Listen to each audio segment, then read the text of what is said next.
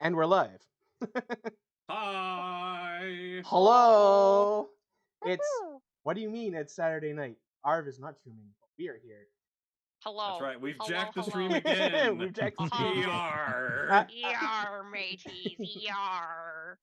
But we did ask him this time, right? This Yeah, was this time we asked. Well, it literally said on the schedule no stream, so we just kind of like, we'll step in here. Yeah. Yeah. Arv did say on his Thursday stream that he would be busy with family stuff, so there would be no stream on Saturday. You Shadow Mage thinking, maybe he needs someone to fill in and take up that spot. Which means more opportunities for D&D. Oh, wait, no. We're just doing this for the sake of Arv's channel. We're not doing this just for our fun as well. I mean... Yeah, this Yes. is purely to help Arv out of the grand and shining support in our hearts for this channel. That's right. Yeah. So, I am Shadow Mage, he, him pronouns. I am your host for tonight and the Dungeon Master of this campaign. It's only been a few days since our last session, and I'm excited to see what these fine folks get themselves into this time around again tonight. As always, they are the players of the Shadow Crew, and I will hand things off to Gubby to introduce themselves and remind everyone who their character is.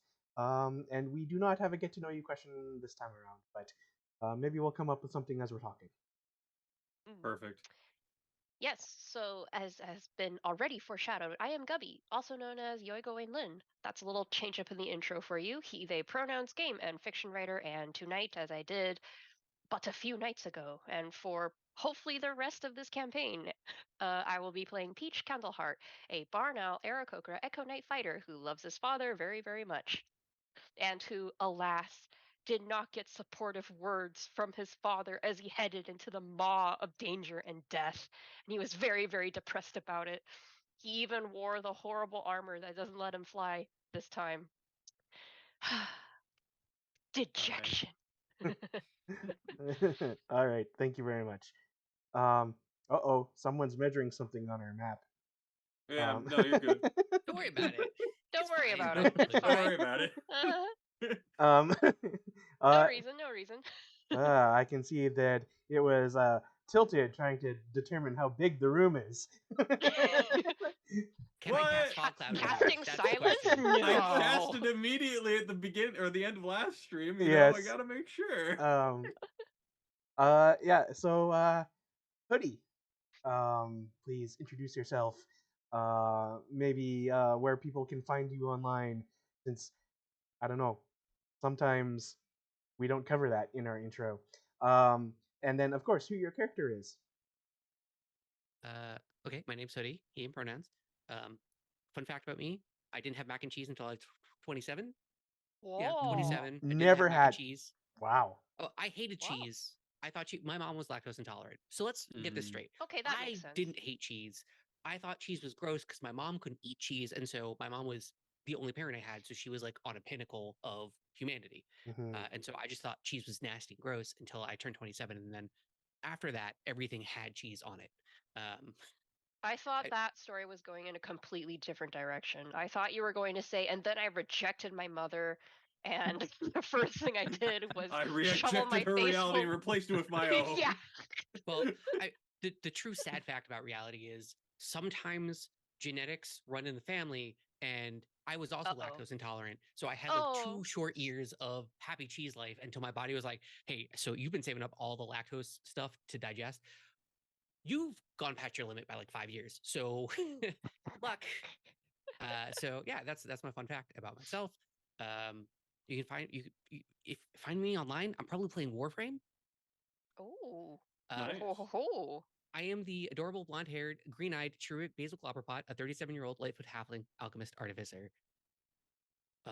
Let's do the real fun fact, which is at a soda fountain, the soda that I'm getting is a cherry Coke. Oh. I'm not a soda guy, but I'm gonna get the cherry Coke. Fair. Very cool. Very cool. Okay. Those were some interesting facts about Hoodie. Gotta bring it. All right. Thank you very much. Tilted, please introduce yourself. Do you have any fun facts about yourself? And who is your character? I'm kind of on the spot here, man. I'll try my best. Well, fun fact: Tilted is imaginary, so yeah, we that's can true. we can just I'm get an that out there right now. imaginary 6'2" monster of a man. You know. Like, when you say you're imaginary, can you not actually mention how imaginary you are? That would be okay, I'm really sorry, great. I'm sorry. Thanks. Well, should we mention Arv as well while we're at it? No. But yes, hello everyone. I am Tilted, he, him pronouns, and tonight I will be playing a Raven Aarakocra Gloomstalker Ranger of noble lineage, known as Crew Swain. And during the night, I tend to take a vigilante appearance, known as the Aviary. In terms of fun facts, aside from me being imaginary, so I am not a fan at all of lamb. I know a lot of people like it. I despise lamb in every shape or form that could be used for food. I think I've only had lamb in Ireland, where that's like their main source of meat. Yeah, so, there's a lot of like European countries that it's like really a big thing is lamb, but not me. In terms of I guess flavored soda, going along the same idea of what hoods would choose.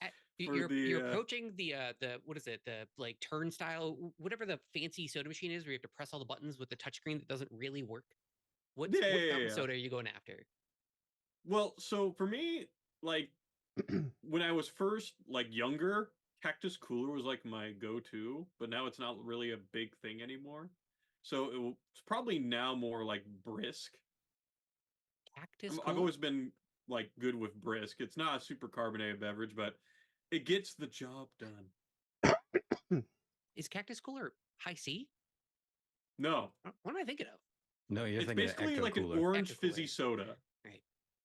I've never heard of this. I've never heard of Cactus Cooler. Well, you can probably look it up and you'll get an exact image of it. I'm looking it up right now. I bet it's imaginary, just like you. Oh my god, it's literally Sorry, that came out super vitriolic. Correction. Is this something so American I'm too Canadian to understand? It might be.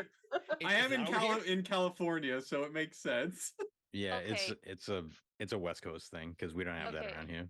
Okay, from Wikipedia, Cactus Cooler is an orange pineapple flavored soft drink sold primarily in Southern California and the surrounding southwestern United States. Yeah. Distinguished by its orange, yellow, and green label with saguaro cacti, the soda is part of. Okay. It sounds good. Well, it was a full pogo and a pop moment though, of like a sentence I truly don't understand. Hey, it ended up being a fun fact. Now everyone knows that. It was introduced in 1966. Yeah, it's pretty old. It's been around for a while. Being orange pineapple, I would drink the shit out of that. Yeah. Yeah, it was really good. I don't see it that much anymore because obviously I'm in Northern California now, but it was still very good. Apparently, that's because regional soda. It's technically under the Keurig Dr. Pepper label umbrella. Ah. And apparently it was previously distributed by Canada Dry, which then is also distributed by Coca-Cola.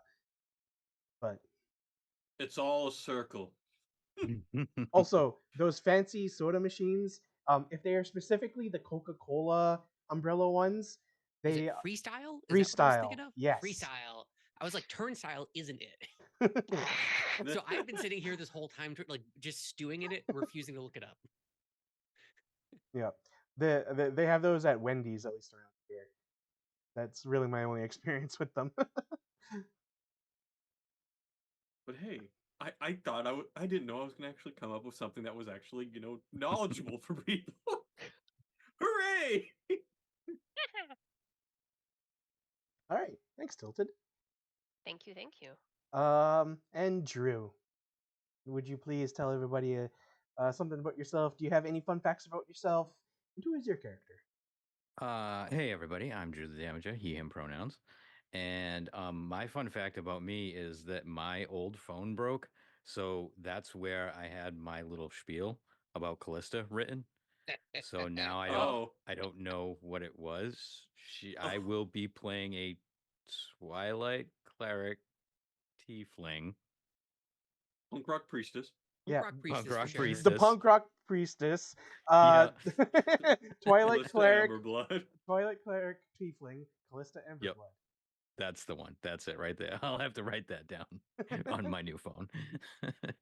And I would say our regional soda, which is really good, is called Dr. Thunder, which is a Dr. Pepper ripoff That's that regional?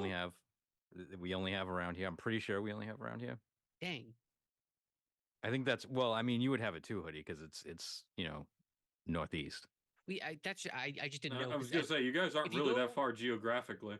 Well, no, Right, if yeah. you go to a Walmart or you go to just any big box store, they're gonna have Dr. Thunder there, and it's gonna look bad. It's gonna look like a toddler made it, and then but you're gonna see the price, and you're gonna be like, well, I could drink Dr. Thunder.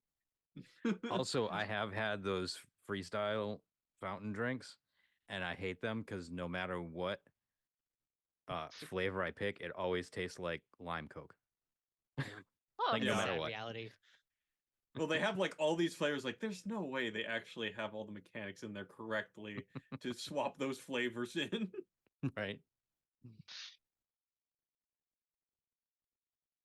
See, I thought you were gonna talk about Moxie, and then I was gonna be like, Oh my Moxie god. is, and don't get me wrong, it's good when you get used to it, but the moment you stop drinking it for more than a year, it goes back to being garbage. Moxie is not good.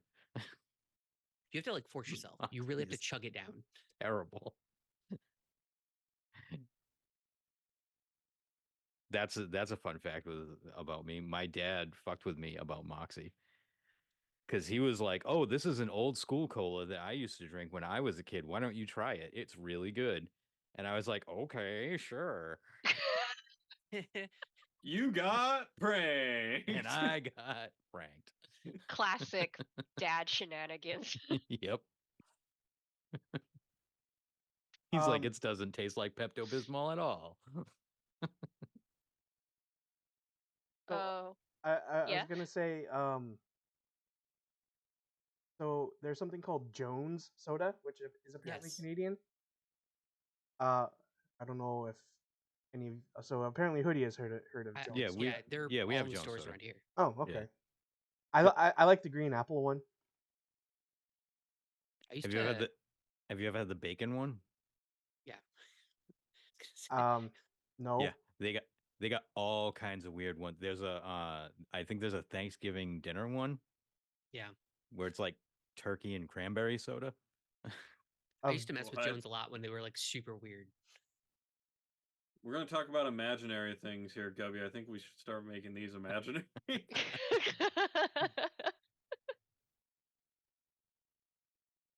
Turkey and cranberry sauce soda. What? Jones, Oh yeah, they had a bunch of weird ones. they had like a kick yeah. for like 10 plus years of making just the weirdest sodas, and people would buy them because of that. And now they're just regular old sodas again, which is Yeah. good because they're good soda. But man, they were hyper weird there for a hot minute.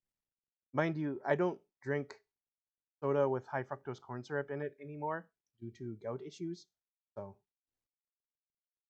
high fructose corn syrup is for some reason just a major trigger for me.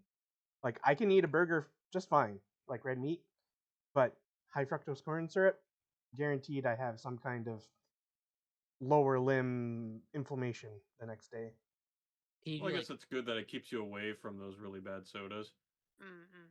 So it's got to be like sugarcane or like raw sugar, or you can't even be in that. Okay, that's kind of neat. Well, it's you can not immediately like taste when something's processed, at least. Yeah. It's not as though it's high fructose corn syrup is good for you anyway. So No. that's pretty good that you can avoid it. You have a at natural least. alarm for it. Perfect. Yeah, that's delayed by like 12 to 16 hours. Yeah, give or take. No one said it was a great alarm. But lately, my drink of choice, especially for soda-like beverages, has been Canada Dry. Oh, it keeps going in and out of. Put it right in front of my face. Canada Dry Blackberry Ginger Ale Zero Sugar. Oh yeah, that is a good. Like the blackberry itself is really good. I haven't done the zero sugar one, but the blackberry one is really good from Canada Dry for sure. See, if I had to just pick like a straight up soda, it's ginger beer 1000%. Like extra, extra, extra strong. Like it burns you the moment you drink it. Ginger beer. That's like the soda I love. Yeah, but that one is a limited edition, so it will be gone in probably like April, and then I will be sad. Oh. Anyway, You probably like Werner's there, wouldn't you, Basil? Yeah, I've had Werner's. Werner's is not strong enough. Really? Okay, Yes. fair. My favorite. You get that Trader Joe's triple strong, where you get like a Hannaford's makes a super strong ginger beer as well. Mm-hmm. Super regional. It's just hyper regional stuff. Don't worry about it. My favorite soda is called Johnny Walker Red. I don't know if you've okay. heard of it. It's such a wonderful flavor. It's the flavor of Johnny walking. Full-bodied, honestly. We got one of my friends at Johnny Walker Blue for his bachelor party, and it was like, oh, everyone's there's gonna take a singular little like finger of whiskey and then drink it. We're gonna slowly enjoy because it's so expensive. It's like so much a cup. My one friend shot it and then immediately went, wow, that was disgusting, and then goes to try and throw it up. And we're all, oh my god, we're all just sitting there like, what are you doing? What is going on? What are you doing? So when I think of Johnny Walker, I just think of a guy standing up and going, I'm gonna throw this up. This is gross. Like high quality shit, isn't it? I believe we marked it out, so it was like $35 a finger, to give you an idea of how much the bottle was. Yeah, Yeah, I think it's the a blue high-end label bottle. is like... I don't drink, but I know because the rest of my family do, that Johnny Walker's like one of my dad's favorites. Yeah, well, it depends on the color of the label. So they have red, blue, and black, and I think they might have some even more expensive ones. But the blue is like $300 a bottle. Holy, that is so many dollars. Yeah, oh yeah. It was brutal. All right, are we done talking about beverages? I don't know. You want to add into it, Shadow? Shadow is just like, this is not why I gathered all of you here today. Gubby, do you have a particular beverage? I think you're the one that was passed over here. That's fair. I like Cott's cherry soda. That's my favorite. I don't know that Can't go one wrong either. with a good cherry soda in general. Mm-hmm. Okay, I think now we're done, Shadow. Okay. Yes, now we are done. So last time, which was Wednesday. The long and short of it was, let me see here. The party dropped off the Nimblewright, Temple of Gond, and ran into a Renair who was not Renair. Yeah, not weird at all. Not weird at all. And then sought out Jalister at the Yawning Portal, who happened to be drinking with... so much. do you really hate the name, or do you hate his surfer bro voice? I mean, I hated the name before I hated the surfer dude voice. So both. Hey, why not you chose both? the faction. We didn't say anything about it. Yeah, but I didn't choose to name a child Jalister. And Jalister happened to be drinking at the Yawning Portal with the resurrected and now actually himself Maloon War Dragon. And they asked Jalister about if he knew how to find a route into Xanathar's lair, which he actually did happen to know. And then Maloon said that they would accompany the party because he wanted to get revenge for being brain dogged. Legit. Canon term now, brain dogged. And so the party and Maloon descended beneath the abandoned manor estate in the Castle Ward into the Xanathar's lair. And they poked around and discovered an undead beholder and quickly shut the door and ran away.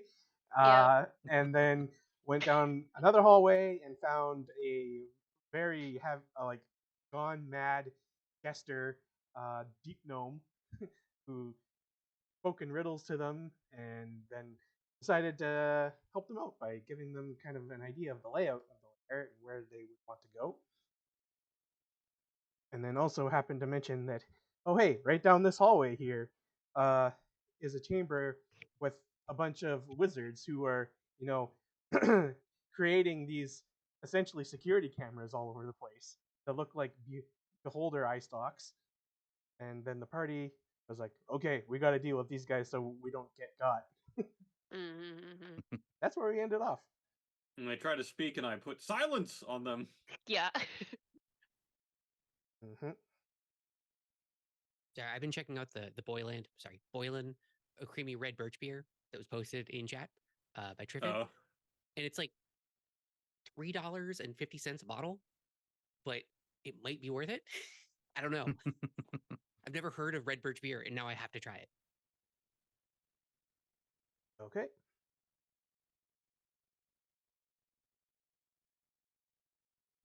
All right. So I will. Are we doing? Are we Switch doing us it? over to here. Initiative. Are we Initiative. Are they fighting us, or are they just acquiescing for their deaths? Because I'm cool with the full embracing of passing through this mortal coil that they want to do. Someone tells me it's the opposite. Oh. All right. Yes. Initiatives, please. You got Initiative. Oh, don't forget to click your icons, everybody. I did. We're good. Drew, I think you had Vigilant Blessing on, so you can... Yeah, I just rolled He twice. rolled twice and got one more. And a 7. I got a 6 and a 7. Oh. It's beautiful. That's a 21 for Peach.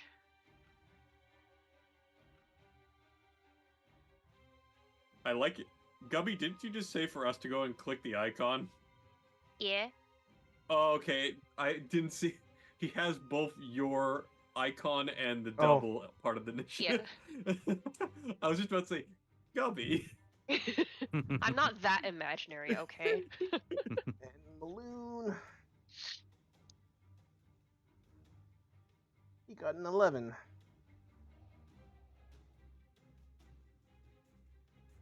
And the Wizards got a 1. Damn. Well then, this is going to be a very fun start.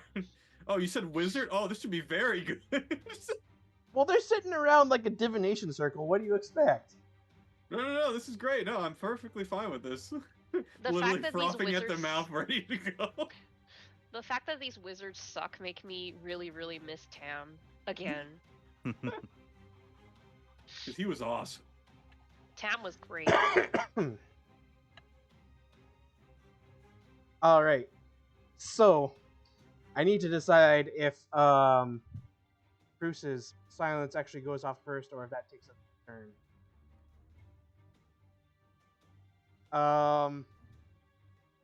Yeah, let's have that go off.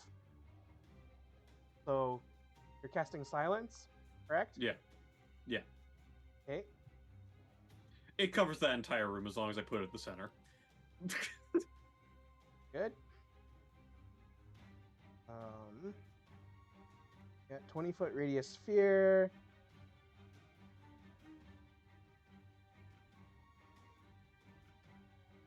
Casting a spell that includes a verbal component is impossible there. Okay, so the entire room, we'll just keep that in mind, I won't draw it, is affected by silence.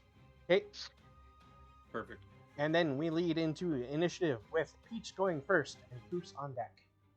Wahoo! Okay, so is there a wizard that looks like the king wizard? No. Or is this like a democratic coven of evil wizards? Yeah, I guess. Parliament of wizards? A parliament of wizards. It too, Brutus. Okay, well, They all look pretty similar. Okay, There is no clear leader amongst them. Cool.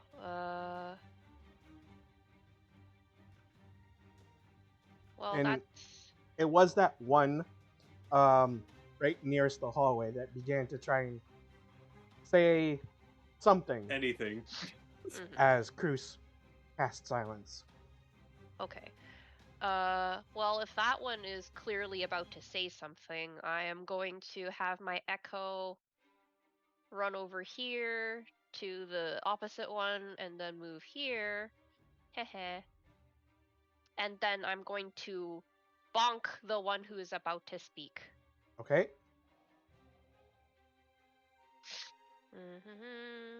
Bonking, bonking, bonking. A roll to attack. Oh no, it's only a 12. Well, that hits. Oh, okay, nice. They Yeah, are they like are probably in wizards. like cloaks, and that's it. Yeah. Well, that is 14 points of damage. Okay, he's dead. All right, fair. Okay, then my echo is going to bonk the other one. Mm-hmm. That's 23 to hit. That definitely hits. Do it again. Yeah, that's 14 points of damage. Okay, 2 are dead. And let's see, how far did I move? From here to, okay, 20 feet, so I have 10 more feet of movement, so I'll circle around to this fine fellow. Okay. And I'll get ready to bonk again. You are bonking again? Next. No, I'm not going to bonk we're just again. getting I ready. can only... Okay. Yeah. Getting ready. And welcome in, Prince Justin, and thanks for the sub. Tier 2. Hello, hello. Welcome. Okay. So we will move along to Cruz. Hi. Well, I think I can just reach them without even clicking my boots here. Yes, very easily. Okay, cool. Wow. There's 3 enemies left, and you have 3 attacks. Crazy. Wow, Oh, crazy. Wow, Oh, man. wild. Jeez. If you set it up properly, you won't even trigger opportunity attacks. Yeah. So we're gonna go ahead and take a shot at one of them. That is a 24 to hit. Yeah, that hits. 10 damage. Okay, he's dead. Okay, didn't even need the Gloomstalker feature. All right, it's fine. We go Nice, ahead nice. and move up right in between these two, and we're gonna take a stab at each of them again. That is a 20. And That will hit. 13 13 damage. That one's dead. Worried one about more for the this. road. This is too easy now. 23. Clearly, we were supposed to have burned out all of our class features with And the undead 14 more beholder. damage. And all the wizards We are did dead. it! Whoa!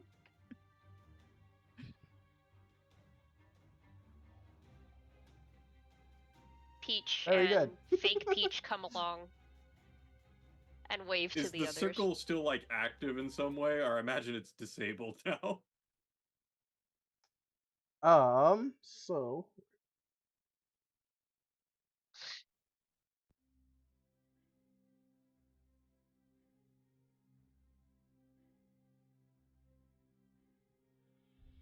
So the circle looks to still be active.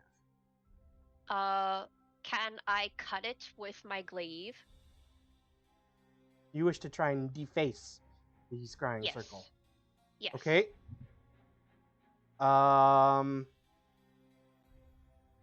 I make an Arcana check to see if that's like a bad idea? Sure, yes. Just to make sure that like Peach isn't about to blow up. I still have the silence aura on it, so I can Yeah. disable at any point. So I'll be like, so should I keep the Arcana spell 13? rolling here? Okay. It is likely not a bad idea. Like, it won't cause Peach to blow up. And in fact, it is probably a good idea to disable it. Because then, while it's still active, any sound from within this chamber goes up that tuba bell thing. So I'm just like from outside of the silent circle. Okay, I will bonk the circle. Okay. Do I need to roll to attack? Yes, please. Oh, Jesus. Because I need to find out how much you just defaced this.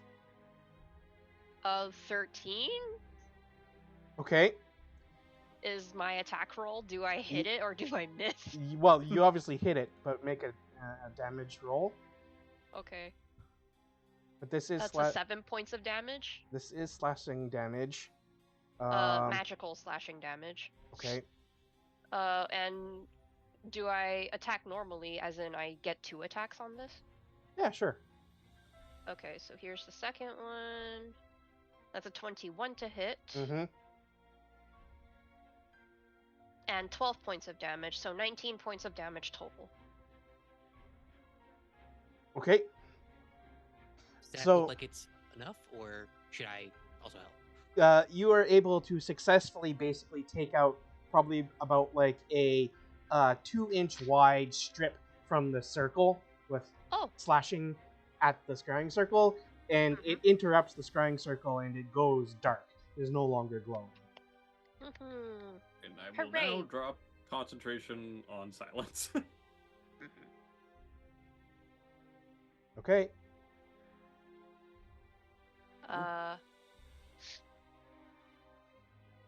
That was a lot easier than I was expecting. Well, I imagine this was because they were all wizards. That's true. They do tend to be quite frail. Yeah, the whole horn thing going up into the ceiling, pretty sure if we were hurt at all, it would have been over, and all the guards that are partying downstairs would have come up to like kill us. So this was great.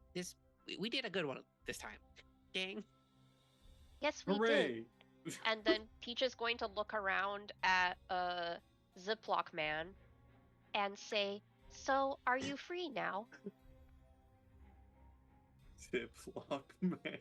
I will never be free until the Xanathar is dealt with. Oh.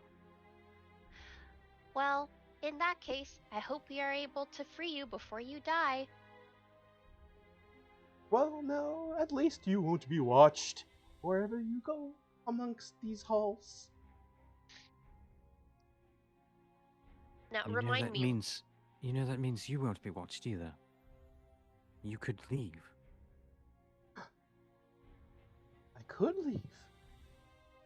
But the Xanathar would find me and turn me to stone.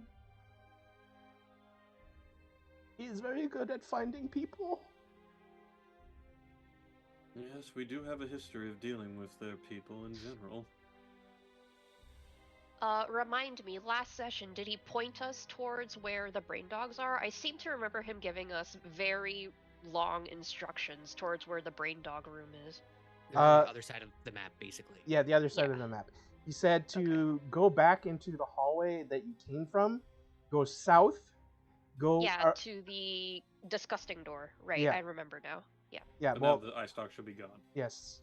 And then go around a curved hallway, then go east through some different chambers until you find past the dangerous frogmen, and then eventually find the room in which there is a pool with the mind flare and his creations.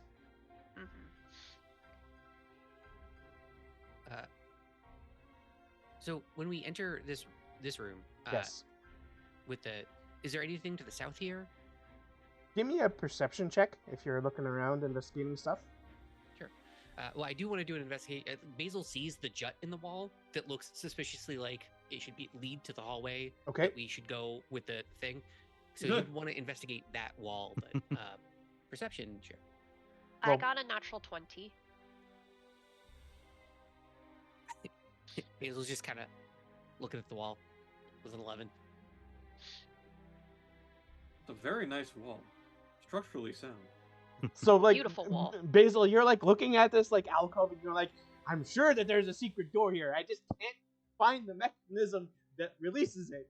And then like Peach like comes up and like finds like what looks like a little small foot pedal coming out of like the southern wall beside of it, and, like steps on it, and whoop, secret door opens up. See, when you're short, you never think to look down. It's always like up and over. It's never like a down.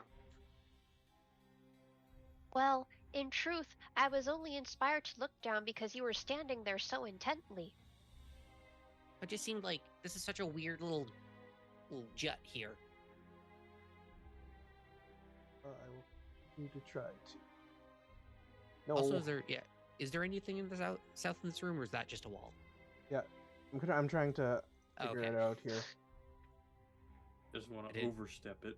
I didn't realize the enormous amount of task that you had been given.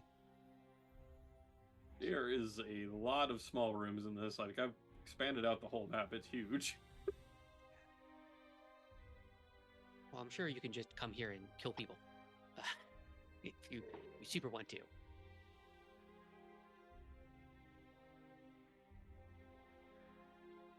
Oh lordy, what a curved hallway that is. Getting Dune vibes from this? I don't like it.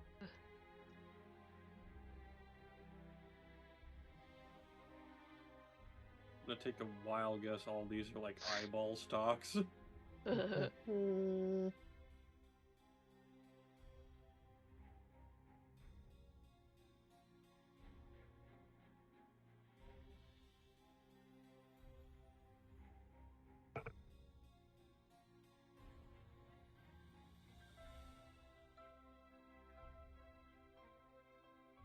Okay. If their dungeon is in the shape of a beholder, that would be real commitment.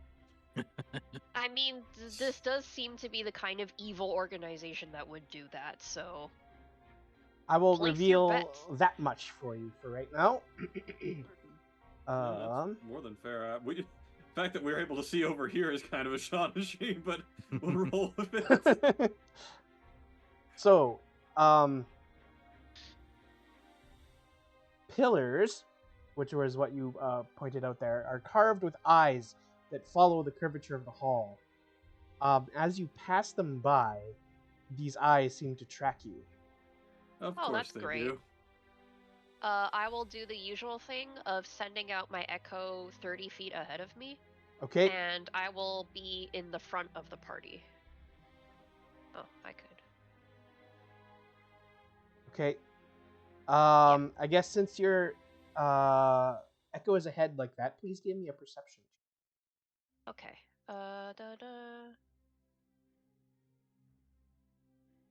That's another natural 20. Okay. All right. Okay. Holy shit. All right. I'm a little worried about how I'm gonna do in combat because clearly I'm getting all my good rolls out of the way. No. What's gonna be is you're gonna do so well, and after this, I'm going to get crit to all hell. No.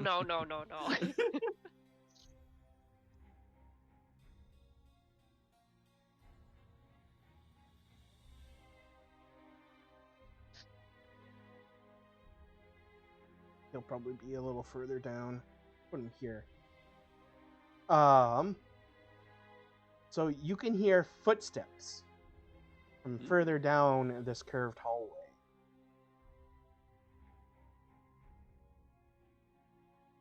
Pardon me, I was blowing my nose when you spoke, so I didn't hear that.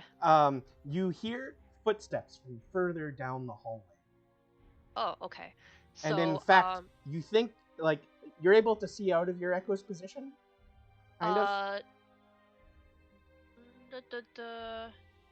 It doesn't say specifically that I can. Okay.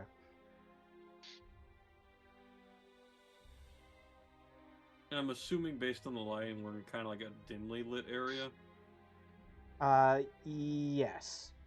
But we do have the You have super blessing dark that vision. Callista. Yeah, we have super dark vision. I'm not too worried about that. It was more of just being sneaky if need be. Yeah. So we do also have my Pass Without Trace that I cast on all of us. But my echo will hold up a hand as if to like signal, oh, be careful. And Peach is going to see that, and then both he and the echo are going to like hide behind the nearest pillar or something. Okay. Eyeballs staring at us intensely.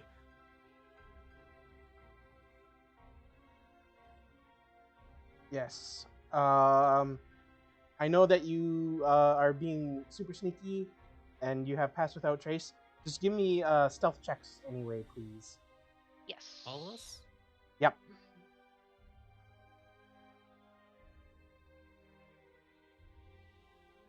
Yeah, 24. 29. 29. Wait, that's at disadvantage for me because I'm wearing plate, so that's just 23. With the plus 10. Okay. 10. Well, plus Wait, 10. it is 29. Never mind, that was the lowest one. Sorry. Oh yeah, plus Yeah, 10. you're good. So 20. Yep. Does the pass without trace extend to Maloon? It's everybody that I choose, correct? Yeah. Okay. Yeah, to it's be- not and he was limited with to a us, number. so. Yeah. Oh, And Finn's and looking that at, and like, that is 10? plus 10, right? Yes, Yep. plus 10. Whew. Maloon almost broke it for you guys. Well, he's just such a hale and hearty man. Because he is also in plate armor. Yeah. The music currently playing is from the Waterdeep Dragon Heist music composed by Travis Savoy, which is free for use for non-commercial campaigns and all that kind of stuff. And this particular track is called Hands Off the Goldfish. Ah, That is highly on topic. It is, in fact, the music meant to be played when the group is inside of the Xanathar's Lake.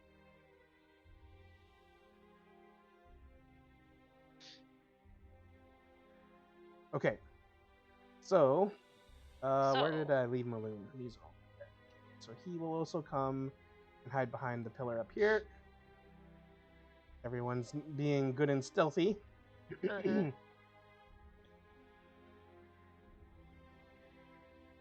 I like the And- idea of me and Basil hiding behind the same pillar, and like I'm looking out one side and he's like looking out the other. Yeah. We're getting the Dude. true Scooby-Doo vibes here. I'm not Yeah, gonna lie. exactly. I'm doing the Tony Chopper of stick my whole body out and just hiding my head behind the pillar. They'll never notice. So, do we see the source of the footsteps? Yes, the footsteps come walking around this pillar here, and it seems to be a somewhat older shield dwarf, bald, big white beard. Uh-huh. In fact, he kind of looks similar to the wizards you just slew, Oh. except that he looks more burly as opposed to they were more frail. Oh, we might have to hit him twice. Really hard. And he just seems to be kind of like leisurely walking around, and like he'll like stop here, and he seems to open a door and peers through it, and then he closes the door and he turns around and he walks over here and he looks down a hallway over here, and then he starts heading up northwards. Just getting his steps in? Like, what's he doing? It might be just patrolling. Uh-huh. Patrolling is opening a door and checking the room, not like casually opening a door and going like, yeah, it's fine, and then closing it. Right? Mhm. Like, So as the dwarf starts to approach, whoever happens to be looking at the real Peach notices real Peach and Echo Peach get their glaives ready. Okay. Uh-huh. I get my longsword ready right behind you. Uh-huh. you guys put away your weapons? Well, yes.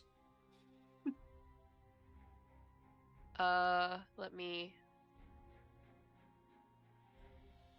Okay, yeah, all right. You're getting there.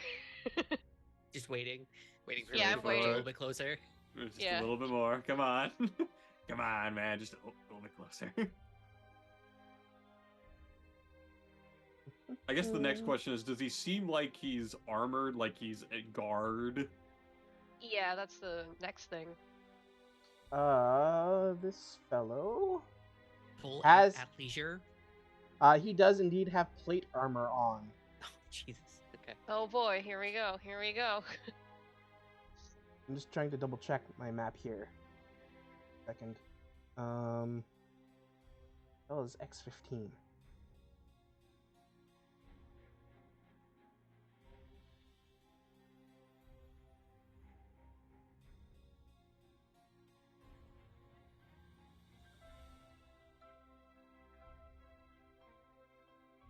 Aha.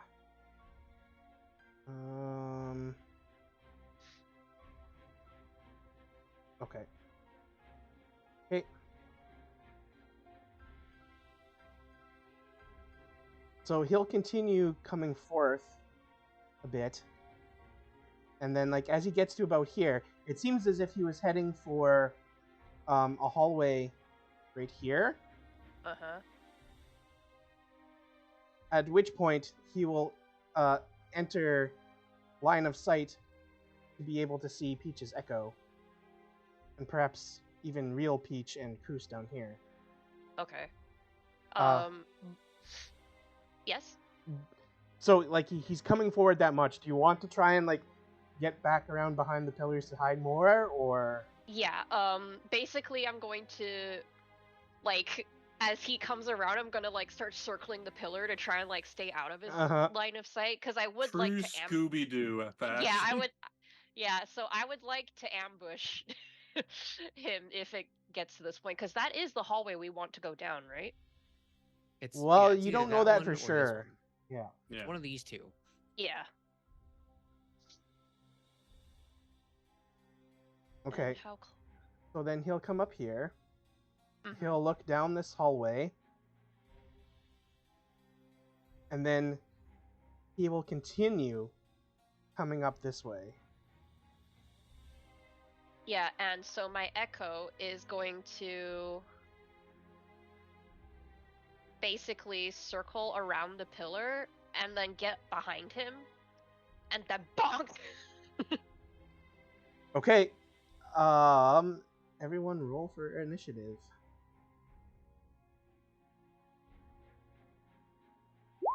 Almost didn't click my icon. Yeah, it sounds about right. That's my third natural 20 in a row. I am terrified for what is going to come for me. I am scared for the mind flayer / I am scared as well. I'm like, I'm gonna hit all nat ones when we hit that fight.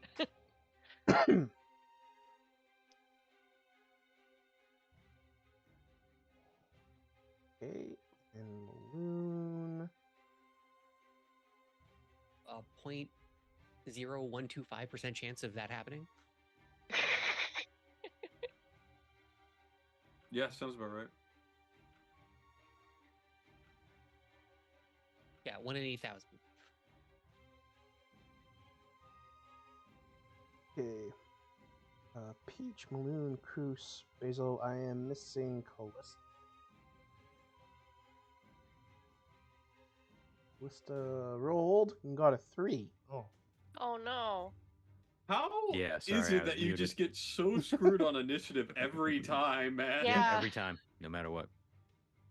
And look, what do you know? Peach gets to go first. Nat 20s do that to people, I suppose.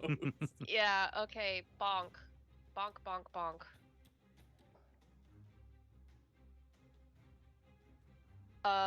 Natural 20? Oh my god. Okay. Holy shit. Wow. Hold on.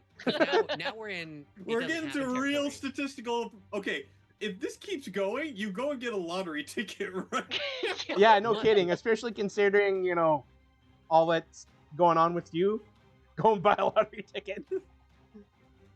Is that 4 in a row? 160,000. Yeah, that is 4 in a row. Yeah. 1 in Yeah, the 160,000. only exception is that the initiative's different, or the stealth check was different from the actual 20. Yeah, and when I rolled initiative, I was rolling twice for each initiative roll, so I wasn't rolling natural 20s on both of them. Jesus. Because I rolled 9 on one initiative, and yeah. Oh, sorry. It's 1 in 42,077. Still ridiculous. I was doing like base 10 math. Okay, so that would be... How are we calculating damage again? Is it the full Yeah, damage? You get the full damage for the first swing, and full, then you full do it again. possible damage plus roll. Okay, Yeah. so that would be 14 plus 6. 20. So 20, then plus whatever 20. the roll is. Oh no. 20 is the total damage. 20. Oh, 20 is the total. Yeah, because Okay. yeah, the full damage would be 14, and I just rolled Gotcha. 6. Okay. Yeah. Yep. Yeah. All as well. And I am attacking twice with the echo, so rolling again. There we go. That's back to normal. It's a 9. Well, a imagine 9 full definitely plate. does not. Yeah, I'm okay with that. And so my echo was the only one that moved. I have movement as well, so toggling back to mouse. 30. Well, good thing I have. You have a 10-foot reach. I have 10-foot reach. Yeah. So, is that 10 feet away? I don't know. It's weird. 15, I think you could get right here. Yeah, you were positioned Yeah, right you can there. get one more square to the right, Yeah. and then that, And then I you're 10 believe feet. that is 10 feet. Yeah, okay. That's as close as I can get. I only get the 2 attacks. I don't want to burn through my class features just yet, so I'm gonna hold. That's my action. Okay. Yeah. Well, now it's the dwarf's turn.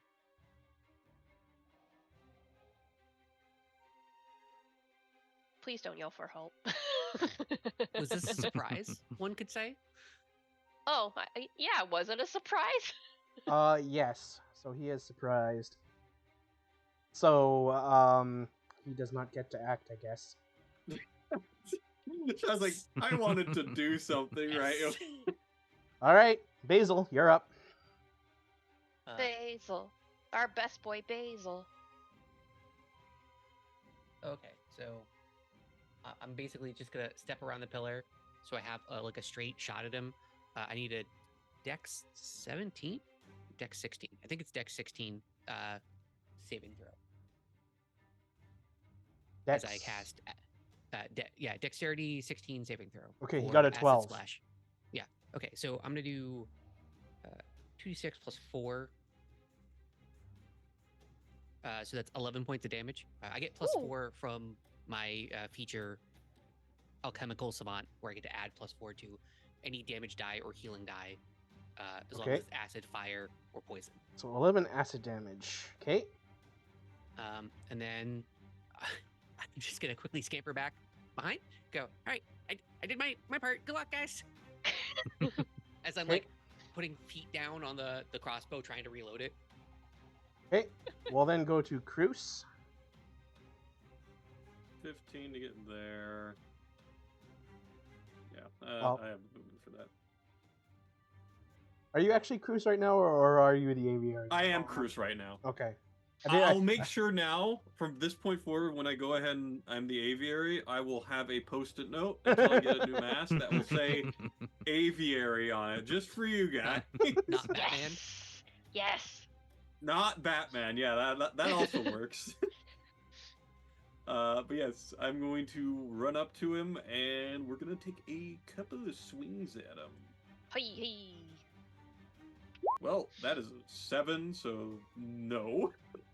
Yeah, 7 does not cut it. 17? Oh, sorry, that's assassins against something against surprised opponents. Yeah. 17 does not hit. Okay. Oh no. Oh no, friends. Last one, 21. That's why I made him go for the saving throw. 21 does hit. That'll be 12 points of slashing damage. And this is a magical weapon, correct? Correct. Okay.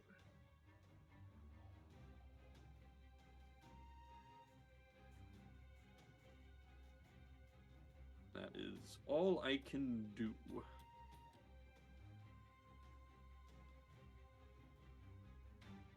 Okay. All right, so now we go to Maloon. He's a bit further away. Go get him, big boy. Just freaking hucks his axe at him. He sounds like a cabinet full of dishes as he's just running full tilt.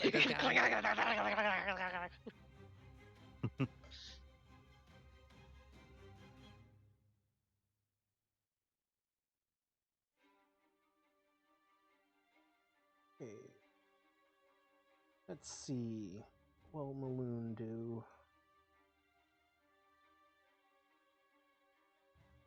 Yeah, he really can't. Do you have a ranged option? Well, not in his stat block. Oh, okay. He needs to get the magical talking crossbow first. Wait, hold on. Uh-oh. Azir Edge can be thrown. Oh my god. There it is. Does it come back? Does it come back like freaking Stormbreaker? Is he Thor? Let me hold on. Let me read this here.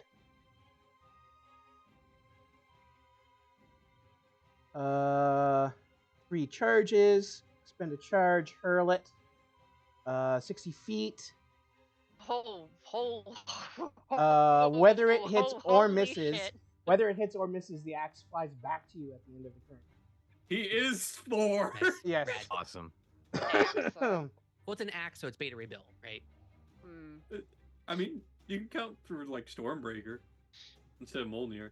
Where yeah. is the best? Well-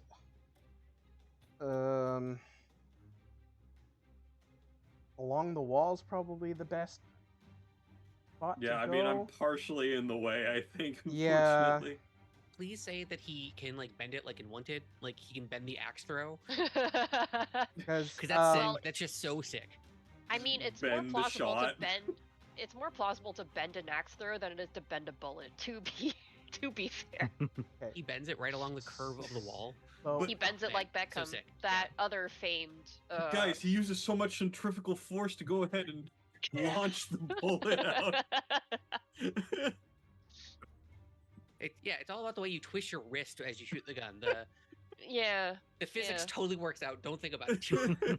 Doesn't just blow up the barrel in the process. And break your wrist and break your arm.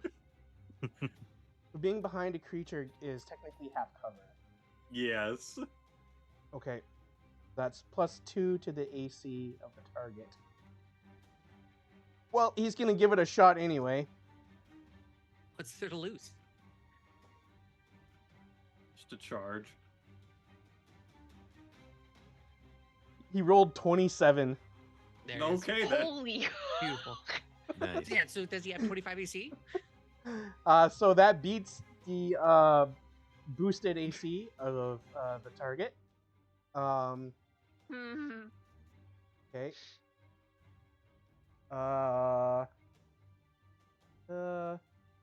Just freaking strikes him right dead in the plate helm. He just knocked the frick out. I just like the idea that Peach and Cruz are just totally zeroed in on the dwarf, and then all of a sudden this giant blue axe comes screaming out of the sky.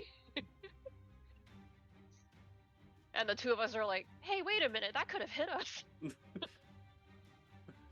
a good thing I keep my wings tucked in. Okay. So then that's 1d8. Well, he rolls an 8 plus 5. Dang. Dang. So that's 13 Mm-hmm. damage. Mm-hmm.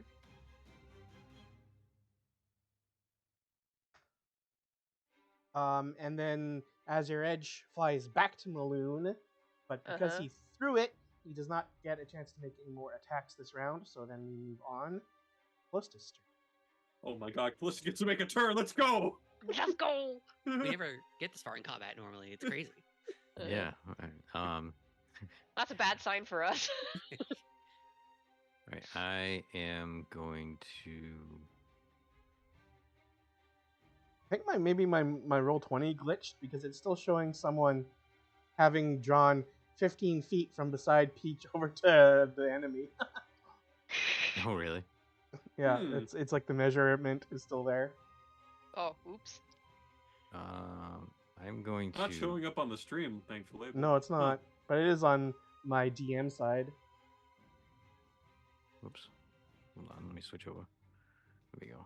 I'm going to double dash, so I'm right here, Okay, and that's my turn. okay, just dashing over there. Okay. Yep. And we go back around to Peach.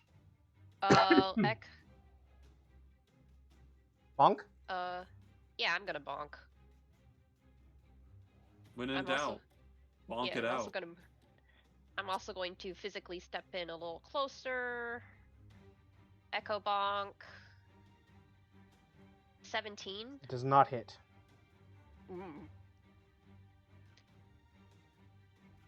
And that's a 14, which does not hit. Also I'm does guessing. not hit. Oh ho ho ho! We're in trouble. No, he's gonna get a turn. Do I use one feature now? Completely up to you. Yeah, since I missed both times. Let's see if I can get in a hit. 24?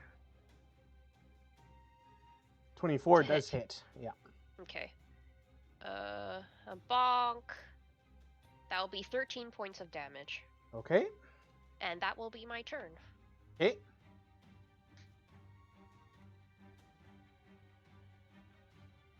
Now this guy's gonna roll like 40 to hit and kill all of us. Sounds about right.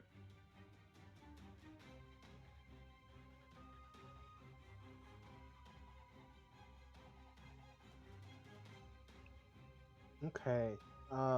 Let's see here.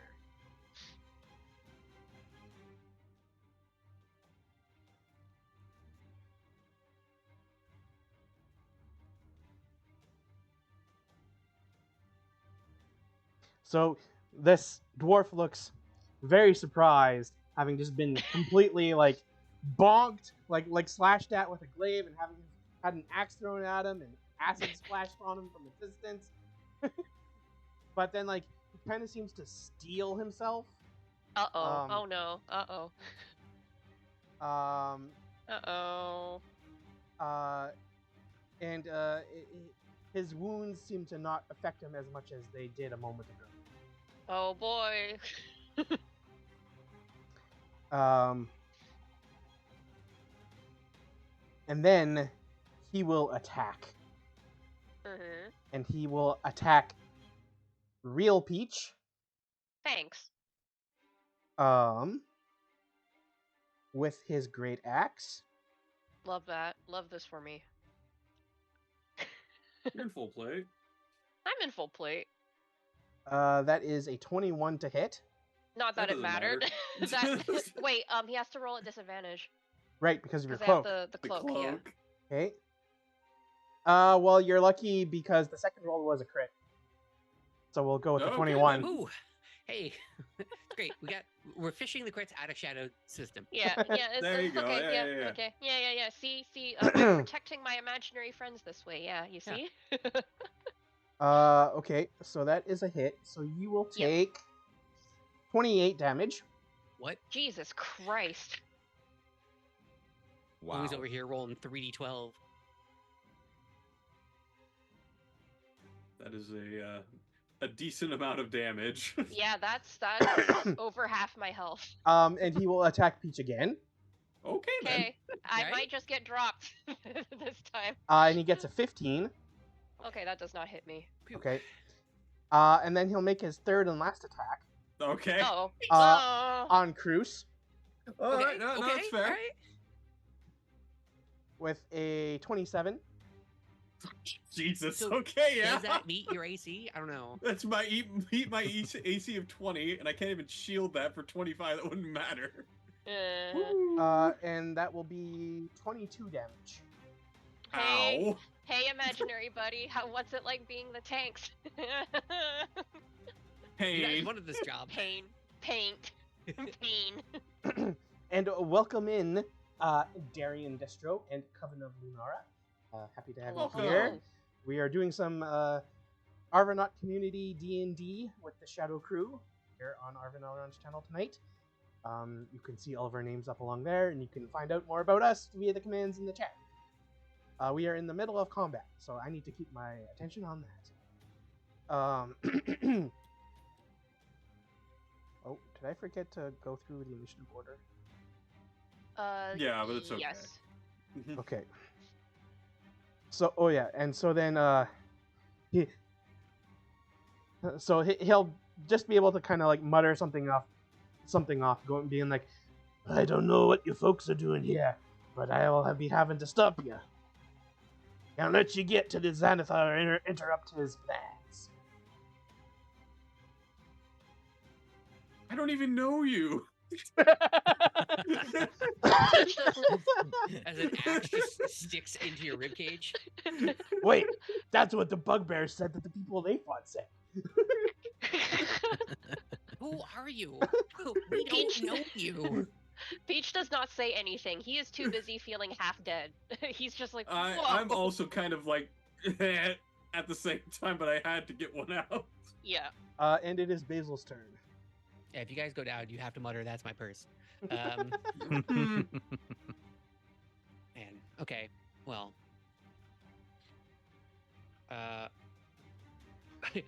Basil, see, because like I think it's pretty obvious from afar how insane the damage that was just done was. Yeah. Right, like. Yeah.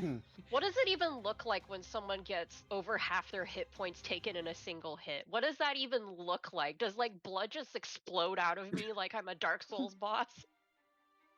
Probably. Yeah, it's like a blood splatter from a bleed effect. Uh, Basil's just gonna like quickly go down here to get like a vague understanding of where would it be better, right? So actually probably next to Maloon.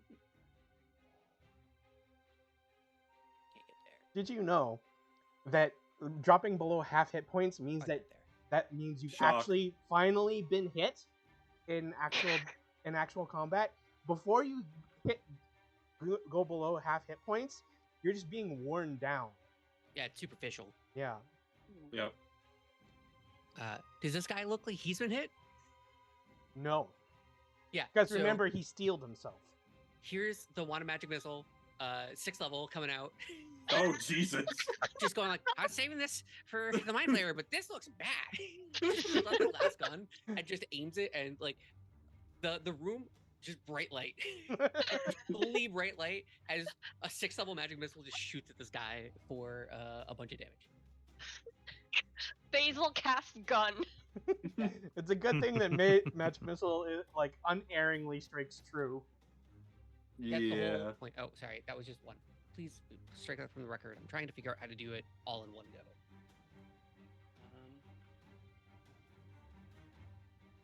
I was like, wow, four damage for a 6th level spell. That's Nope. Okay. good. Ignore this. I'm gonna do this in roll 20. Yeah, that's probably for the best. You got the 2 max rolls though, pretty much. Our what is it for 6th level? It's a lot. That should be an additional missile each level. At base Just level, it's 6th 3, level? so it'd be Or dirt. 8.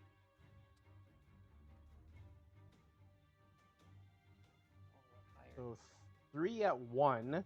You're going up to 6th level, so that's 9 darts in total. Just want to make sure I wasn't crazy. 9. Gotta be able to see what I'm typing. That's the real.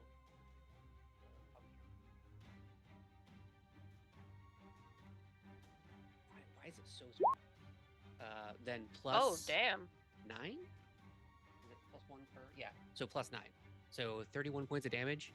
Just 31 points of damage. as Okay. they all like split out and just rocket towards him. The And gun that is now like pitch black and smoking.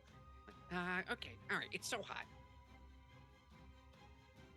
No, I can't. That's it. That's okay. Well, He is now No. showing signs of damage. a bonus Now. action here is going to do nothing. Okay. Okay, we will move along to Cruz. Yeah, I guess at this point, start whacking away some more with my sword. That'll be We're a fully committed. 24. 24. I mean, I kind of have to be. So that'll be a hit, I'm assuming, and then 5 damage. Okay, well, could have been a little better. Could have been a little better. And the It's second okay, attack, Every bit counts. or just dirty 20. Is that hit? Yep. 11 damage.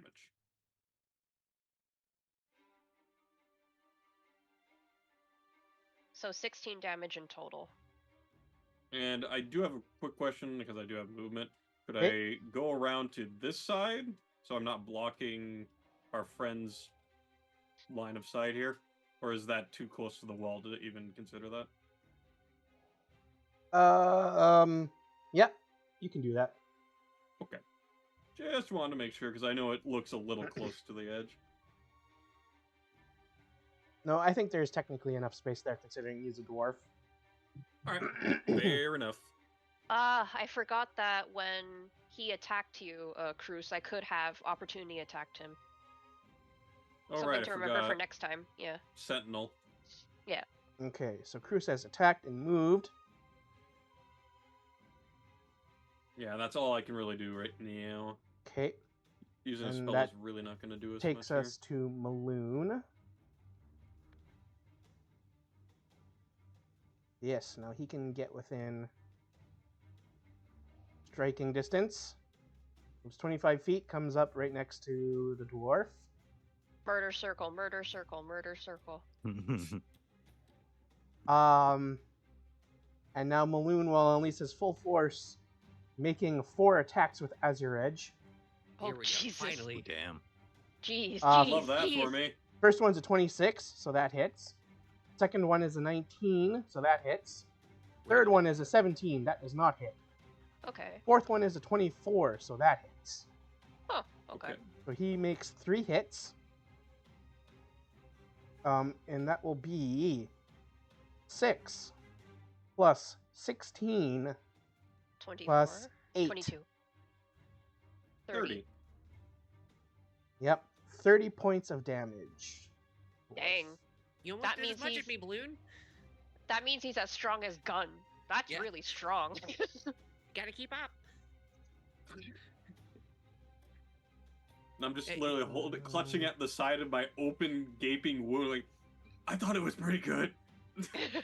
Yeah, that's the difference. He can just do that whenever. I have to wait an entire maybe 2 to 3 days before I can do that again.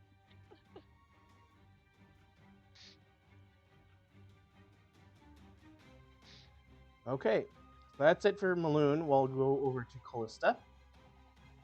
Okay, who looks worse, Fruce or Peach? I think it's Peach.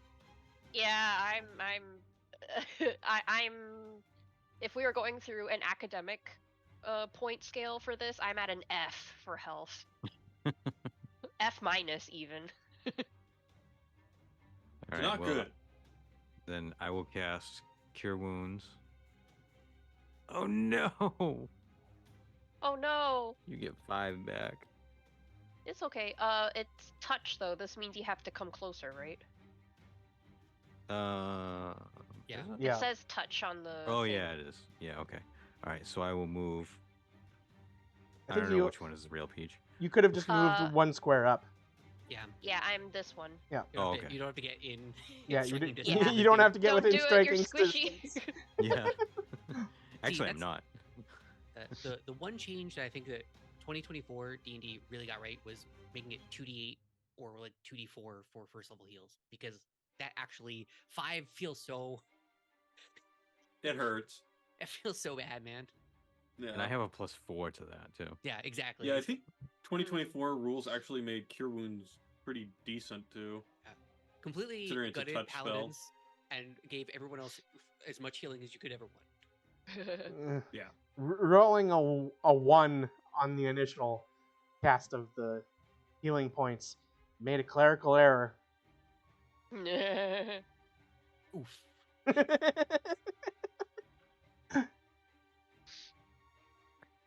And I think I think that's all I'm gonna do for now. Okay. I'd like to do more healing, Peach. but everything is in action. So yeah, I'm done. Peach kind of sways a little bit, spits out blood, and gasps like with a very much more bar now sounding voice than he has ever uttered so far in this campaign. I am going to eat your eyes. And his echo attacks. Eat your eyes. Okay. Wow. I'm learning some new things about Peach. Save one for a jar, Peach. Okay. 17 does not hit. No. And the dice rolled and covered my freaking bonk button, so I have to wait for it to disappear. We can put it 18 in the does not hit bathroom. either, I'm 18 guessing? does hit. Yes. Okay. Yes. Whew. Which is only 6 points of damage. And I'm sure I have something for healing. It's called Second Wind, which is a bonus action, so I can still use it because attacking was a single action. So that's 8 points that I get back. And I need to tick that off. And that is all I can do.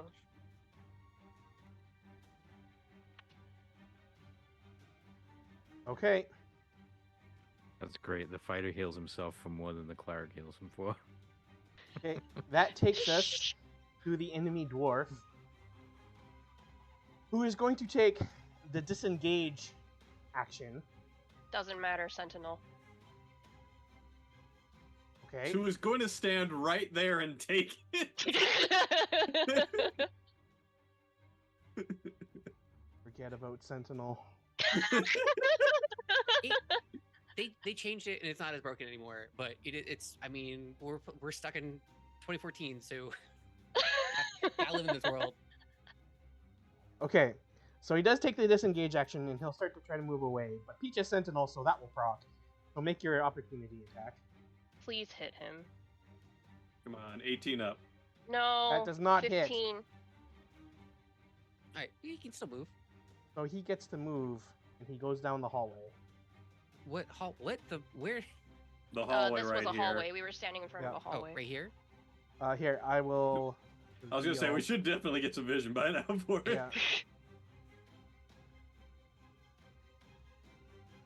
I mean, what? Homie's a dwarf, and he can't sprint, so it's 25 feet. Pretty sure I moved him 25. Let me see here. Yeah, I mean, I'm not doubting your feet 5, move 10, usage. It's more, can 15, we catch up to him? 20, 25. Yep. Yep. Guess I will technically reveal where he is then. Okay, I really love Basil. him just being like, "Oh no, okay, so this is a bad fight for me. I got to dip." That's great. What made you think that? The bird person wanting to eat his eyeballs, or the person that just hit him with a gun? Okay.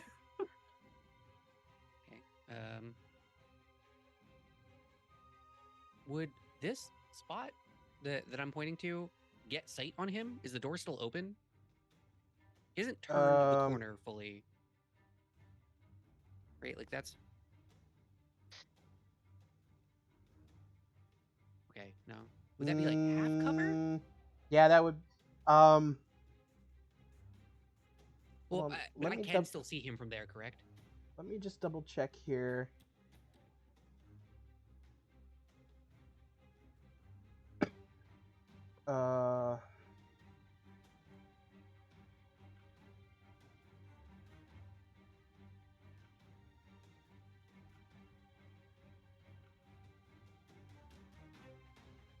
Six.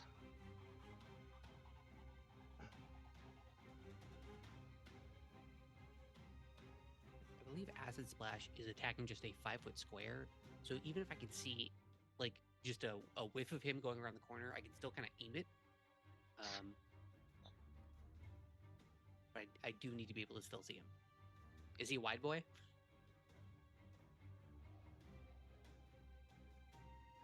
That is a door, and it is one of the stone doors. So technically, it would close behind him. In the 6 seconds. Well, okay, fine. You make a good point. I'm saying he pushed that 6 rock, It- and we. Okay, if He pushed the rock. He ran up the stairs, and the rock closed in 6 seconds. It was we're pushing laws of physics. in that technically, movie. it's downstairs. Okay. See, then it's like, okay, well, I'm going to call Probably it wouldn't be able to see 3/4 him. cover. all right. As long as I can see that he is there Yeah. I will cast Acid Splash, basically. So I need a Dex 16 saving throw. Okay. As the alchemical crossbow comes out, it just has a bolt with just a very loose fitting vial of acid on the end of it. I'll just shoot it. I'll lob it down the hallway. He will use his Indomitable feature. Re-roll the thing that he just failed. And then this time, he gets a 19. Use all the feats, man. I'm pretty sure it's save for none. Yeah, save for Good none. old So savers suck. It just shoots right over his head and just splashes against the wall, and it like starts hissing. I'm just like, Okay. he's cheesing it. Go kill him. Steal his eyes. We can put him in our bathroom so he can watch us take dumps. What? Basil, Peach probably on edge here in Brain Dog Central. Okay. Just a little. We'll move along to Cruz's turn. Can I get over to him without issue? Or is the stone door gonna literally smack into my face? Yeah, you could just get to him. Okay. Here or here? Where do you want me to? Sure, Doesn't You really probably matter. that's get good. there so other people can get in. Yeah. Okay, perfect. And we'll take a couple more swings at the man.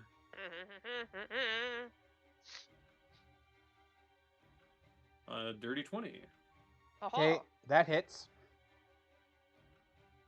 5 damage. Okay. Oh. Every shave helps. Yeah, every and little bit that's not. That's a me. miss. Okay, that's my turn. Okay. It's Maloon's turn.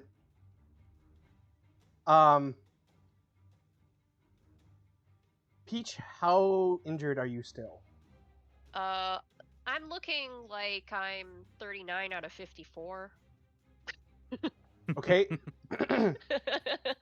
Looking just fine. Maloon grabs a large vial out of a pouch on his belt and pours a potion of greater healing down Peach's cheek. Oh. Okay. What are the rules for that? Do I roll for that or does he? I guess I'll roll for it. Is he taking the full action? Because if he is, isn't it just max? Yeah. Yeah, if he takes the full action, it is the max. Okay. Which is That's our warehouse 44 rule, plus 4, so that's 20. Ooh, 20 points of healing on Peach. thank you.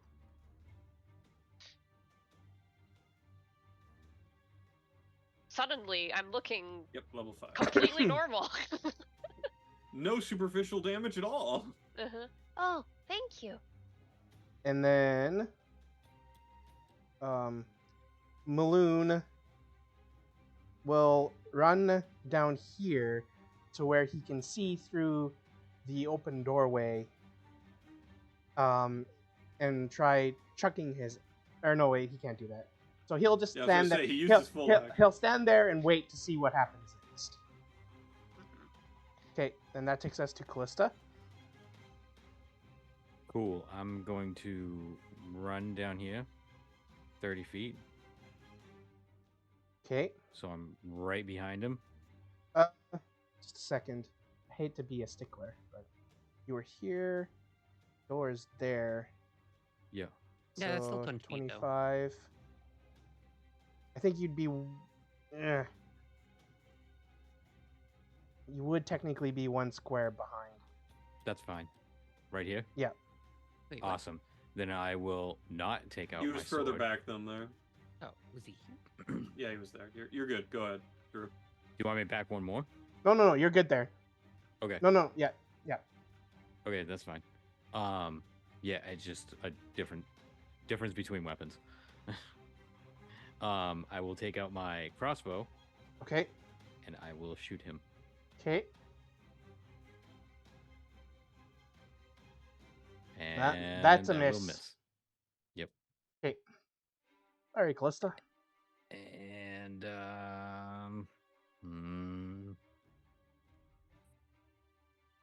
I want to save my stuff. Yeah, that's completely reasonable. Mm-hmm. want to problem do is- stuff, but I want to save my stuff. If we let him get away, we have no choice but to use all our stuff. So it's use some of the stuff, or use all the stuff without our say so. Yeah, you're right. Okay, I will cast. Ooh. No, I won't. Never mind. You're gonna do spiritual weapon. We couldn't do anything with it, could you? I did not take that spell. Oh, Oh, no. We didn't have it no. that's prepared. crazy. Yep. Because I think- took something else instead. Okay. Yep, that's it. I'm done. Okay. Takes us to Peach. I believe in Okay. the peach. So Echo goes 15 feet. Yep. Echo goes 5. Another 5. So that's 20 so far. Does this mean that I can go here with the Echo? 15, 20, 25, 30 gets to the space right in front of them. Oh, okay. I will go there then. Okay.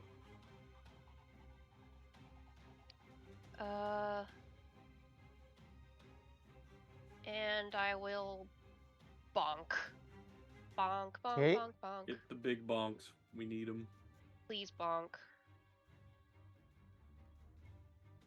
That's 20 That'll points work. of bonk. That hits. Terrible damage 5. Okay. That's not gonna hit. 16. Nope. 16 does not hit. Am I gonna try and hit again? You know what, at this point, yeah, because I know he can hit really, really hard. So I will have the Echo try and hit one more time. That's 18. That does hit. Okay. Only 8 points of damage, though. We Okay. let him down. Yeah, He go- and I am going to move actual Peach up to here just so I can see everything that's happening. Okay. He goes unconscious. Oh! He doesn't die? He is a That Only special. just means he's special. Yeah. Yeah, he's a special Uh. NPC. Oh. I will take some rope and tie him up. But that and does Hazel's end initiative. Immediately Yep. gonna start searching this guy. Yeah. Okay.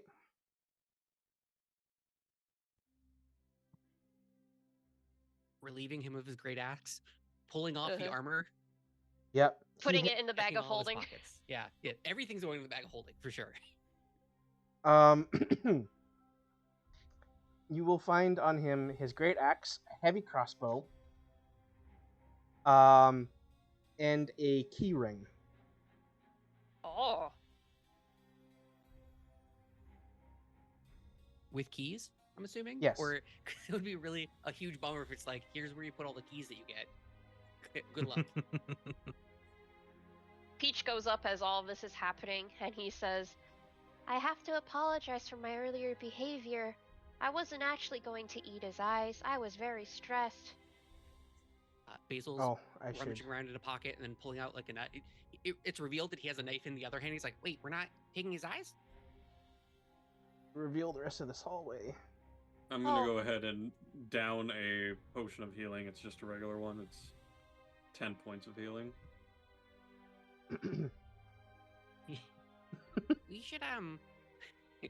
We should get out of this hall. We go back to like the main hallway, or put him in the room with the scrying circle or something.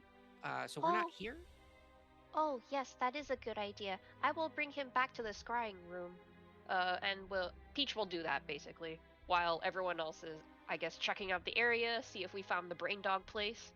Because it was either this hallway or the next one that we had to go down. Mm-hmm. So, carrying a body, carrying a body. Okay. And he's just so tied up with rope. So much hemp and rope, all the hemp and rope. So then there'll be like all the bald, bearded dwarf bodies in the same room. Yeah. We're gonna go ahead and like make him unable to speak either. Oh, I can just now that he's unconscious, I can just make it so he remains unconscious for like 8 hours, right? Like just a little bit of poison. Oh wait, no, he's a dwarf. Never mind. Yeah. Well, I can't do anything to this person. basically what happens is that while Peach is dooting away, carrying this guy's body, he gets to the room, sees all the other dwarven bodies, and goes, huh. And then he puts the guy down, thinks to himself, I'm going to make my father so proud of me. And then he piles all the dead bodies on top of him. What an absolutely brutal way to wake up. This is how we And make then- a lifelong enemy. Sure. Yeah, and then he comes back. You could cut his tongue out. That will keep him from talking. Or just, freaking gag him. That's perfectly fine too. You don't need to go. I was thinking more along the lines of like someone could like literally sew his mouth shut. Damn. What the Listen, hell? Peach is not quite at that level yet. His father has not taught him the ways of whatever his father is. You guys want me to sew a mouth for you? I've done 1,000 of that because Let's just a lot of the fluids come out of the mouth when you're trying to like push stuff in the morgue. So we sew up mouths all the time. Actually, you bolt them. just take a bundle of cloth and gag him. He's bound. He can't get it out of his mouth. Just literally leave him there. Okay. yeah, I'm okay, just so saying. so we'll say that he is gagged and also buried under a pile of the wizard bodies. Okay. Sure. Okay, We that's don't know what's about happening. this. Only Peach does. Yeah, Yeah. only Peach knows. And he is without armor. And you took his armor off of him. Yes. Yeah. I don't care if we get it or not as like an item to sell. Yeah. I just don't want this person to have armor ever again. Uh-huh. Okay. By the way, if you were curious, his feature was extra damage, where if he has more than half of his hit points, he deals an extra 2d6 damage. That's Well, what it was. that Okay. explains so much. Which was why after he dropped below half his hit points, he tried to run. So what are the rest of you doing while Peach doots off with the body? We're getting out of this hallway. We're taking a peer. We're taking it. We still pass without a trace. We're still cloaked in shadows. We can just take a peek around the door. Yeah, is it a He's brain running dog? over here for a reason. Yeah, I understand that, but like, if this is where the mind flayer is, we kind of have to know that because that's why we came here. Okay, so you're gonna go down the stairs in this hallway and take a peek around. Just a dainty peek. A Okay. dinky little peek. I see Nice a light blood peek. streak, so that's no good. Yeah, it's bad in here for sure.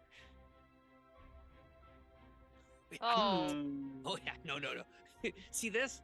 Just look back at Cruz. Go, not here. Just walk back up the stairs. We're taking one look at that and GTFOing. Yeah, but Basil, what is it? What did you see? so there's like, run back up the stairs. So there's like maybe a coliseum type thing set up there. It looks like there's a bloodstain like dragged up into the wall, which is weird. There's nothing there. Oops. But also, it looks like it's where everyone comes to congregate and or pray or sacrifice. Well, for some reason it doesn't show up on the map, but that bloodstain actually goes. It's supposed Yeah, to it go. looks like that's a tunnel or something. Yeah. Yeah, it like goes underneath. Okay. Oh, then instead of into the wall, just say underneath. There's no one in there, Basil. And Not that I saw. yes, it is a large, magically lit circular chamber. Looks like a gladiatorial arena. There are 10-foot high stone bleachers that hug the kind of northwest part of the room. Staircases then lead out to the north and then also to the east.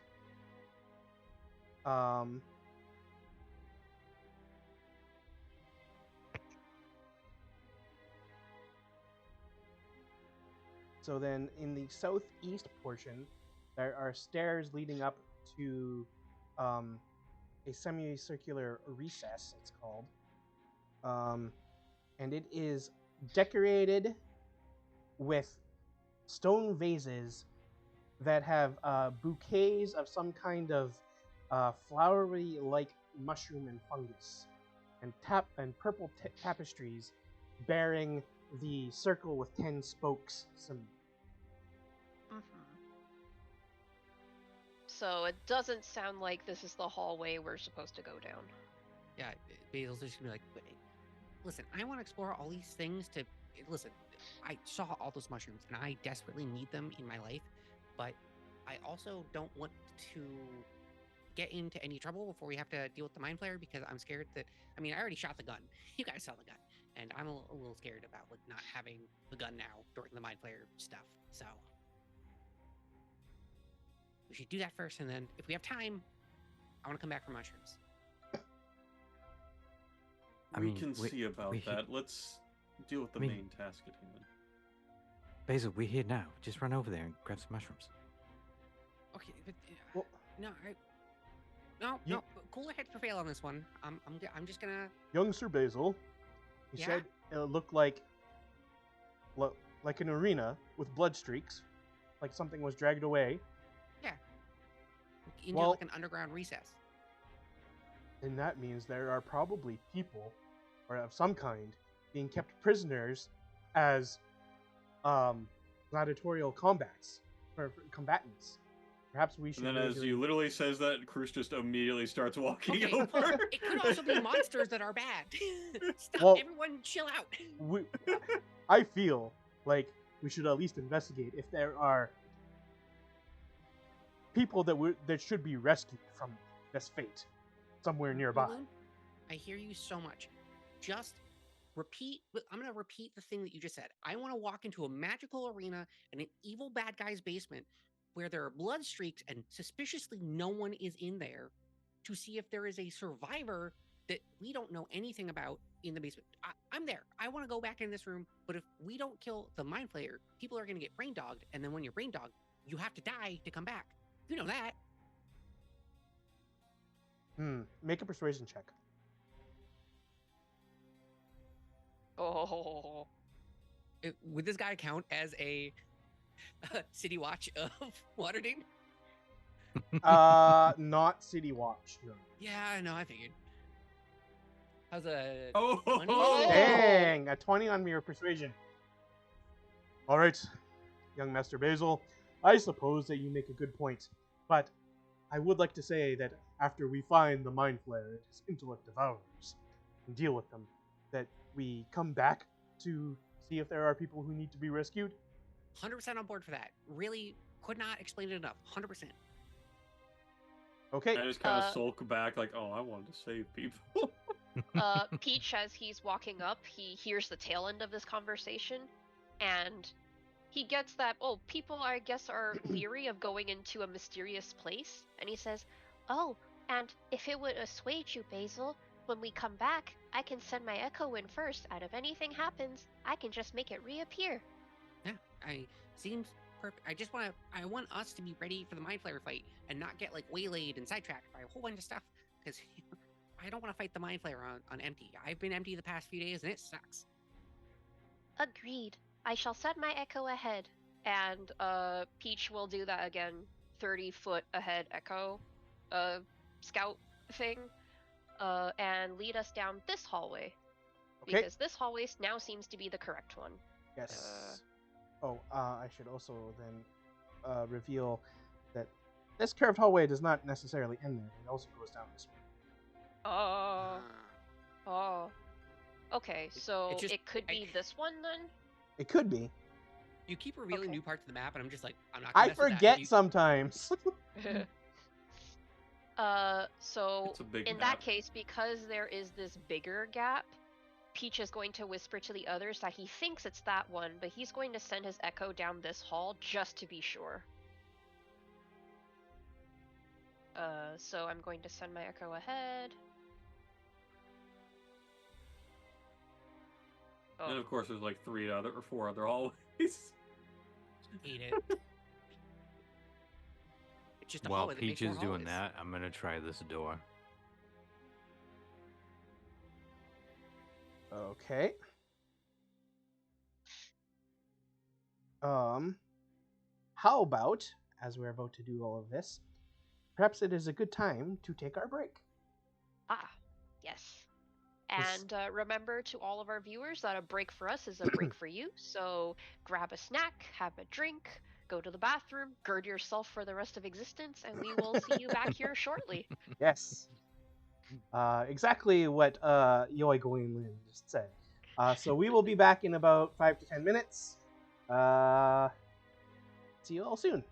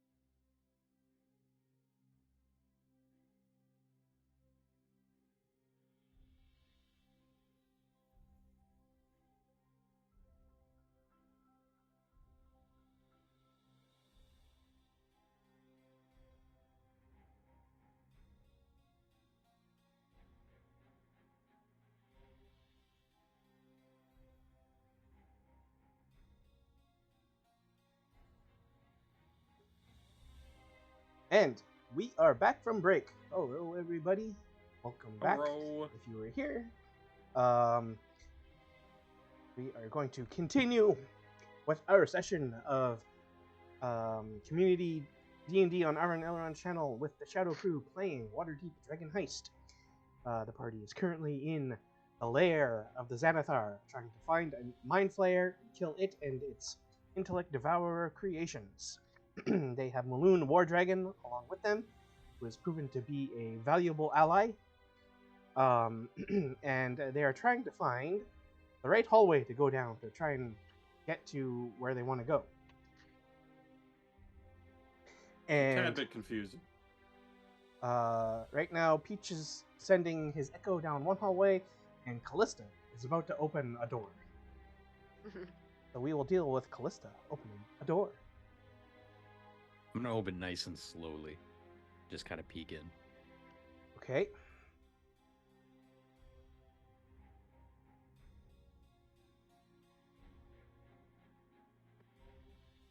Okay.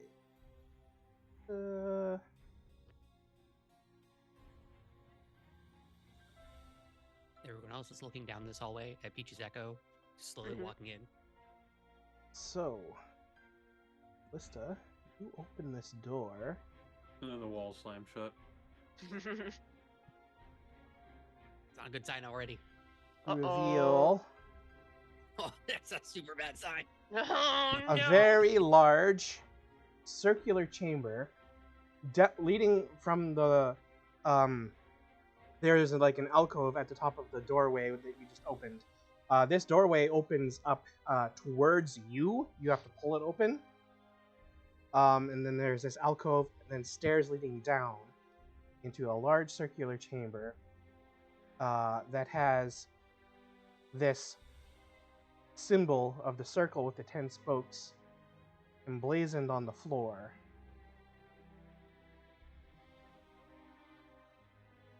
And there are statues, seemingly, lining around the outside of the circle. Are they lifelike statues? They are. Of all kinds. They appear to be human, elven, dwarf, goblinoid, and kobold. Jutting from the ceiling is a bronze bell-shaped protuberance. Oh boy. And standing kind of across the room, just on the other side of the symbol on the floor, looking away from you at the moment, is a figure wearing robes emblazoned with stars and eyes, long white hair, and you can just see poking out from the edges of the white hair black pointed ears. Oh man. Standing Yep, next to this wizard-like, elven-like figure is a type of monster that sends a chill down your spine, one that you haven't seen before. And it looks like a floating brain with a beak coming out of the front of it. No. And No, absolutely not. Tentacles coming down from the brain. No. That end in long, sharp, pointed spikes, and then coming up from the ends with the long, sharp, pointed spikes are like thorny protuberances. Close the door. Close the door, Drew. Close the door. You simply have to walk away from this. He's gonna walk right in. I don't know you. No. I'm gonna shut the door. I'm gonna slowly shut the door. Okay. And then I'm gonna walk over here to Cruz. Give me a stealth check for closing that door. Oh. No problem. Plus 10, plus 10, plus 10.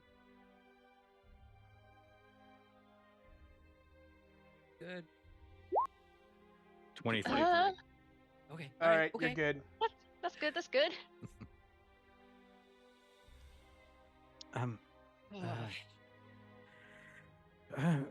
Cruz. What is it?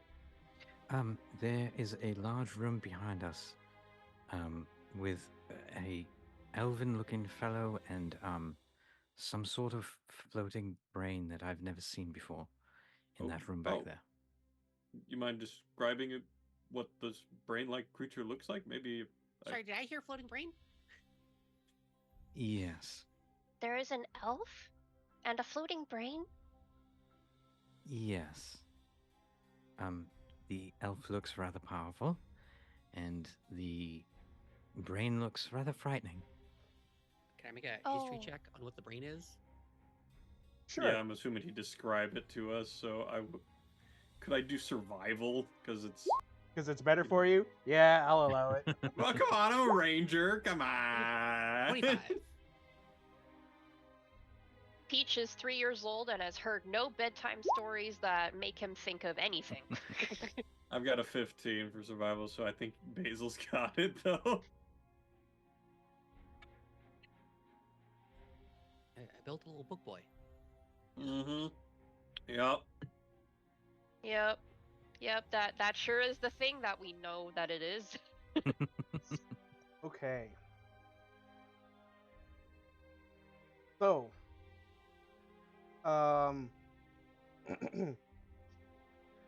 this is a type of aberration that often accompanies things such as mind flayers and intellect devourers and beholders, and it would kind of make sense that such a thing might be here. It is known as a grell. Got a beak. Yes, I did say that. I don't know if that's the only reason. That's the only reason Cruz knows anything about it. Yep. It's a bird. It resembles a bird. I must know about it. They have no eyes and float by means of a sort of levitation. They have keen hearing, however, and their skin is sensitive to vibrations and electrical fields, allowing them to detect the presence of creatures and objects in their immediate vicinity. It's a good thing you got out there. Although solitary by nature, grell sometimes gather in small groups called covens. So I go ahead and turn over to Calista, like, so yeah, don't go in there. Is that something we should take care of, or should we just leave them be? What do I know that grells do to a person? They like to try and ambush lone creatures.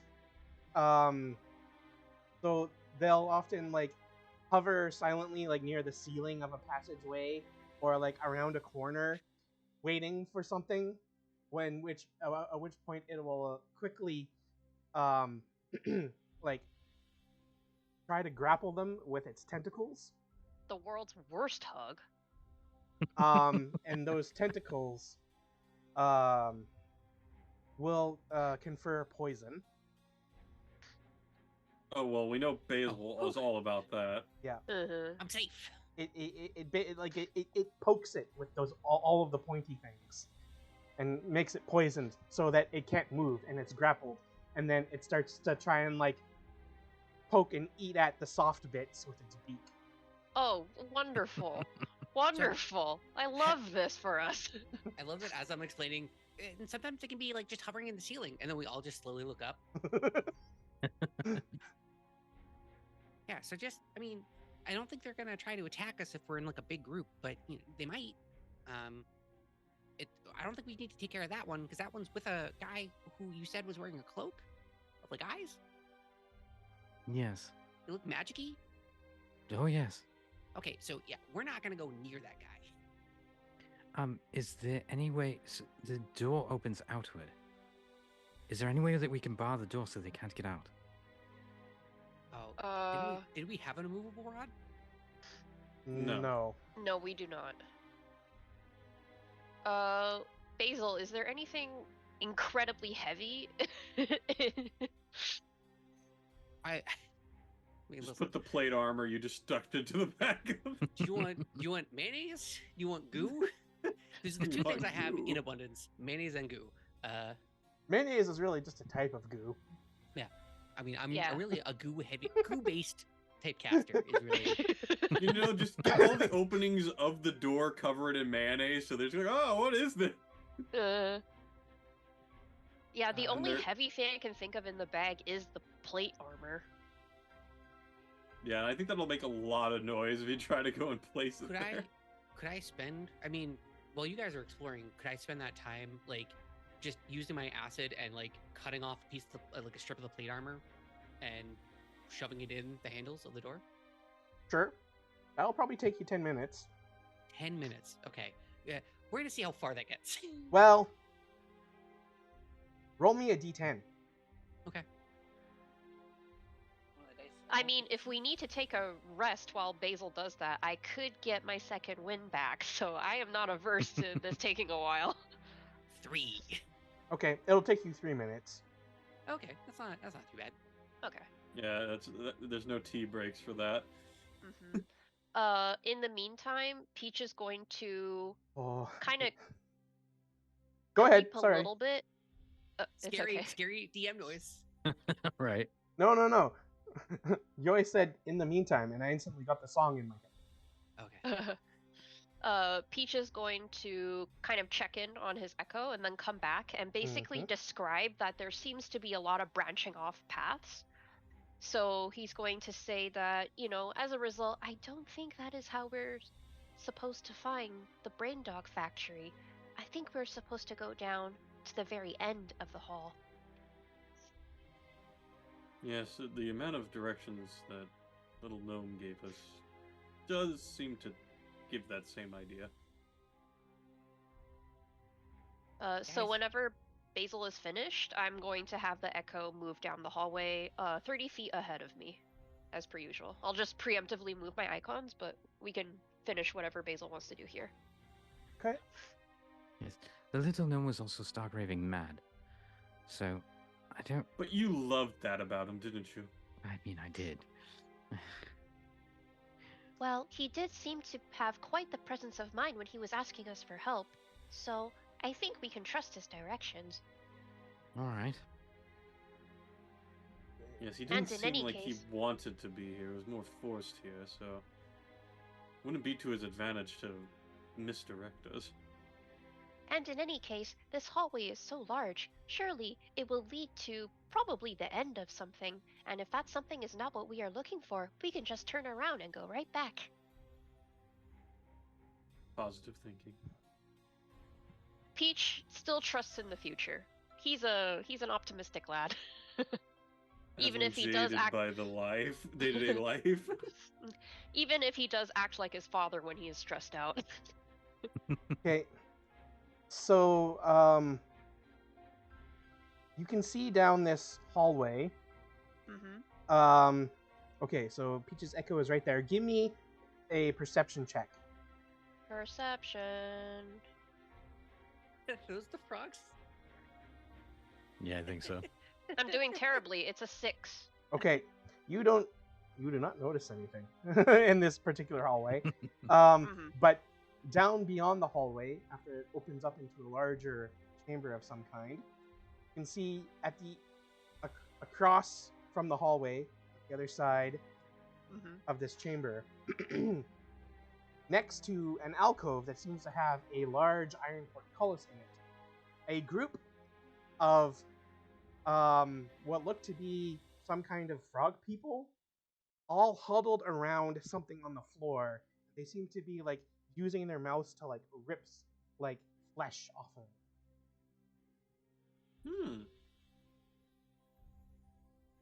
Peach is going to have his echo hold up, like Peach and his echo both hold up a hand, to stop, and then he's going to do a quick like teleport, swap places, and then swap back, and then whisper to the others what he sees.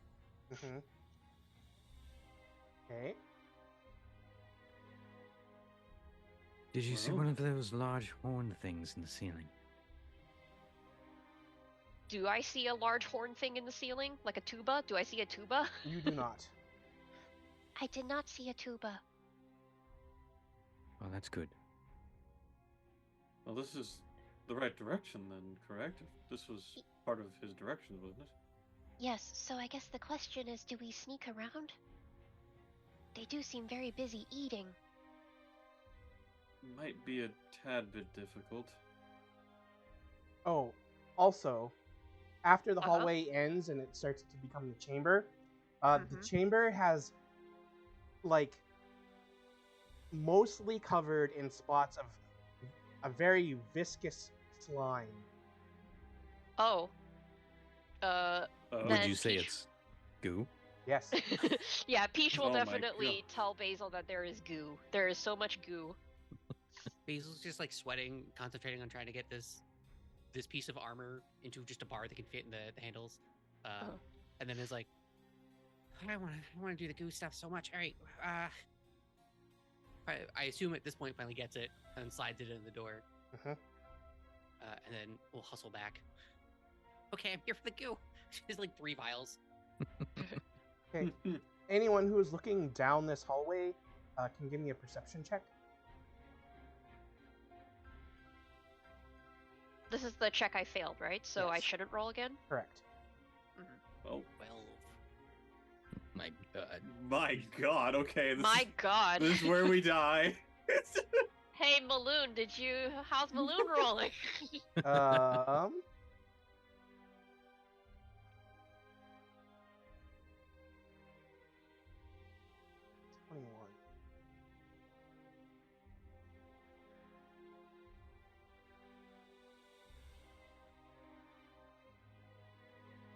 Okay, and perception. Well, he only got a 7. Well, Oh my we all God. suck. But Basil, you notice that kind of in the center of the floor, instead of the like regular stone tile around of the rest of the hallway, there is kind of a large circular section that also has like almost what looks like handholds, like kind of in the, so like there's floor, but instead of being regular floor, there's a large circular section, and there's little indentations, kind of about 2.5 foot, 2 feet apart. Okay. I'll quickly just kind of like elbow Maloon. Hey, you're a strong guy, right? I've been known to perform feats of strength every now and then. So there's like what looks to be kind of like a manhole cover just right there. Can you see that? Oh yes, it is rather large. Peach, you're also a strong guy. You and Maloon, can you lift this up, or is this like a one-person job? Well, I fear that we may draw the attention of those frog people down there if we do so. Well, it looks like they're kind of busy right now. Would just be Peach swivels his head around to Cruz and says, "How are you in terms of spellcasting?" If you wanted me to go and make things very silent again, I can do it another time, yes. I do not wish to exhaust ourselves before we reach the Mind Flayer, that is all. Well, that is one of my major tricks for second, or at this point in progression, so... It can be used whenever we need it. If you'd like me to, I can silence the area.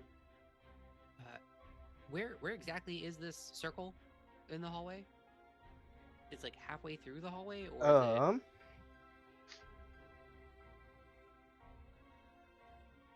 is see if I can. This work? Aha. Okay. Oh. Very visible. Peach looks at Maloon, then looks to Cruz and says, "Well, if there's a chance it will let us bypass these frog people and enter the brain dog factory, let us give it a try." Yeah, it might actually be better to burn this now. Just be aware, if it is a mind flare, there probably have spell casting, but Do they speak I have no now? qualms. Do they doing like talk out loud, or do they talk in our brains? What? I don't Mindflay. know how. Because I believe I they don't are think- spellcasters, but they also do like their own thing too. But that's I don't know if my character would personally know that, but Survival check. point being is I have no qualms. If you guys want me to go and use this to make One this spell- easier, I have no qualms.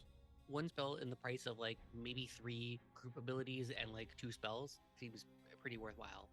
This group Okay. looks nasty. Let us give it a try. All right, not a problem. I'm trying to I keep thinking of ways to flavor this for Batman thing. The only thing that makes sense to me is I like slide a device over, and it emits like this like zone of crows. Or something. Hold on. Crows? Hold on. Ravens, crows, whatever you want. It's so loud. but they create So silence. insanely loud. Yeah, And, for silence, you know. I just realized that I actually misread this. It's not in the Oh. floor; it's in the ceiling, Oh. Oh. which is 15 feet up. Okay, so when you say it's in the ceiling, Peach just starts taking off his clothes.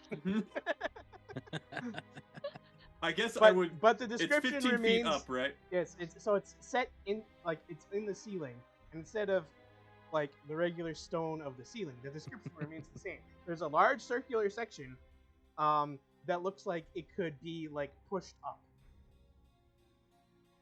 Okay, so By the way, I just gotta appreciate Triffid's cone of corvids. That is funny. That is excellent. So yeah, I guess then if that's the case, I'd probably set to the silence like mid-air between the ceiling and the floor, so that way Peach could doff the armor without making too much noise and be able to fly up there without a problem. Okay. so I do that, and I guess it's athletics checks to open the thing. Yes, it is. I'll give you a Pez before you take off. Oh, guidance, right? Yes. Okay, so here we go. Freaking Pez. Oh, it's a 10, but guidance. Guidance. That's an 11. It's better than 10, I guess. Yeah, it's better All than right. 10. And you can feel the stone kind of like shifting against your push, but you are unable to fully push it to be able to like move it out of the way of whatever like it's set of the place that it's sent into. Can I try again? Okay. Yeah. Okay. Yeah, I mean the spell's going for 10 minutes, so I'd hope. God, that's a natural Jesus. one. It's coming back. It's come back. We're the back nat to the normal 20s rolls. Yeah. Have now evened out. Well, you said it's 10 minutes, so I can continue trying, or should I do give it one something more How else? shot. much time do you want to call it for each one of the attempts? Like a minute or two? It would be like 10 seconds. Okay. Yeah. Just keep Okay, trying. natural you got 20. This. There you go. Yay! There we go. So Back to it. after a couple failing attempts, one of which resulted in Peach basically like accidentally like headbutting it. So frustrated with the door, you know? No damage taken, but Mhm. manages to shift the large circular section up and out of the way, revealing a passageway up above. So That- he Yep, Mhm. go ahead. So he flutters down, gives a thumbs up, in the silence, and basically, should I start teleporting people into Yeah. the? I feel like this is the safe way to do it. That a rope. Perhaps would you want to fly up there to poke, just to look around Yeah. quickly before you start doing this? Make sure it's not Yes, just I will definitely do that. a hallway that's on fire permanently forever. Okay. Yeah. You So I see- fly up. I'm still naked. And you see a hallway that leads south and then turns back the other way. That's Oh. not what we want. I'm going to disappear my echo and then pop it back into the hallway. And Okay. basically, I'm going to have it creep silently along 30 feet ahead of me until I reach the end of the Curve. Yeah. Oh, geez. I'm only going to move my Echoes icon, but I'm moving along with it. Okay, and then give me 1 second here. I need to double check something. Yep. Run into the Xanathar. Yep, just see the big old beholder right there. Anti-magic icon, and you're also in the true sight icon, and it knows that you're there and it eats you.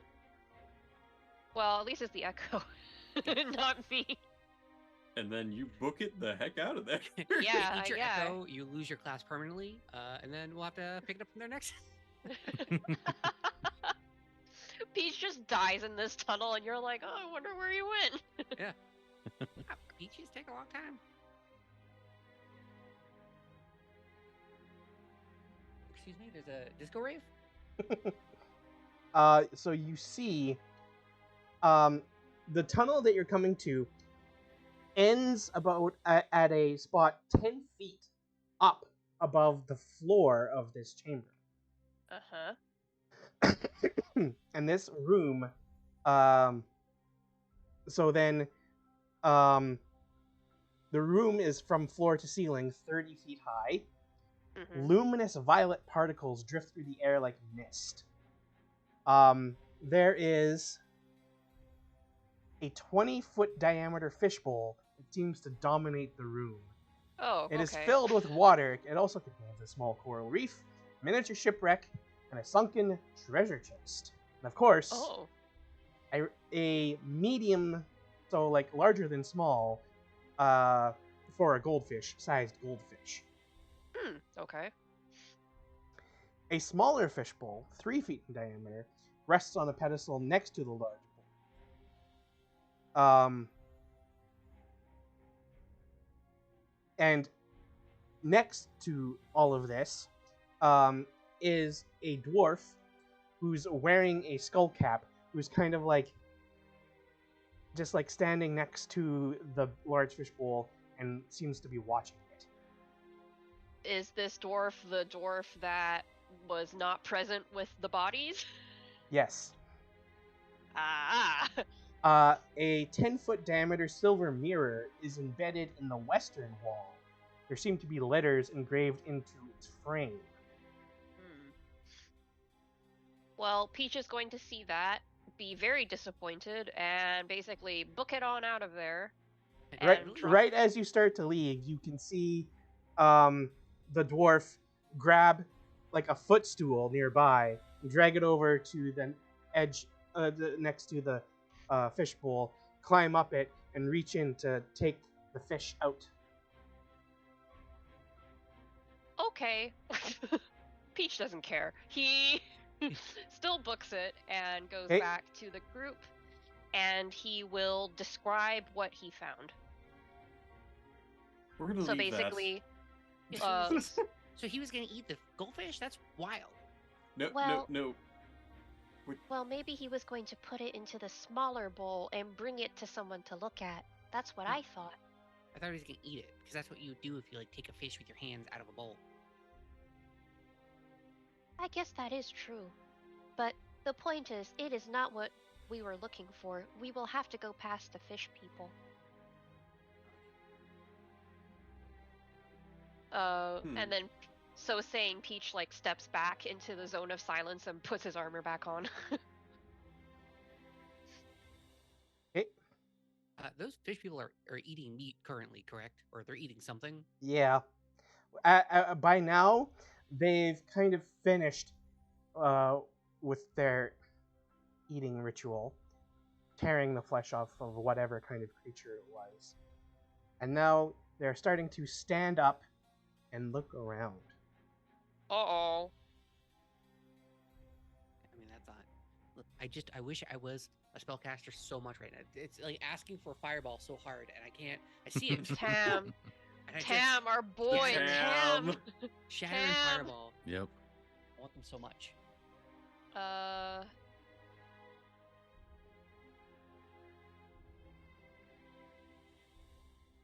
If I'm here...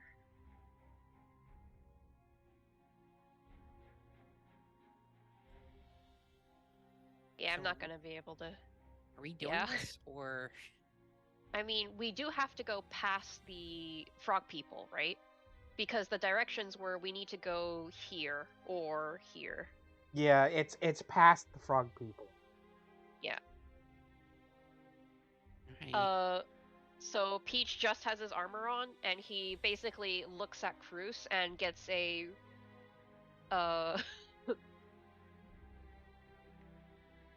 yeah, sends his echo out 30 feet, I guess.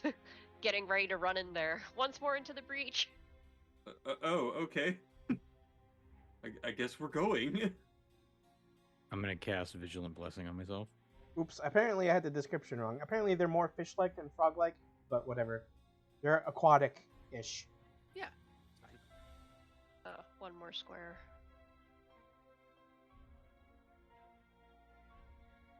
And I'm going to run. Okay. Are you folks being stealthy or not? I'd like to be stealthy first. And if stealth fails, So we can at least get close. Yeah. Yeah. We can try and close in and then like jump them. Yeah. Okay. So how close do we get if we're being stealthy?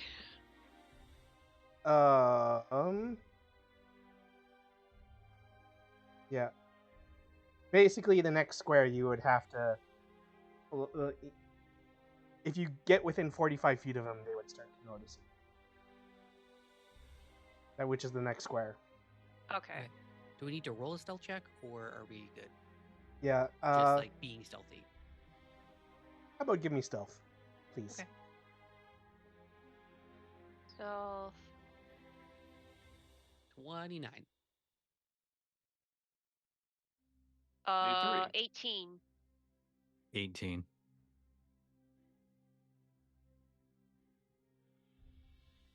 You guys got... Oh, okay. Phyllis already put in the 10, but Peach, you're at 28. Yep. Oh no, I'm rolling at disadvantage. All right, because disadvantage. Of the plate. Yeah.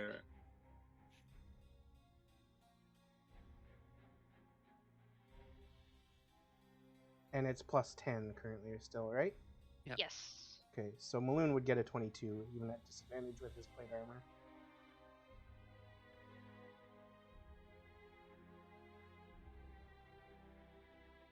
Are we going to try to sneak past them, or we're going to take them on? I think they're going to notice us. I don't think we're going to be able to sneak by them completely. We can at least close the gap, though. Does anyone have like an opener here? Yes. Oh. Okay. By all means. The floor is yours. I will reach into my pocket and I will grab a handful of moon seeds and I will throw them out in front of me and cast Moonbeam right in the center of all those guys. Oh. Okay, excellent. So we will roll for initiative. Initiative. Wow, that's horrible. My rolls are bad once again. 7. You've been on a real adventure. When it comes to the rolls, it's been all over the place for sure. Yeah. Oh, but Callista Oh, finally got. Oh, was that? Callista! Yep. It's happening! Yes! It's our girl! Worth it. Worth it. That's actually supposed to be a 21. Yeah. Correct. You just had Vigilant Blessing. Peach actually has the 7. Okay. Cruz has 13 and Basil has 16. That's correct. Yep. Mm-hmm. Okay. All right. And then there's Maloon. Balloon. We'll get an 11. Well, let's see And here. the fish people. The fish people. The leader gets a 13. Regular ones get a 7.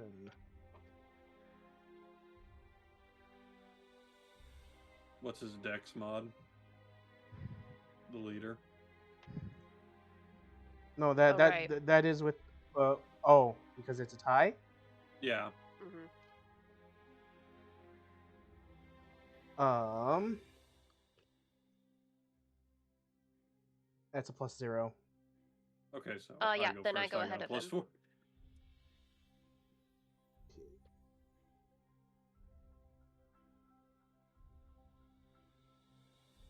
Each should actually be. Oh, with the regular ones, yeah. Mhm. Yeah, They're I mean, also a +0. You did say the leader. Oh, and yeah, Yeah, and Cruz goes. So yeah, so Cruz goes before the leader, and Peach goes before the rest of them. Mhm. Okay. All right. Let me switch the music.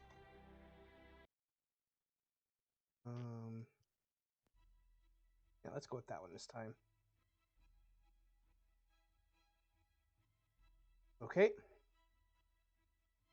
So, Moonbeam. So they have to pass a So on it- 16. on their turn. This is always on their turn. Okay. Okay. Remind me when it comes to their turn. Oh, it's your Okay. turn. It's your turn to also to begin with. So, yeah. So you cast Moonbeam. Yep. You do anything else? No. Okay. 5-foot radius. If you cast it in the center of them, that does hit all of them. Mm-hmm. And thing of beauty. when it starts its turn there. Yeah, okay. Okay, so nothing else for Callista. Okay, that takes Nope. us to Basil.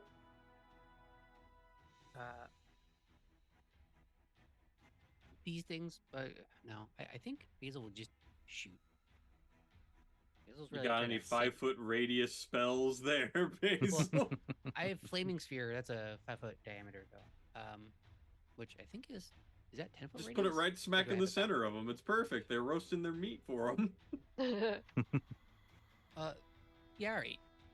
I was thinking about not doing it because it would go like right here in the middle of the moonbeam.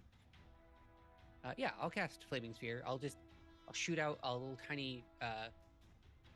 It looks like a dinky Nerf dart arrow, and it explodes into a massive green fire when it lands in the center of it. This Just flaming right there. sphere? Yeah. 5-foot diameter is So that's Burn them with the moon. when it 10-foot ends radius? its turn Have it there. Okay. backwards. So Moonbeam effect takes effect on start of their turn. Flaming Mhm. Sphere takes effect on end of their turn. However, I'm Okay. going to use my bonus action to ram a creature with it.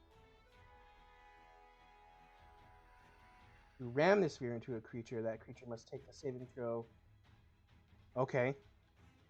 And then I'll get this guy since he's at a wall. So, like, are you casting it in the middle of them and then, like, trying Yeah, to because it ram, has to be or? an unoccupied space. Okay. And then I'm shoving it into this dude. The one against the wall. Okay. Yep. And then that's a 16. Why don't I have any of this stuff? 16 dex. Saving throw. Okay. Jesus.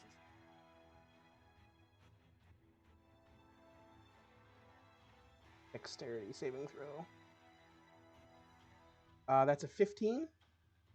So take 4 points of the fire damage plus another 4 points of the fire damage because of my alchemist summon. 8 And then, total. since it can't go anywhere, it'll just stick right there. And you only got 4 on a 2d6? Yeah. Okay. Yeah, it sucked. It was a 1 and a 3. Okay, so Uh, eight fire damage. Okay. Sounds good. Anything else? That's action bonus action, so nope, I'm just hanging back. Okay. Bruce. Alrighty then. I'm gonna bonus action tap my boots so I can double my speed. And let me just make sure that my distance is right here so I'm not being stupid. Oh yeah, for sure I make that. Okay.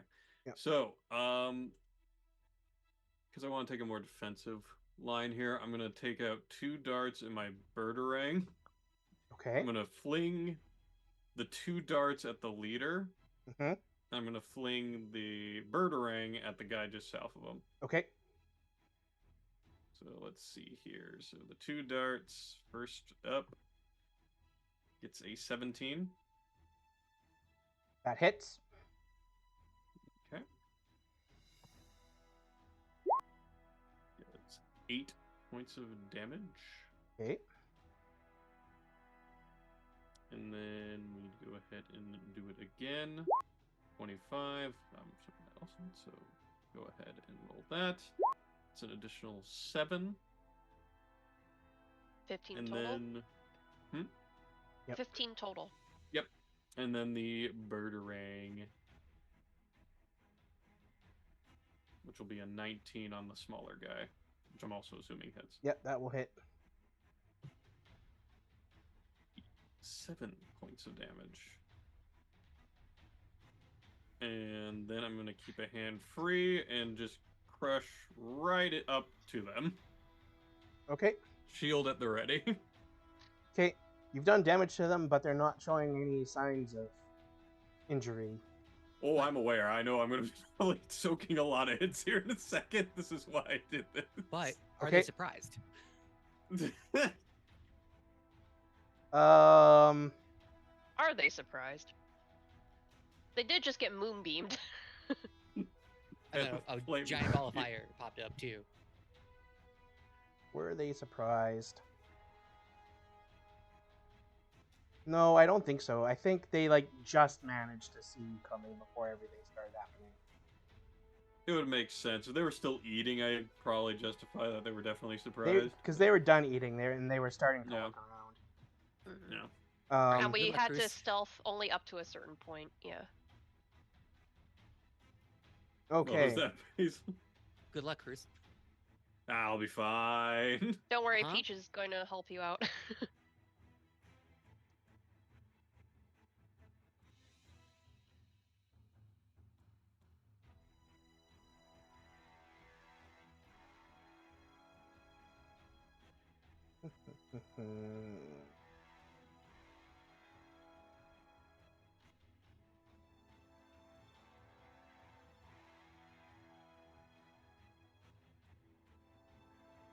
You know what I totally forgot about?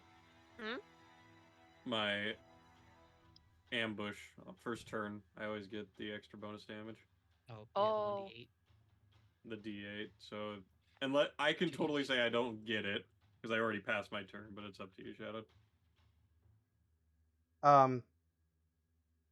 So it's gonna take its pointy staff thing and then kind of stab it into the palm of its hand so that there is some blood that comes out onto the staff. And then it's going to chant and wave its hands around. So I guess that's a no on the Dread Ambusher. So it's gonna take moonbeam damage before it does anything. Correct. Moonbeam damage. So that is Drew. Do you want to roll that moonbeam damage? I did roll it before. Do you want me to did roll you? it again? Yeah. What did you roll before? I rolled a 14. A 14. Okay, nope. I'll take that. Okay. So it takes the moonbeam damage. So, sorry. Tilted, you were saying something about Dread Ambusher? Yeah, I totally forgot to add that into the first initial attack, but it already passed my turn, so if you don't want to add it in, that's perfect. No, go ahead. Add it in. Okay. So just 3 additional damage. Then that's on the leader. Yes, because that's the first attack. Okay. It's still gonna cast this spell. Mhm.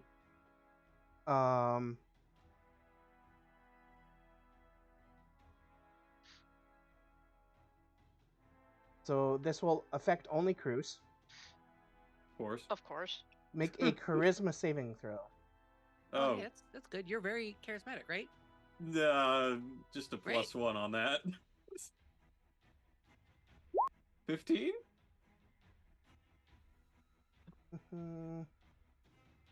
So you succeed. Hey. So it just wasted its spell. Okay. Can I have a dexterity saving throw? For Fleming's turn? If it isn't moving. Yeah. it will risk the opportunity attack from Cruz. And all right. Well, I'm not having a weapon out, so I can only do a talon strike here. okay.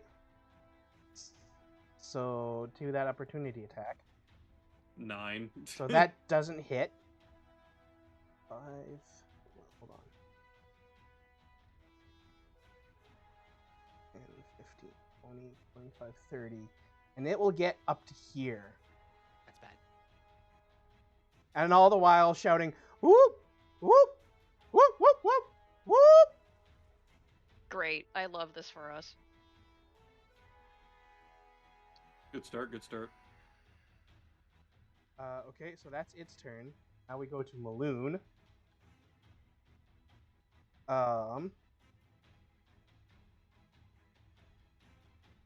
Maloon.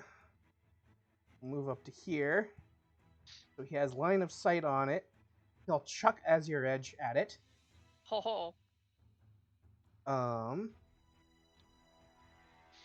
Go. Here we go. With an 18. So that hits. And then here we go.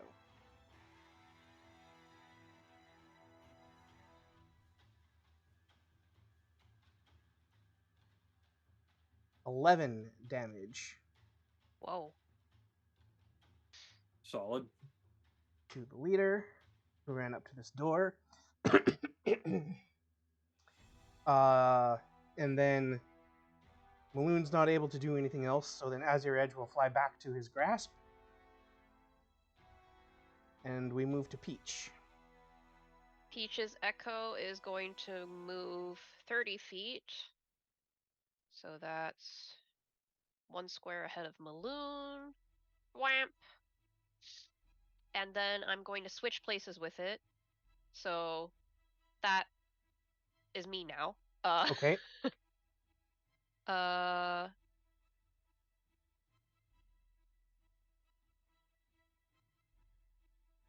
looked like. Go ahead. That looked like. I was gonna say that looked like so that if your Echo moved, you swap places with it, you can move the extra 30 feet, or. I move 15 feet. Oh, okay. Yeah. So you don't quite. So you can't make it. Yeah. Let's see. You definitely still reach one of the smaller guys, though. Yeah. So I'm within reach of this fellow. Mm-hmm.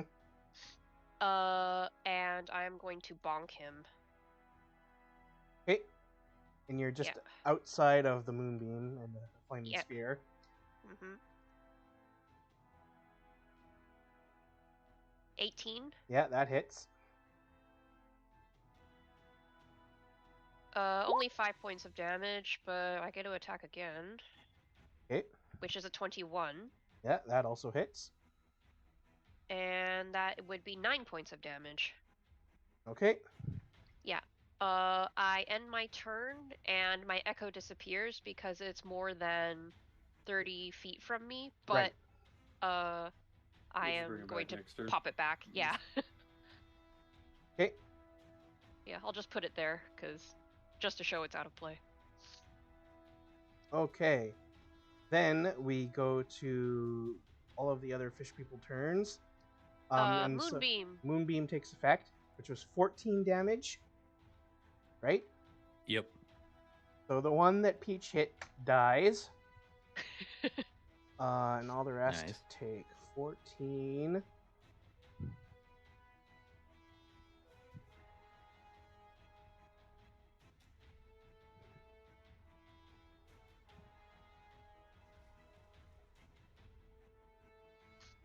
Oh, and this other one that Cruz hit then also dies. All right.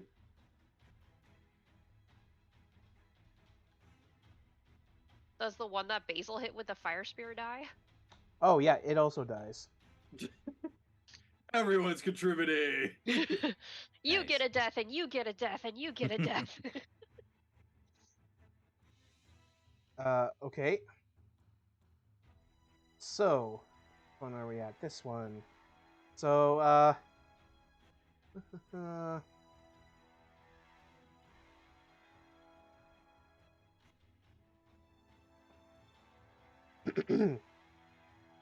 so this one here is going to grab a net that's hanging from its side and chuck it at Cruz.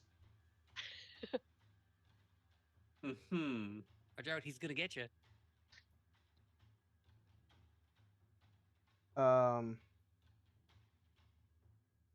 Dex save or No, it says it's just a ranged weapon attack. oh, okay. And on a hit, so what does it get? It gets a 17. Yeah, no, sir. That is not a hit? Nope, needs to pass 20. Okay. So it throws the net and it misses.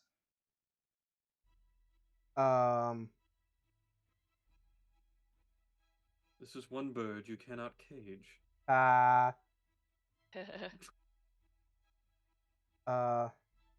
then it's dumb, so it doesn't move, and then it's gonna take the fire damage. It's great. Fair. Yeah, I think they have a very, very low instat or something. They are very dumb. So that's 16. Okay. Oh. So it dies.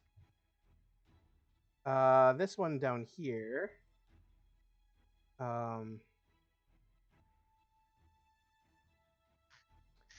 Will run up in front of Cruz and try to poke him with his spear. Oh. Mm-hmm.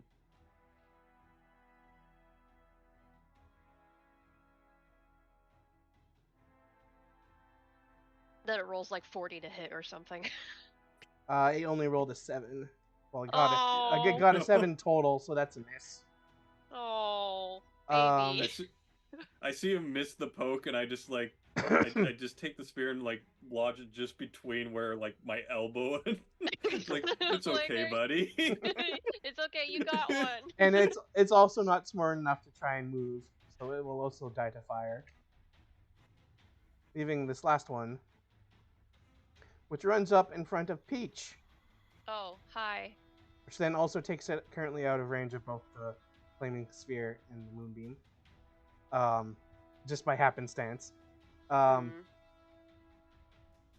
then it tries to like bite and glob on to Peach's arm. Okay. I appreciate that. And it gets a 19. At disadvantage. Oh. No, that's a 5. Okay, yeah. So it just bites at the empty air. Poor thing.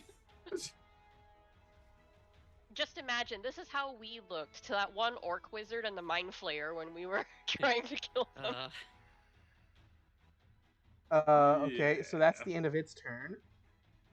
Which takes us to Callista. Alright, I am going to read Moonbeam. Can't I move it? You can. Yeah, as a bonus action. As a bonus action? Yeah. Okay. So I will do that. I will move it over here so it's over this guy. Where exactly? I don't see the ping. This guy. Oh, okay. I'll move it right there. So it's hitting him. Woohoo. I will run up here. And can I still cast a leveled spell if I did that? Yeah, that's not a spell that you're casting. Yeah, as long as it's not a concentration spell, you're good. Well, yeah, exactly. Okay, then I will then he has to pass a Wisdom 16 saving throw. Ooh. The boss guy? The leader? Yeah. Okay. Yeah.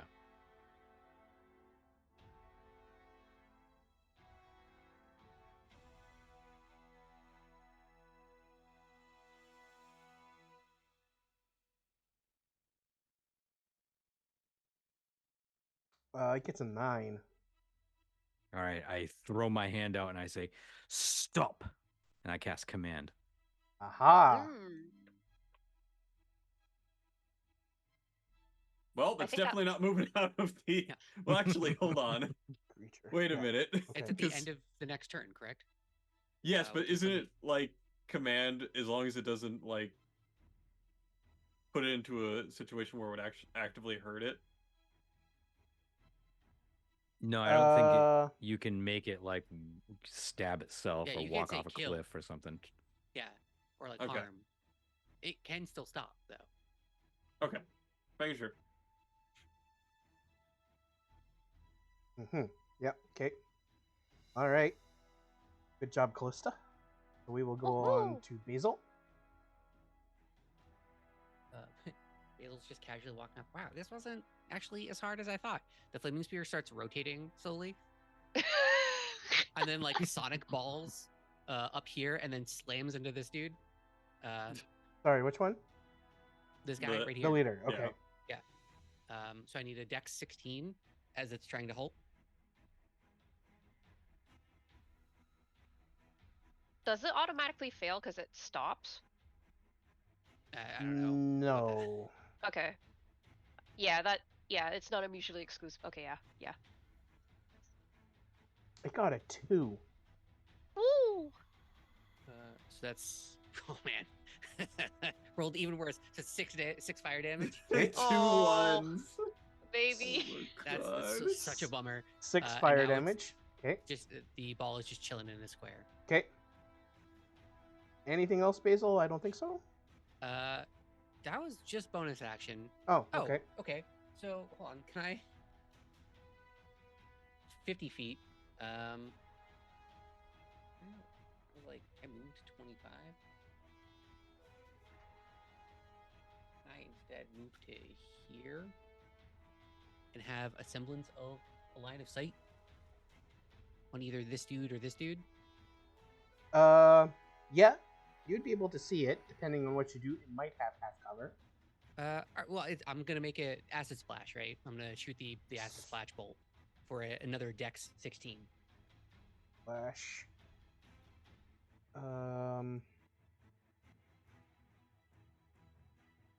Yeah. Okay, that will work. So, Dex save, you said? Yeah, Dex 16.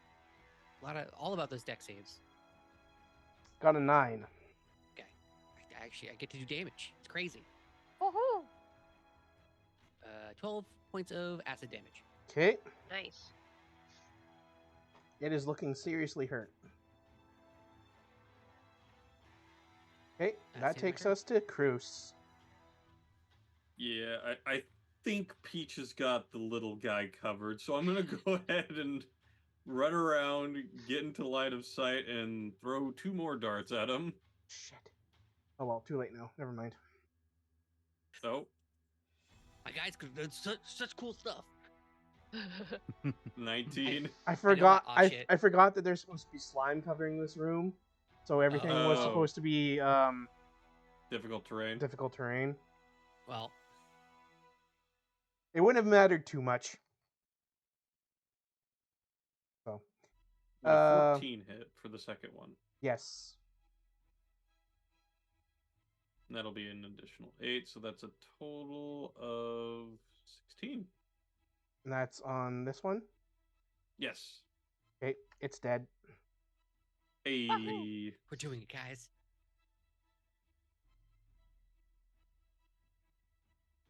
You know we potentially have the, like, most torturous method to murdering a single target, right?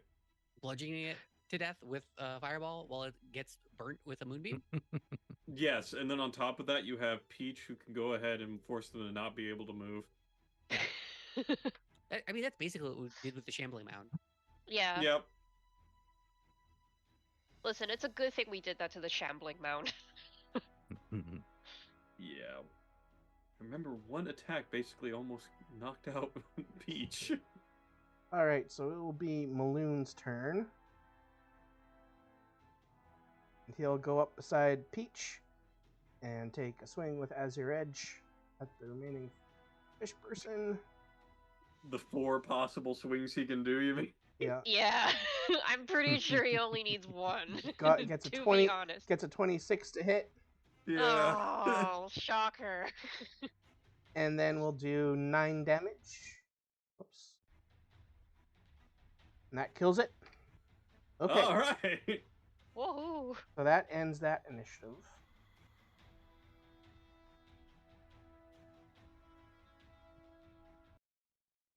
Now, I guess the question at this point is, do I hear any noise coming from the direction he was running towards? From where you are, give me a perception check.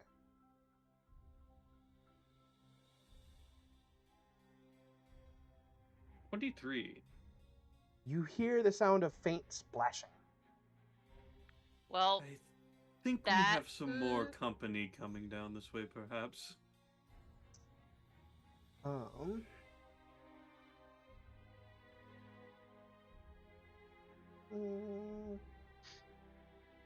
We just go. Peach will look very sadly down at the fish person in front of him, not quite knowing how to feel about the truly pathetic display that was just shown. And go, yes. Nope, go ahead and finish off what you're saying. And go, well, that was certainly a fight. Yeah. So, anyone nearby enough, so Maloon and maybe some of the others as they come up, will notice that the Kuotoa, the fish people, were eating the remains of a dwarf who is now mostly skeleton after having most of the meat of his body ripped away. Oh. Does the dwarf appear to have been wearing, I don't know, a Xanathar uniform or something? Like, is this an adventurer or somebody who, I don't know, really failed their performance review? No. It's wearing, like, regular civilian clothing. Oh, okay. Well, was. What remains of it. Mm-hmm. And there is this iron portcullis here. Does anyone hear through that? Up here. Okay. Giving a gander, looking through. Yeah, I'll go over there too.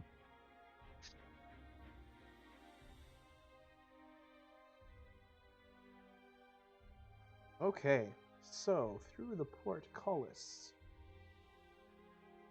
you can see that in the middle of the room, there is a chair that almost kind of looks like maybe like a throne that is blood spattered, and it's like almost carved out of stone, like in place. And it's standing atop a 10-foot square, 1-foot high stone slab. Iron manacles are on the chair's armrests, and sitting in the chair, trapped by the manacles, is a male drow. He has a very odd look on his face, but like he's just kind of like, but he is seemingly trying to like move his arms against the manacle. Is that look reminiscent of someone who might have been brain dogged? No. More almost kind of like is he drugged? Because that's my wheelhouse. Like more like that he was like maybe like drunk or bonked over the head. Okay. We should probably try to get him out of there. Oh, and I have just a thing for that. I pull out the keyring. Yes, you. Well, actually, hold on. Oh no. I don't think that's what the keyring is for. It's cool. It is I not. thought he was gonna say you pull out the keys and they blow up in your hands, and you have no hands for this fight with a mind flayer. I mean, you could just melt whatever lock or thing with acid or something. Yeah. Also, I can lockpick. I can do that. So this is a portcullis, so it requires being raised and lowered. Oh. The lever for which to do so you can actually see along the north wall inside that room. Peach? Guess who can teleport? So, yeah, I go and I bamf my echo right in there. Okay. And, I open the lever. I pull the lever. Yes. And, pull the Oh, lever, boy, Crumb. Peach! I pull the lever! And, once as the porkuli is moving up, I, switch places with my echo. And I kind of examine the manacled man I'm coming in for a full medical here. carefully. Okay. I will go ahead Yeah, and I will. stand by here just in case there is I will. something rushing towards this way. I will help Basil with his medicine check. Alchemist. Or do you want to help me with my medicine check? I have +4. I know it's whiz. So if you have a better one, let me know. Okay, why don't you help me with a medicine check? Here's the thing. I'm getting out like a bunch of like real world supplies and bandages and all that stuff, and you're just using divinity. Yes. 26. Looking like that divinity's looking real good. Oh, dang! Okay. So, the male drow, he was stunned. Oh, okay. And he seems to have been stunned via psychic damage. Great. Dun dun dun. He is wearing armor. He does have a chain shirt on, but he has no weapons on him. Hey, guess who just picked up a big old great axe? Look at this guy. Does he have any identifying tattoos on his arm? No. Like maybe of a snake? No? Okay. Can I unlock the manacles with the key, or is this now an That's acid also thing? something else. Okay, So, this would be a lockpick check. Use tools if you want to try and Yeah, I'll try unlock it. first. I will help you. What's the? Just don't know where you click for these tools. If you know where to click, Peach, you can do it, and I'll help you. Okay, I'll do it then. I have no idea where to click. Okay, so that's with advantage because you're helping. I'll give you a Pez as well. Oh well, it's a natural 20 on the first go, so. Okay. Holy Shit. crap.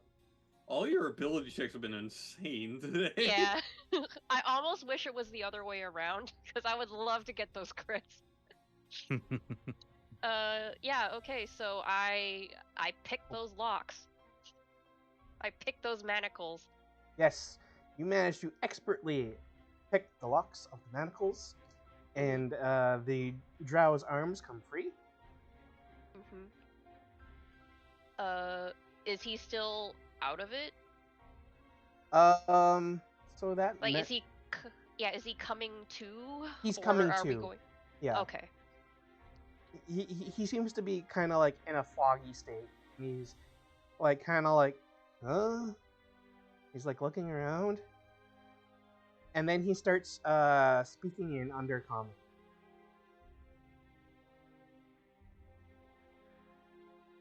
Not another language, perhaps.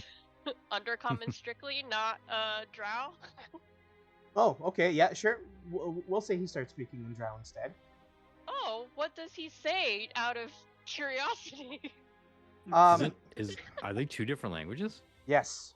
Yes. Really? Drow is a form of Elvish, technically, and Undercommon is like the Underdark equivalent to Common.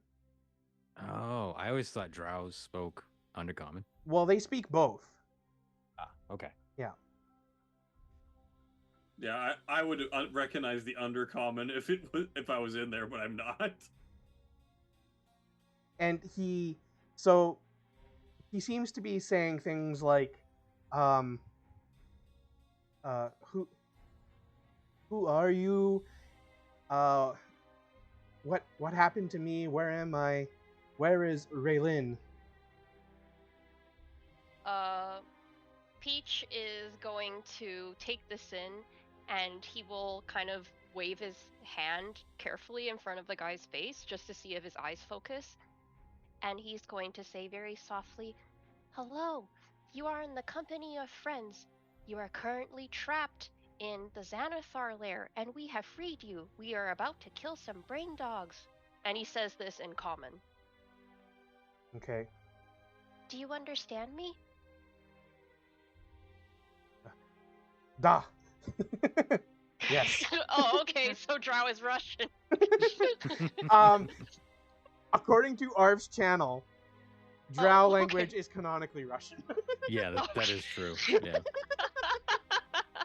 Okay. Comrade Peach. I am a comrade. Yeah. Yes. I understand you. I can speak your language. Sir, you've Yeah. been in an accident. You need to sit down and remain calm. Here's a glass of water. Here's your safety blanket. I need to find Raylin. We were captured by a mind flayer.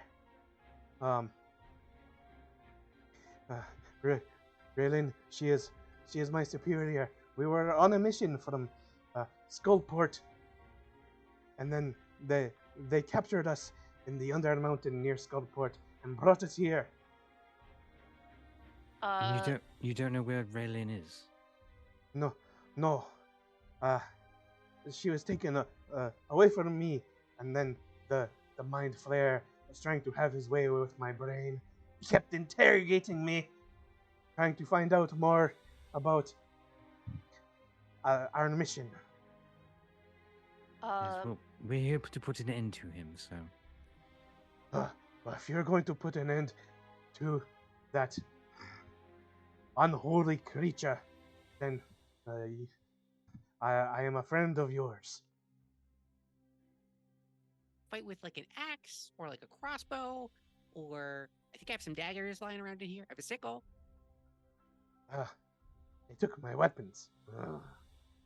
Normally, I'm most adept with a short sword, scimitar, and crossbow. Well, I take out the heavy crossbow and I take out the sickle and a couple of daggers. That's what I got right now. I suppose I could use that curved one and the little one. I also have these. I'll fork over 3 basic poisons. Peach has a light crossbow, if that will help him.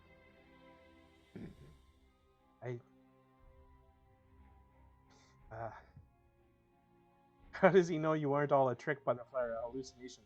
Fuck. Oh. Well, they did like do medicine on him. So, I mean, I guess I don't know. That's a good point. Maybe he gets suspicious after we leave the room, and then we're like, "Oh man, here we go." Well, what really is reality, right? Everyone's preconceptions about what is real can be, really only extend as far as our eyes, because that's the first thing that light enters into. So, let's not think about it too hard, or else we won't really want to get up in the morning. And it's right at this moment, actually, that this door to the north clicks and opens. Oh man, I hate it when that happens. And,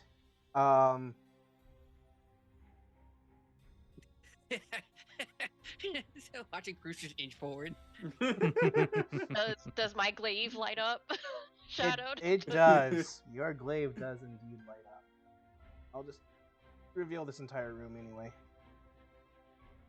Oh man.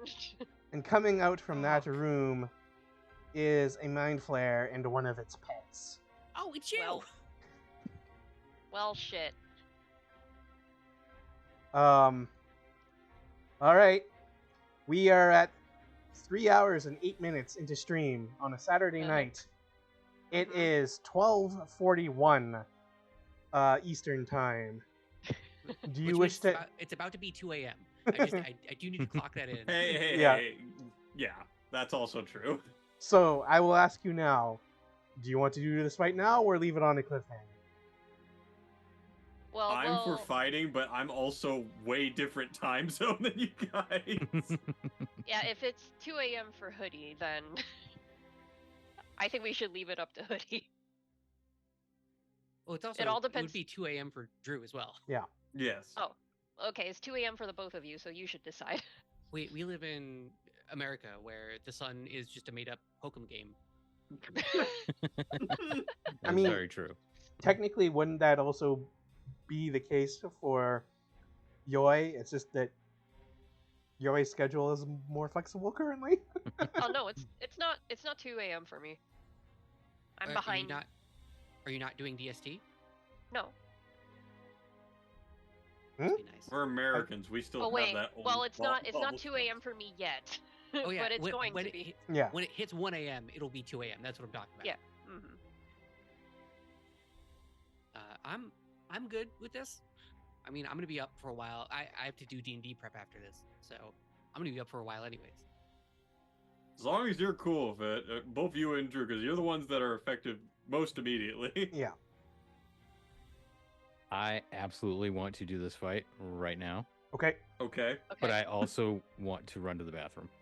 Okay. We can take a break. Yep. Okay. All right, so everyone, I am sure that your bowels are all a shiver with the horror that just ran through you. So, like Drew, go to the bathroom, grab a snack, drink some water, gird yourself for the horror of existence, and we shall be back shortly. We'll be back shortly to deal with a mind flare. See you all in a few.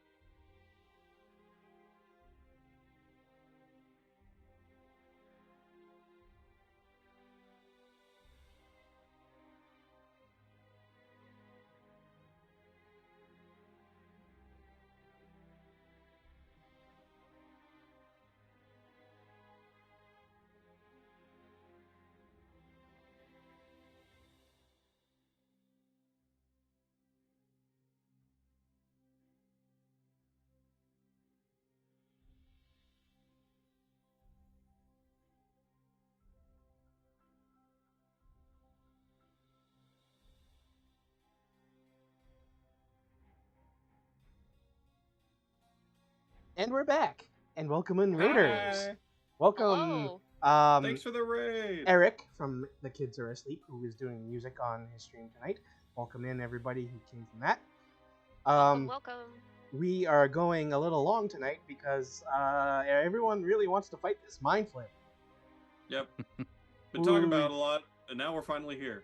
They finally got across the map of the Xanathar's lair. And then skipped a couple fights along the way because we went, nope. And they just freed a drow, and then the Mind Flayer and one of its pet brain dogs just walked through the door, and we're about to have a big fight. Big fight. Good initiative roll, please. Okay, you guys keep going. I'm gonna be right back. I just gotta bring my wife up a couple of Advils. Oh, yep. No problem. Alright. Initiative? Yes, initiative, please. The to Illithids are asleep. No, they're very much awake right now. The Illithids are asleep. Does guidance work on initiative? No. So sorry. Shit. What an absolute bummer to roll for advantage. Oh boy. A 1 and a 2. But I'm trying to scrape my optimism together. At least that's not a 1 and a 2 I'm rolling for hits, so that's great. I mean, you've rolled your what, sixth nat 20 of the night? I think already? so. Which is already insane, so I'm not gonna complain. Yeah. Well, Maloon got a 19. Alright. Balloon So, don't get buddy. scooped. Hey. If Maloon gets brain dogged again, I'm going to lose my mind. Well, we just kill him, we steal his axe, and then we bring him back to the Black Staff. It already worked once, it'll work again. Oh my god. Nihilor the Mind Flayer got a critical fail on its initiative. So Well, that is a nicely. 2. We've done it. Yes. We might be okay. We might be okay. I mean, he's not gonna go down in one round, but yeah! Okay, Intellect Devourers get a 12. Okay.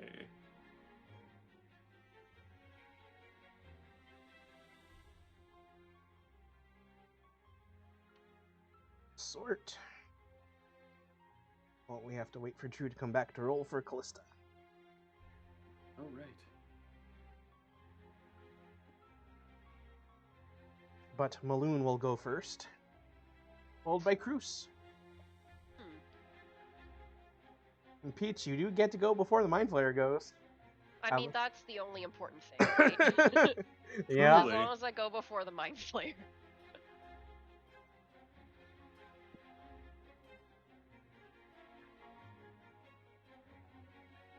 Welcome back, Drew. Thank you. Could you please roll initiative for Callista? Oh, yeah, right. Shit. Okay.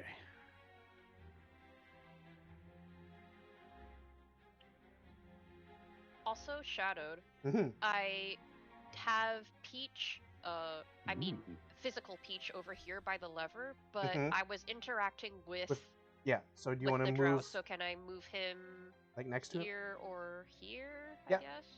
There, probably? Sure. Where? Yeah, right. Yeah. Right there where you have it. Current position? Yeah. So a 16 from Callista. Aha, that went into the order correctly. Right. Yes. Okay. Alright. Mind Flayer fight start. Maloon goes first. Maloon probably wouldn't have stayed out there. So I will say that Maloon was actually right here, watching outside. Roos, were you actually at your position? So, before, like, when they were talking and they were right there, I was, like, moving my character to the south slowly just for, like, making it funny, because I know Basil immediately noticed it, but he probably wouldn't have known that.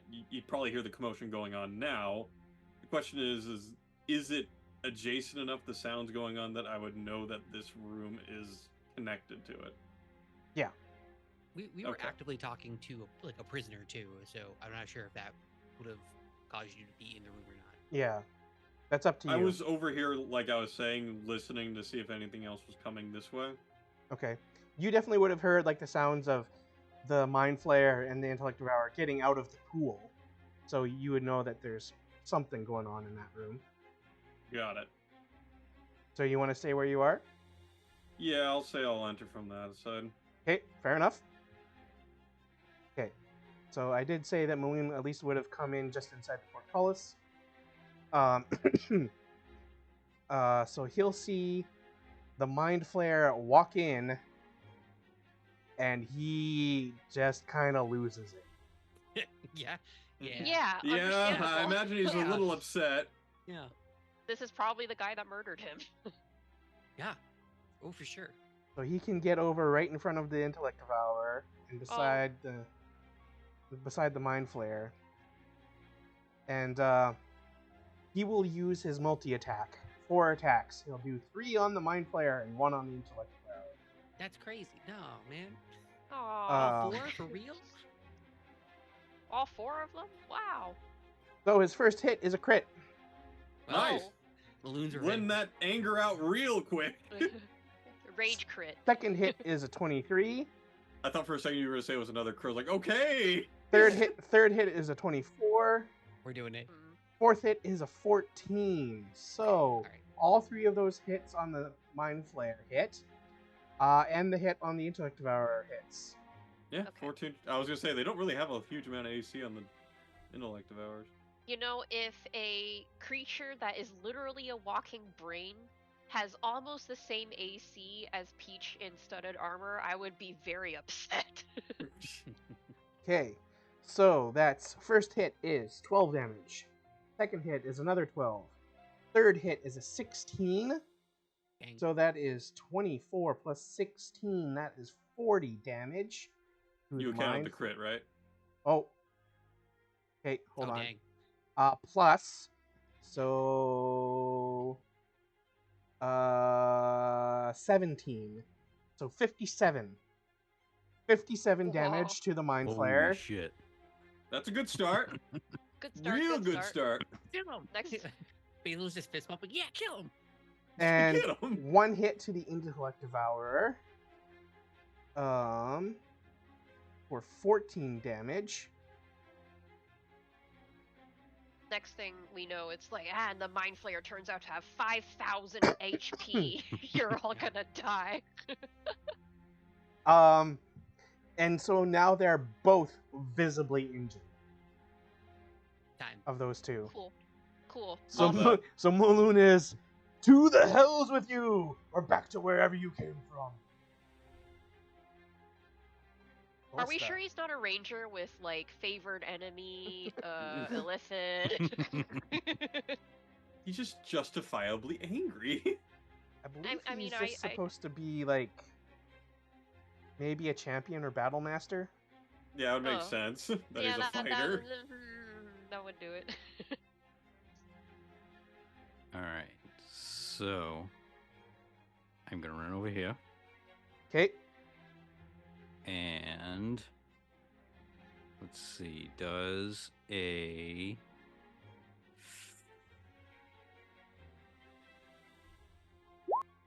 Oh, you're running into melee. does a with it. 23 hit? It does. Inflict wounds. Wow. Oh, I- he's doing inflict wounds. Yeah. Are you Ooh. upcasting it? Yes. Matt, it's gotta I'm going to grab him by the throat. And I'm going to say, I had a friend that hated your kind. Damn! 25 damage. be. Hey, Oh, yee! A little bit of a 80? scorcher there. 82 points of damage so far. Hot dang. Okay. wait. 57 plus. Yeah. Wowza. Yeah. Okay. Anything else? I think. Don't really have anything else to do with your bonus action. Well, I was right here. That took me 25. No, I'll stay right there. Okay. Bruce. I'm going to barge in here. Crap, I forgot to put the drow in the initiative order. Yeah, I was about to say that actually, but I figured you'd get it. It's okay. We can say that he took his first turn to get himself together if he actually went ahead of Maloon and Callista. I'd say that's more than fair. Let's get a 10 on his initiative order, so... Okay, so that works out. So, I charge in here, I see the 3 intellect hours, and I'm assuming the at least silhouette or sight of the Mind Flayer at this point, right? Yes.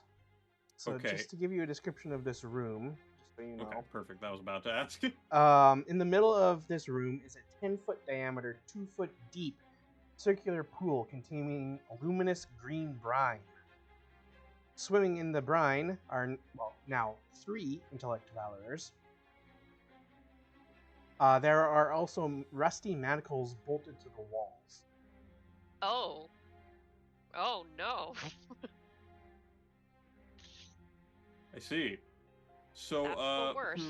would this brine be, possibly flammable?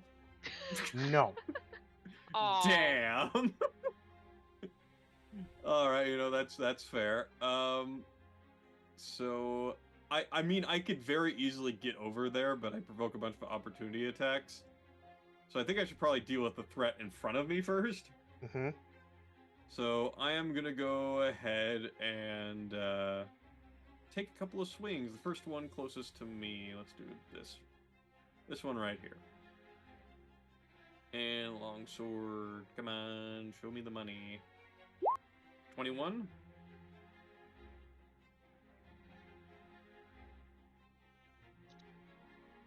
21? Yep. On an intellect devour is a hit. Okay. So they'll take 12 damage plus the 1d8 from Umbral Strike. Ooh, So it'd be nice. 7. 19 total. 19 total damage. Yep. Intellect devour. And this is with a magical weapon. Yes. Okay, yeah, so the full 19. Okay, I will take another swing at it. okay, 22. will Yep, that hit, hits. So I'll go ahead and throw the damage. 10 more magical slashing damage. okay, that kills it. And then I will use my last attack on the one also close to me. Okay, 18 that hits. for 7 damage. Okay, And I guess I will arrange myself just a little bit closer to here, actually. okay, sounds good. Possibly break line of sight on the Mind Flayer, just in case. Okay, that'll take us to Basil. Basil sees the Mind Flayer, goes, I don't know where Cruz is, and then slaps himself up against the wall to get out of line of sight. But Cat sends out the helping hands to Maloon, Callista, and Peach. Bless. Okay. Oh, yay! For that's attack rolls and saving throws. Don't forget to add the D4. Okay, attack and rolls, then- saving throws. Basil starts getting preparing stuff. That's I have no bonus action to help I out am here. so sorry. I just think of Basil just like, I don't know where Cruz is. Slams your face into the wall like, he's here around somewhere, right? It's like putting back up to the wall of I just don't want this guy to see me because he'll stun me immediately. And then it's just fiddling around with a bunch of vials and getting out a bunch of goop and stuff and starting to load up arrows. That's just the end of my turn. Okay, now we move on to intellect devourers.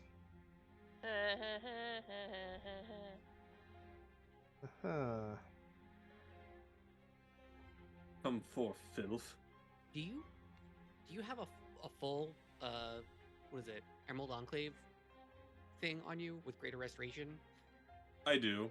Okay. Okay. Oh, that's great. That's good to know. So the one that was at the north part of the pool swims over to the edge of the other pool, so that it can be technically within 10 feet of Cruz.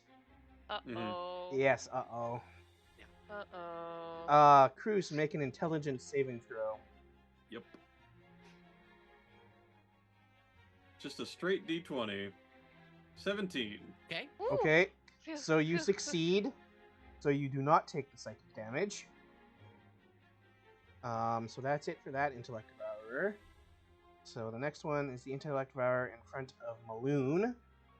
Will have the same thing will happen. Maloon will have to make an intelligence saving throw. Uh-oh. With bless? Oh, with bless, which is bless bless. is a D4. D4. Yeah. No, that still won't help because he rolled a Yeah. 3. So the max it would be is a Oh. 7. So he fails. So then he will take 10 psychic damage. Oof. I'm certain he's okay. That's the first bit of damage he's actually taken. But now also It's on the a stun condition. failure, Is this roll yeah. 3d6. And your int drops by. No wait, that's something else. So the 3d6 roll is an 11, Oh Jesus. and Maloon's intelligence, oh no, is a 10. Uh-oh. That exceeds the target's intelligence score. So Maloon is now reduced to a 0 intelligence score and is stunned. Yeah, no, that Fantastic. makes sense. Yeah, it's scary, man. Yep. Yep. Yep. I still have tricks. Still things to do. Poor Maloon. How long is he stunned for? Is that the full minute? Well, no, it's he's stunned until he gains back any points of intelligence. And that's just greater restoration? Yes. Ugh. It's brutal. So now the Brutal. intellect devourer, most nearby Cruz, Mm-hmm. will Oh use boy. its multi-attack. Okay. I am way more prepared for this. Yeah, multi-attack, great. That's what we want to see. Multi-attack, that's fine. That's fine. Because This is well, fine. the multi-attack makes a claw attack and also devour intellect. Ah, okay. Ah, never mind. Oh, okay. So first it tries to claw at Cruz, and Oh. rolls a 16. Yeah, no, that ain't So happening. that doesn't hit. But it will do the devour intellect, so make that intelligence saving throw. Ah, okay, got it. That is a 9. So that's a fail. Mm-hmm. Okay. So that will be 14 psychic damage. Okay. Now I roll 3d6. Is 14 higher than your intelligence Yes, it is. score? Okay, you are reduced to 0, and you are stunned until you gain back intelligence.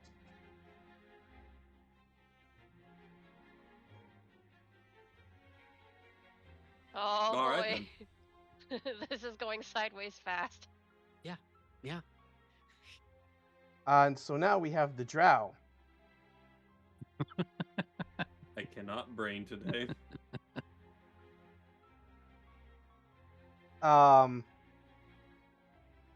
And the drow sees how things are going and makes a run for it. Hey, we saved you. You want to save your guy or what? Well, okay, how about he starts to look as if he's trying to make a run for it. And he hears Basil say that. And then he kind of seems to muster up some courage. And will run over here and try to sickle and dagger at the intellect devourer. So... Yeah, you're a rogue. You can disengage. It's fine. We'll be fine. You'll be good. Okay, so it's a d4. There's my drow.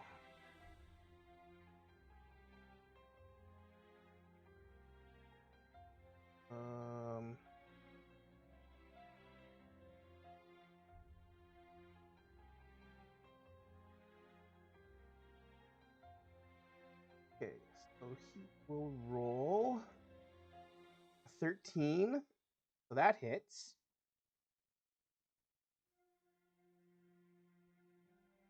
So then that's...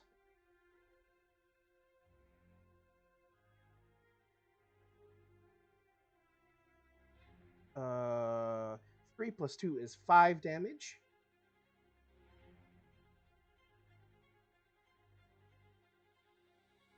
Is it enough with the damage he already took? And then also attack with the dagger.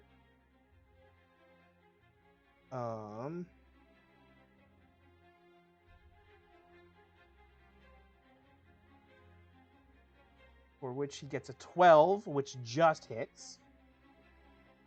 And does 3 damage, which is just enough to kill it. Hey. Which takes us to Peach. Hi. Kill it, kill it, kill it, kill it, kill it. Let's see. 30 feet is there for my echo, so I'm gonna move that fine fellow here. And then 10, 15, so that's 25. I can make it there. Yeah, can Peach just shove a totally unconscious Maloon out of the way? Can probably step over him. Yeah. Okay, so can I say I'm in Maloon space? Sure. Because I'm standing over his body? Yeah. Question mark? Okay, and that takes me to 25, right? For movement? Yeah. Or If I'm standing over Maloon. yeah.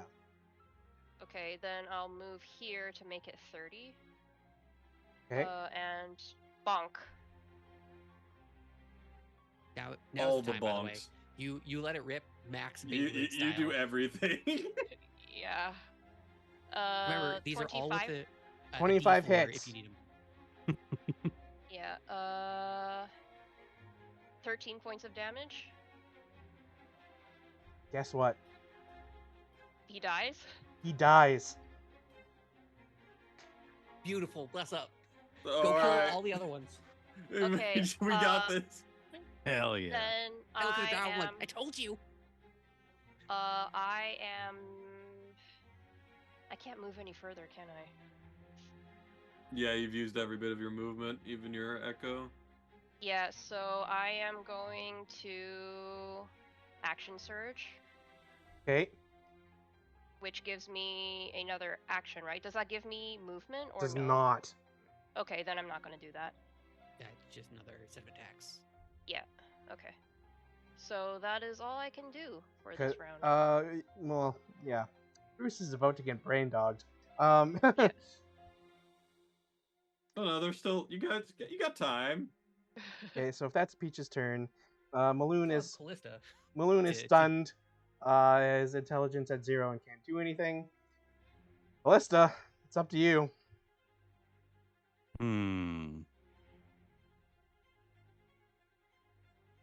You have alchemical fire. Also, he does have the thing on him for Greater Restoration. So if you can get that and Greater Restore him, he won't get Brain Dog. Isn't that an attunement item? Oh, is it? No, you never mentioned it to be one. Is it not? Okay. I thought it was just a badge that had the charges. What is the thing you're talking about? So there's the Emerald Enclave like token we got. You can use like charges on it to do either lesser restoration or greater restoration.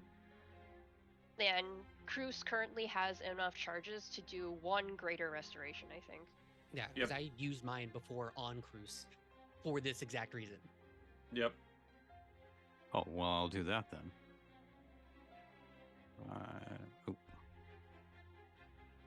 5, 10, 15, 20. No, the Grey Hand 25. token is an attunement. That's not, it's the Emerald Enclave badge. Oh, the Emerald Enclave badge. Oh, Yes. sorry.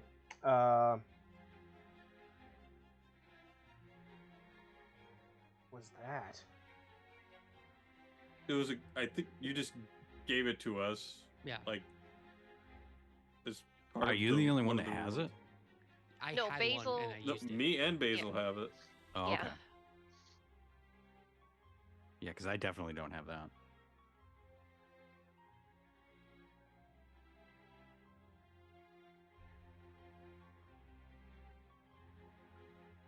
Charm of the Emerald Enclave. 6 charges. 4 greater res, 2 lesser res. Yep. The only thing I have about it. No attunement listed here. See if I can look it up too while I'm at it.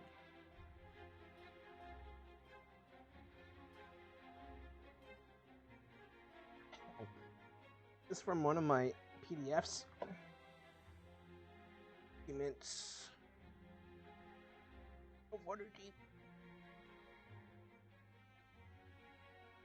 Action adventures.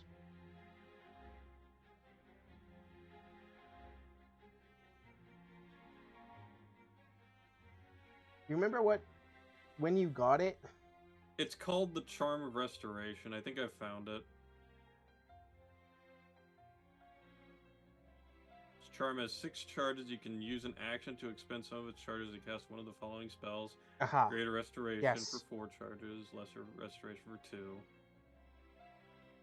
Isn't it an attuned? It is item? not an attunement item. It only Awesome. has charges. Yeah, Sweet. just the charge. Yeah, because it's useless once the charges are gone. It does not recharge. Yeah. Sorry, I was confused because I think you said Grey Hand at one point. I was thinking of the Grey Hand token, which is that was attunement, for, like, but the Emerald Enclave was the Charm of Restoration, which is yep. As long as no one gets brain dogged, we can carry them back. Yeah. But if you're about to get brain dogged, we have no choice. Yep. Let me just check one thing. Okay. Never mind. All right.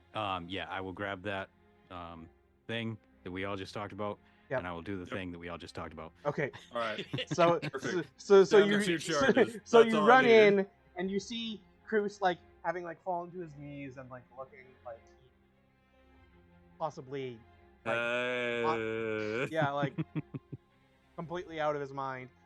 And you find the Emerald Enclave Charm of Restoration like on a string around his neck. You grab it and you manage to cast Greater Restoration on Cruz. So I'm pretty sure we had like a small like employee meeting when Callista first joined about the charm. Yeah. And that is an action. yes, it is an action. So that restores Cruz's intelligence score and removes the stun condition. Love that. Okay. So, Callista, you have moved and used an action for doing that on Cruz. Do you have anything else you wish to do? Yes, I am going to. How far was that? I'm going to Misty Step over here. Oh, okay.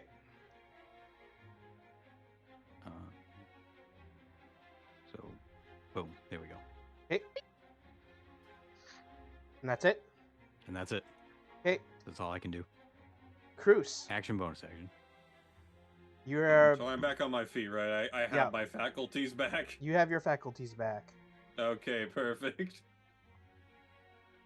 I really do not like you guys.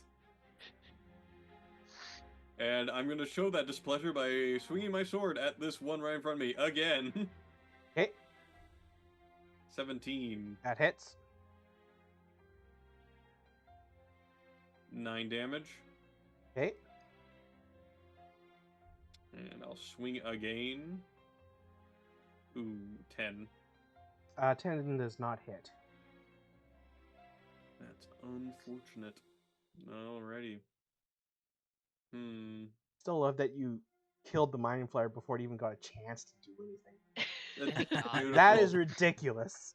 That is great. We were. Here's the Big thing. balloon. Let's be fair. Here's the thing, though, Shadow. If that Mind Flare was still around, We'd be screwed. Yeah. because I Would was be- knocked out, they would have to have focused on the Mind Flare first. I would have been brain dogged, and then everything would have gone to shit.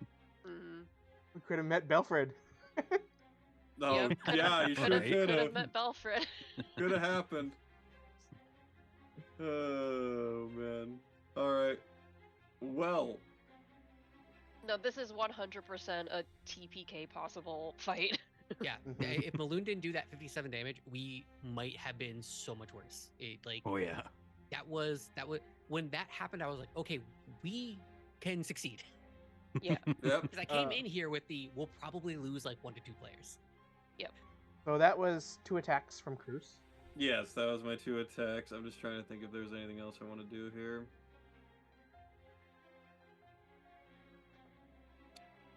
Trying to think. I don't really have anything bonus action wise to do here. I guess I will consume another one of my healing potions as a bonus action, so I'll roll Sure. on it. Okay.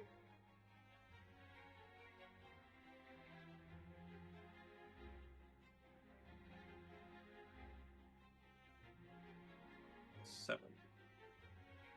Okay. All right. Then that means we'll go over to Basil. Basil's coming out with a giant machete to chop off the mind flayer's head. Gets over to here. Sees. Can I see Cruz in this situation? Yes. I'm like, no, and I'll I'll pull out like it looks like a t-shirt cannon, aim at Cruz, and vortex warp him. If you want to fail your saving throw. Yeah, I guess I'll be willing. So I'm just gonna vortex warp you like right here. Okay. And I'll be like, well, okay, great. I guess I'm gonna start sawing this thing's head off.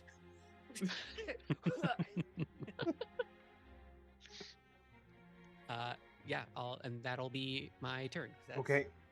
all of my movement, I'm pretty sure, which means I had to be in a pretty sticky situation. Yeah. All right. So if that's Basil's turn, we'll go to Intellect Devourer. I at least stand a chance here, though. Yes, you are way more suited for these saving throws than me. Can't say the same thing about the player standing next to him. No.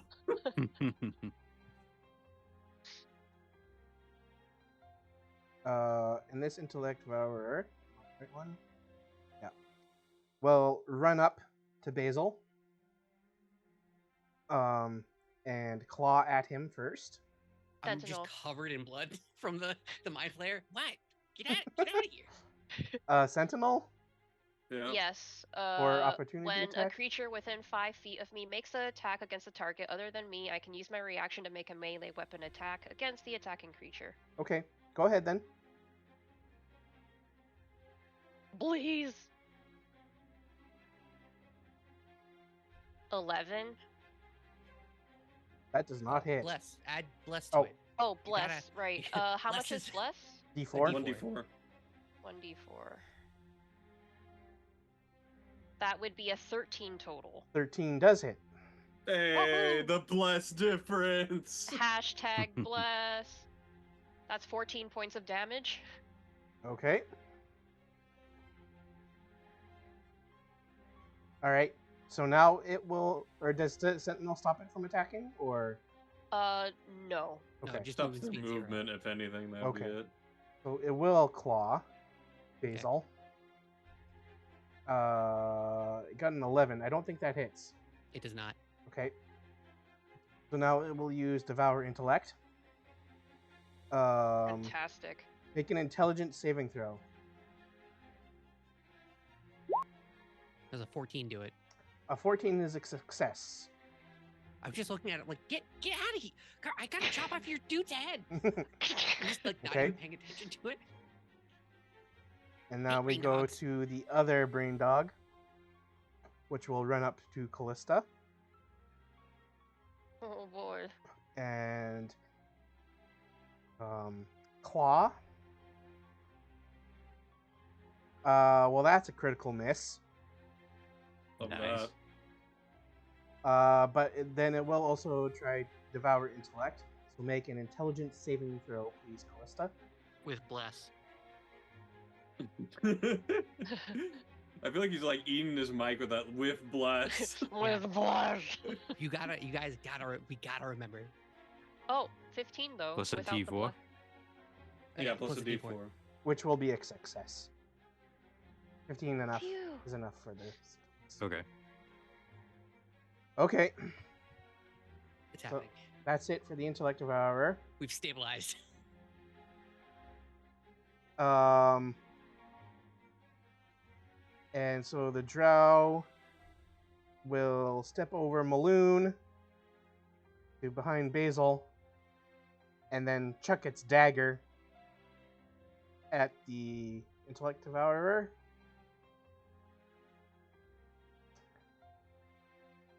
I mean, he is a halfling. You could actually occupy his space, couldn't you? Allies can move past me, or Okay. occupy my same space. So it will move all the way up into here then. And then do its attacks. That will be a 13, so that hits.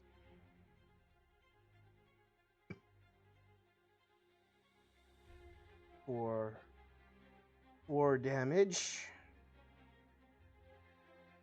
Well, what the number is. And then with the dagger, 16, that will also hit. Oh. 4 damage.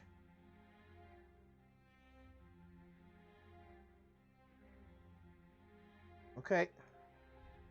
Oh, that wasn't quite enough.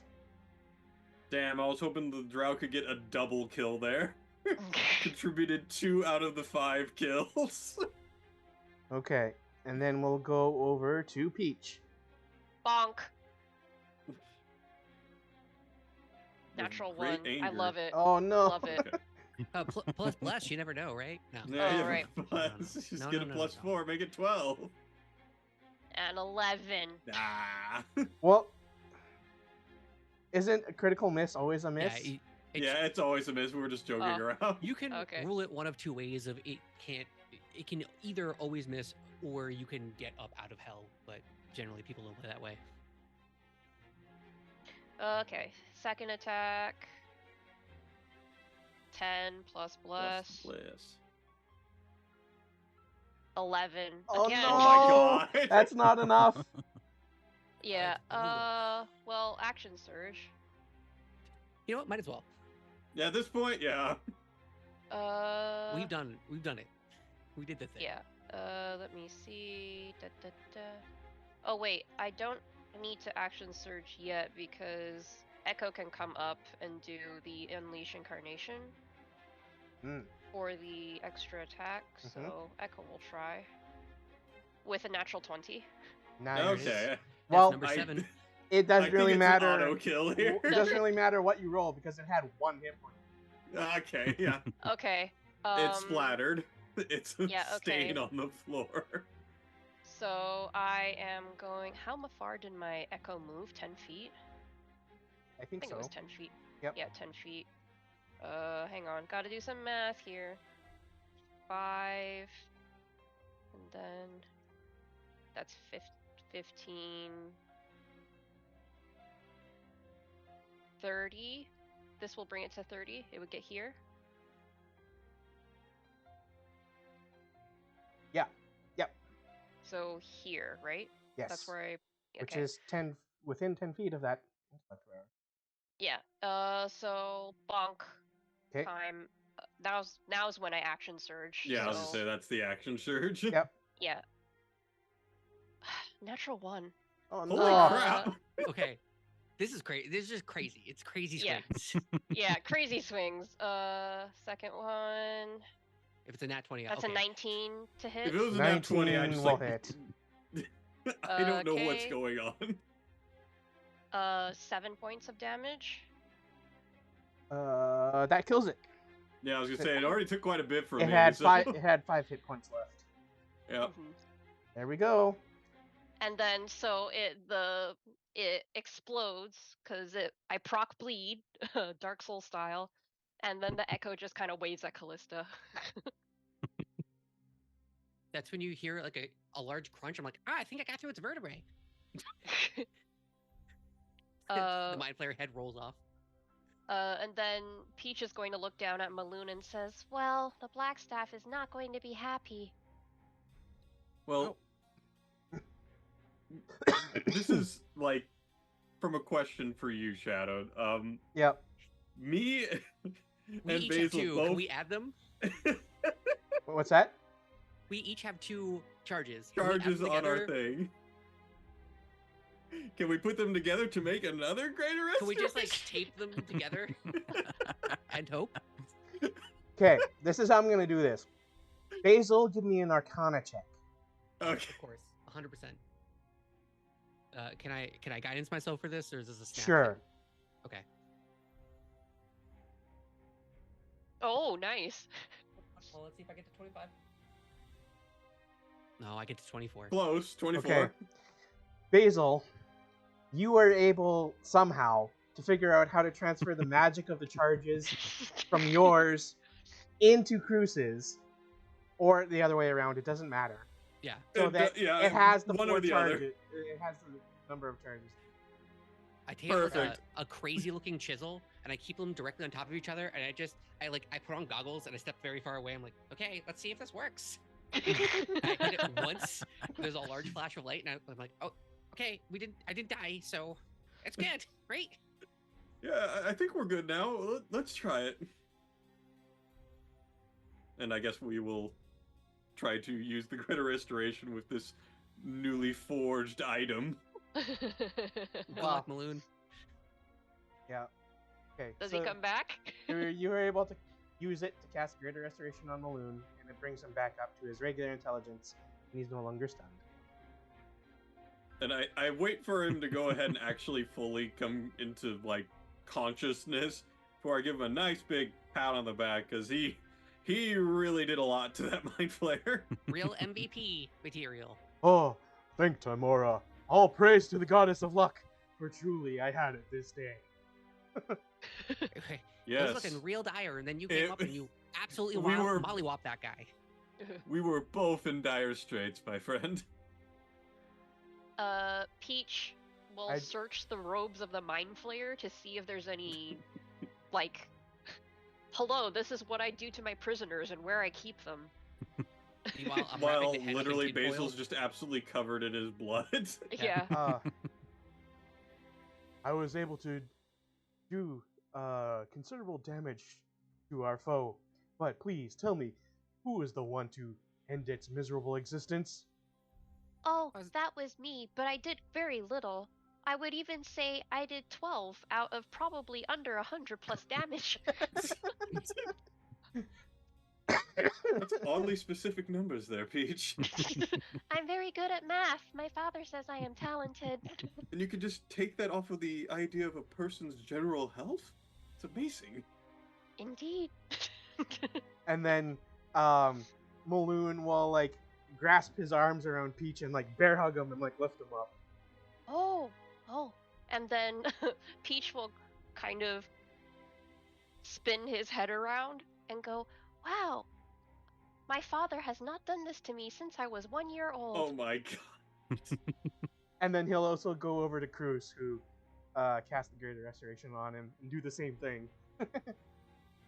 Oh, of course. Comrades in arms and everything, we can't be laying on this dreaded floor of this place. Do I find anything that might indicate where Raylan is kept on the Mind Flayer, or anything of interest on the Mind Flayer? Okay. Basil, covered in blood, just looks at Maloon and goes, "We're doing hugs?" Also, yeah, you don't want that head, right? Well, we're giving the head to the Black Staff to prove that we killed the Mind Flayer, so you're cool on passing on dibs for the head? I'm already putting it in the bag, not listening to an answer.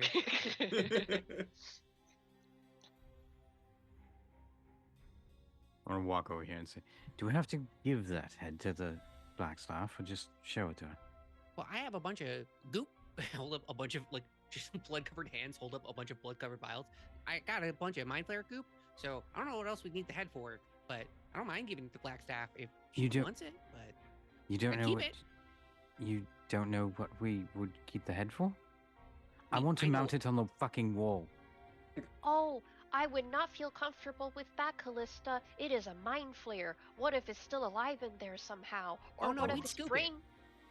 Oh, it's Oh. it's not alive. That's for Oh, sure. no.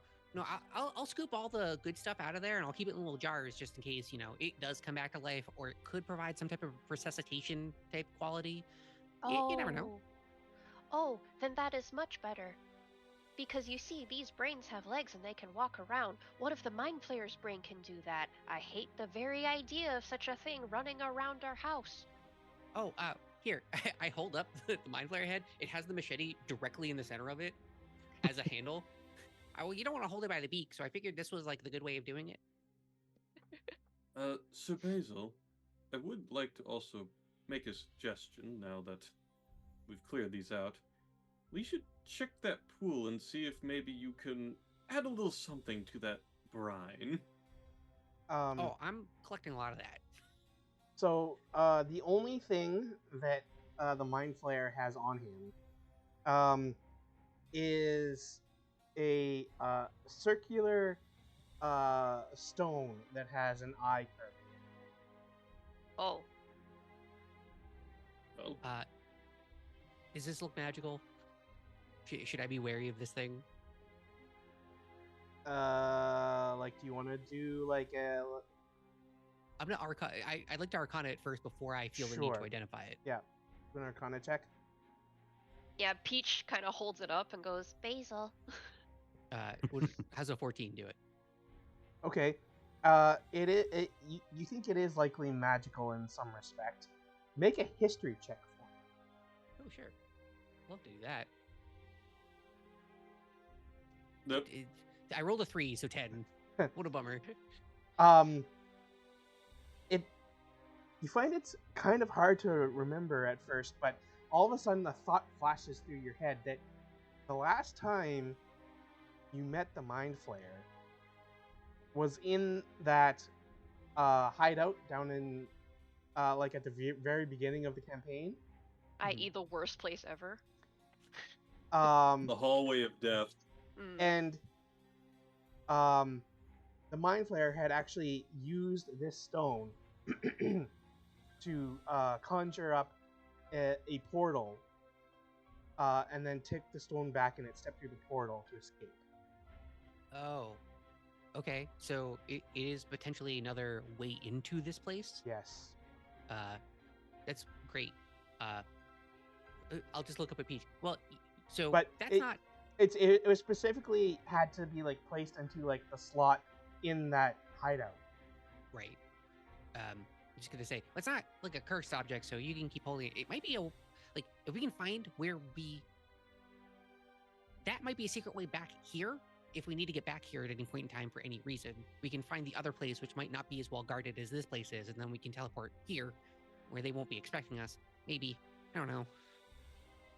Well, I don't think I would feel very comfortable holding it. Can I put it in the bag? Oh, yeah, sure. I put it in the bag.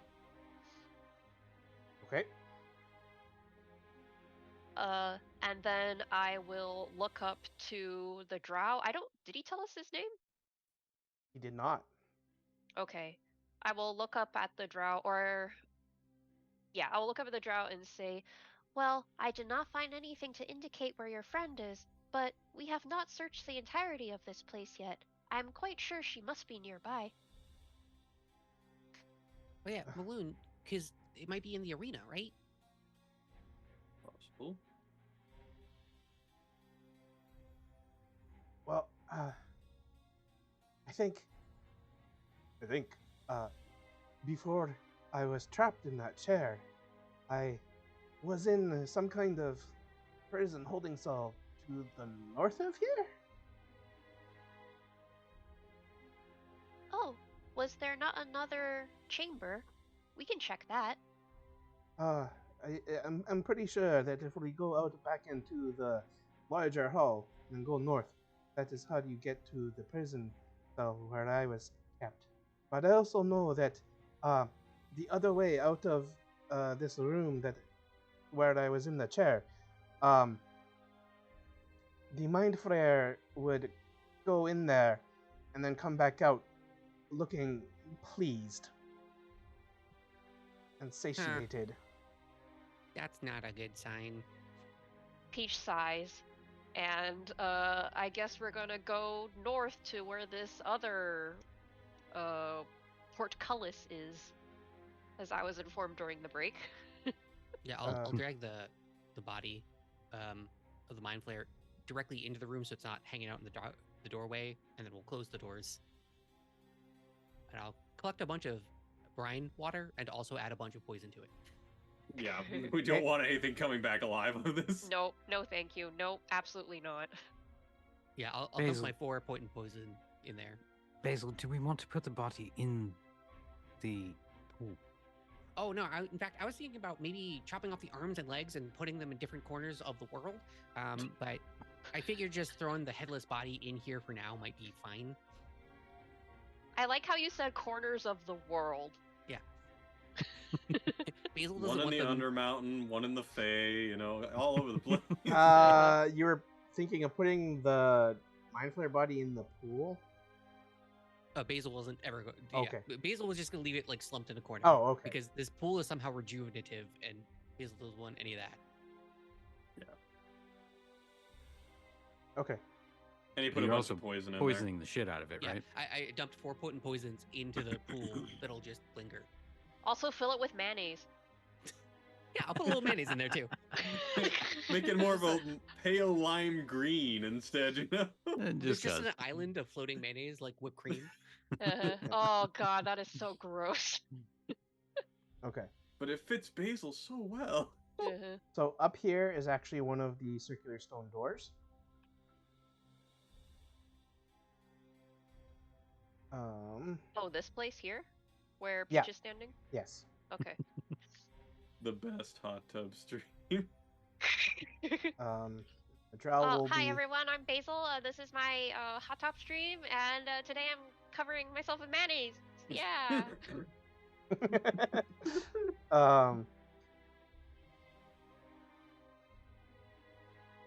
Yes. So, circular stone door. Is anyone going to open it? I listen first. Ah. Shall Yes. I Roll do perception, please. That's a 13. Okay.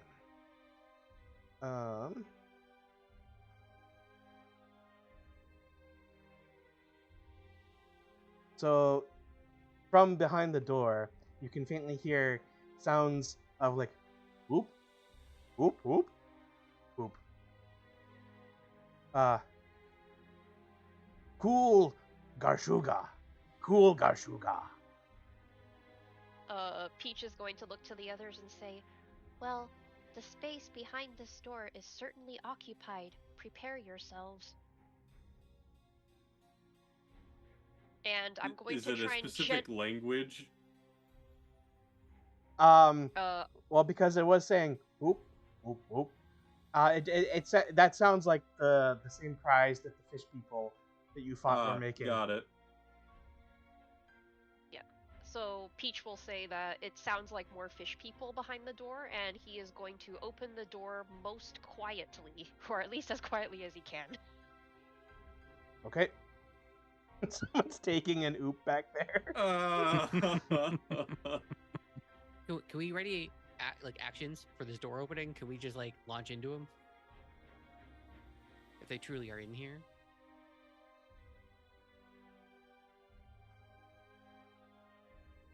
Yep.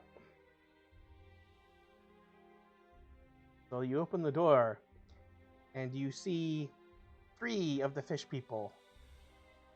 That look, they are the ones, with staffs, the pincer staffs instead of spears. So that's a bummer. They look more like the one that was leading the other one. Peach sees them and he swivels his head back around to look at Basil and says, Basil, show them the head. Oh, wait, like the mind flayer head? Yeah. We are your leader. Okay, Peach wasn't thinking that. Yeah, Basil will show them the head. I don't think it's gonna... I feel like it's gonna clog up Basil's spellcasting. But yeah, Basil will show him the head and point at them ominously. And then, all 3 Kuotoa have like turned around to like look out the door. And they see Basil come up and hold up the head, and they go whoop, whoop, whoop, whoop, Gashuga, Gashuga, Kneel. Gashuga, whoop, whoop. Ah. No kings, no masters. Aska. Cool Gashuga. Whoop. You guys want to like hang out in the corner? We just need to talk to the is there anyone in here? Peach is going to point at the drow and say, "Where's the other one?" And then all of the fish people will kind of like back up to this side of the room. And on that side of the room is a figurine on a pedestal crudely fashioned out of clay. It has the head of a hammerhead shark, upper torso of a bare-chested male, dragon wings sprouting from its shoulders, and octopus tentacles where its legs should be. Oh God. And they all kind of like reach out and like touch the figurine and go, Gashuga, Gashuga, Gashuga. Is anything happening? If it comes to life, we're leaving. And then like nothing seems to happen. And then they all like throw down their weapons and then like cower and hold their heads. Can I make a religion check? Sure. Oh. Basil's gonna try and also open up one of the cells at the bottom. Fuck, I have no idea what Kashuba means. 2 nat 1s. Holy. God damn. It's a We're car. We're all over the place today. Car mixed with a shark mixed with a chuga. All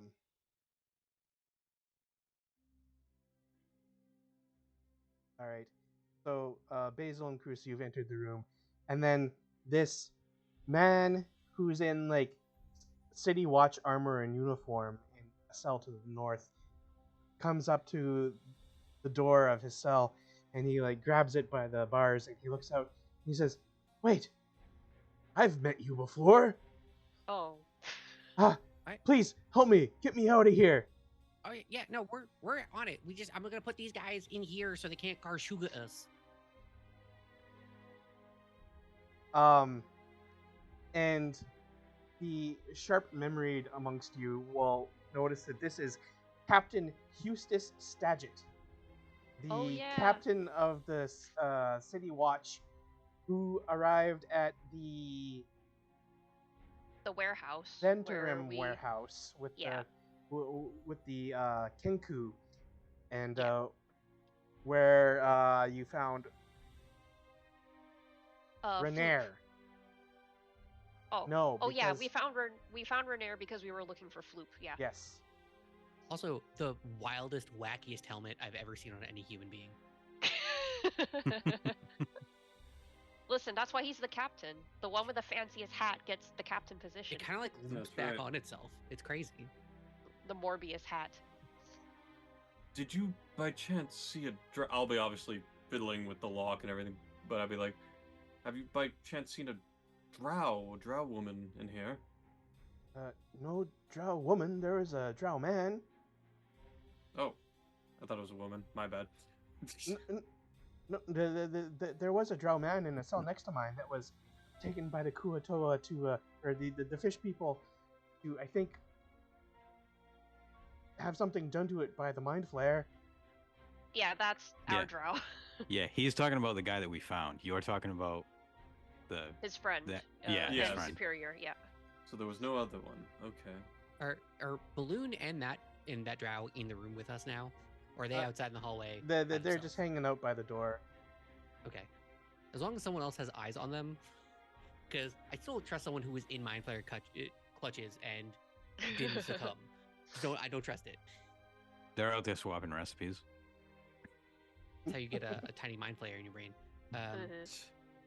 Can I like open one of these cells and usher the Krakatoas in here? Krakatoa is an island in the X-Men lore. Yeah, no, I know what I said. I said what I said, Shadow. They are reluctant and don't like it, but they will let you do it. Yes. I'm not killing you. You can Garshuga after we leave. I just can't have you Garshugaing when we're here. Okay?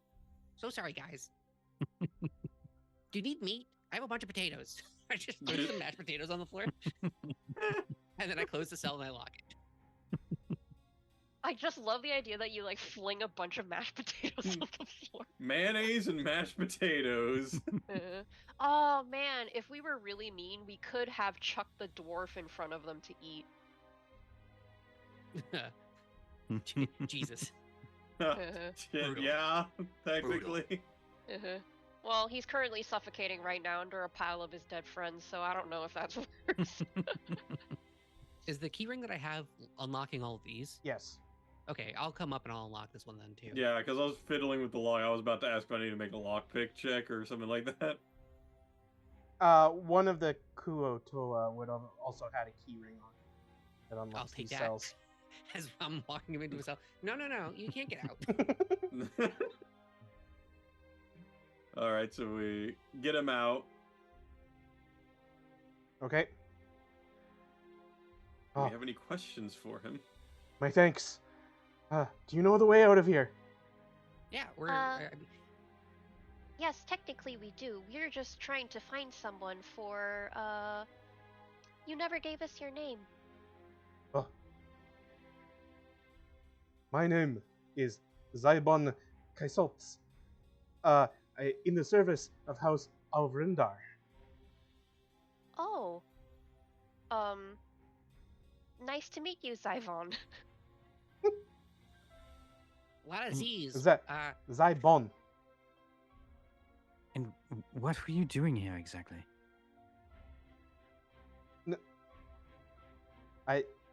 Were you not there when I told the others?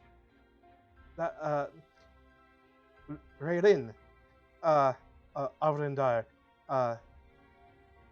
and I were on a mission near Skullport in the Undermountain when we were ambushed and kidnapped by the Mind Flayer and his minions.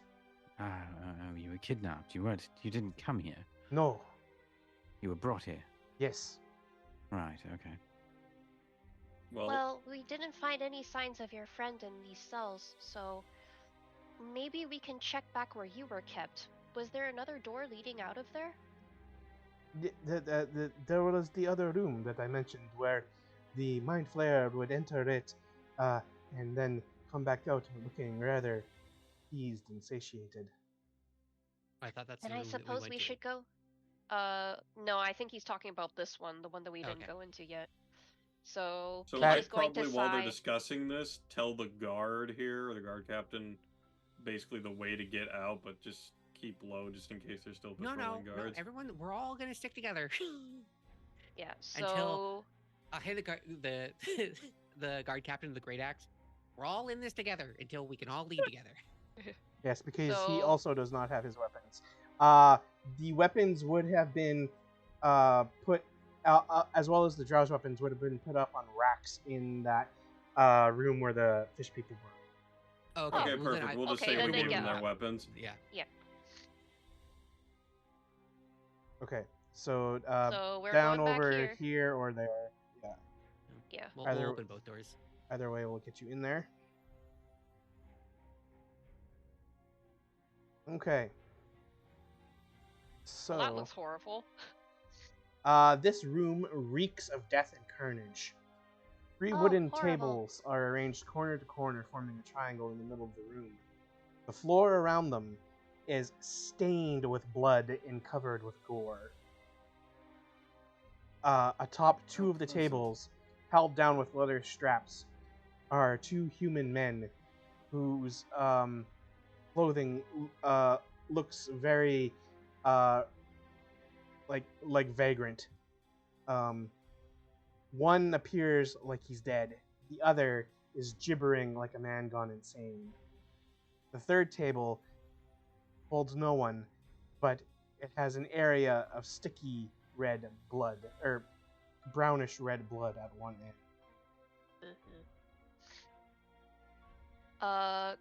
Can Peach do an investigation to see if he finds anything that may be drowy? Like, is there white hair caught in the planks or something to indicate a drow might have been here?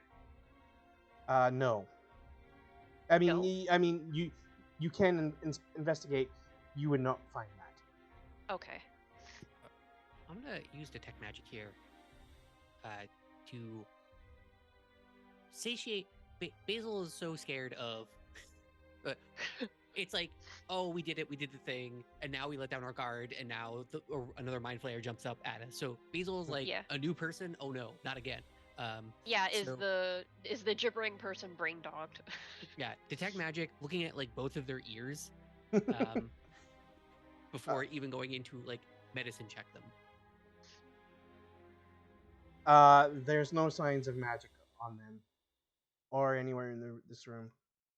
Flips the goggles. Okay, I think we're good, and they're just really bad off. So then it's a medicine check to make sure that like people are okay. Wait, Callista! Okay. So Yes, bad. Basil. It's so bad in here. Ah, yes, this is quite bad. So do your medicine checks. I'll help you with medicine check. Let's see. While they are doing the medicine check, Peach is going to go back to the drow and basically tell him he doesn't find any sign that Raylan was there. Okay. So 23. then, I don't know why it's coming in twice. yeah, I'm not sure, but whatever. Okay. So, these men are affected in a way where there's nothing wrong seemingly physically with them, but their minds are just gone. Well, not the dead one. The dead one is dead, right? Well, no, the one that seems dead is actually alive. Oh, he is okay, just cool. Oh shit. He's just stunned and catatonic, completely unresponsive. And the other one, like, every once in a while, like he'll say something amongst the like senseless jabber that he's saying, where like he'll say like tentacles, brain eaten. What a lovely place. So look at Callista, look at Bruce, because we're the only three in the room. So, are we leaving them here, or are we bringing them with us? As much as I hate to do so, I think it's almost better to put them out of their misery. Well, I will remind you, we do live in an age full of miracles, so they could still regain sanity. The problem is, us bringing them with them now will be dead. They'll be dead weight to us, but it'll feel better when we get out of here. But it'll be worse for us in here. But we could just leave them here. Well, I think the threat of a mind flare or anything attacking them at this point is out the window. So theoretically, we could come back here. Yes, my vote is to leave them here. Okay. Oof. It's safer for us. Cold-hearted, but they would only slow you down. Yeah, Well, it's not like we're going to permanently leave them there. We could technically come back. In the meantime, Maloon has convinced Zybon that Raylan is probably held in the prisoner cells that would be related to the gladiatorial arena. Oh boy. So I guess we're going there anyway. Yep. And that is where we will end it. I think that's a good spot. Yeah. We're so close to escape. So close. One more 'Cause really big obstacle, I have a I'm- feeling. I'm looking at my clock, and it would now be 3 a.m. It is. It Yep. is now 3 a.m. Yep. It is now 3 for a.m. Yep. Eastern Daylight Time. We went kind of crazy. It's one of our longest casts. Oh, we did get a +1 hour into it. Yeah. Yeah. It's Yeah. a fake hour. But it was enjoyable, and I think everyone Yeah. was having a good time with it. Yeah. Eric literally passing out over here. Ah, crap! Because it's now actually 3 a.m. instead of 2 a.m. Yeah. Well, let's Yeah. speed run the farewell so everyone can get to bed if they need to. Yes. Yes. All right, Drew. Any final thoughts on tonight's session? No, I had a great time. I love killing mind flayers. Yeah. Yep. Good. And we absolutely have to rescue Zip Bottom Snuggles. Flutterfoot Zip Swoggle or That's something it. like that. Shy One. Zim Swaggle. We're Zip gonna have like Swaggle? Zip Swaggle. Swaggle. we're gonna have a whole carnival of people behind us by the end of this fucking mission. Yeah, just I like know, right? a conga line of rescuees. Well, we can't go through this door in between the curvy hallway and the straight hallway. So we have to go around and we'd run into Fluttershy again. So it'd be great. We're going to pick him up on the way out. Yep. I absolutely want to take him home with us.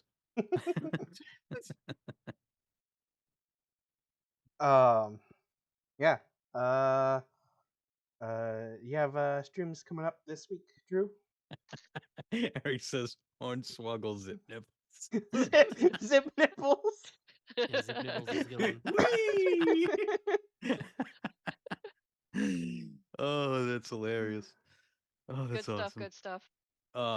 Yes, as a matter of fact, I do. I will be streaming tomorrow night, doing some Outer Wilds, and then Tuesday you can catch me. Oh, actually, Tuesday you at 8:30 you can catch me over on the Experience Point.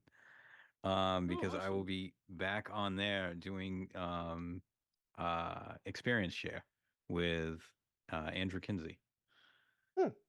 And Awesome. this time we're gonna flip the script because he had somebody else lined up and they had to reschedule. So he asked me last minute if I would come back on, and we're gonna flip the script and he's gonna tell me about a game that I've never played before. Okay, that's cool. Yeah. So catch me over there on Tuesday. Cool. Awesome.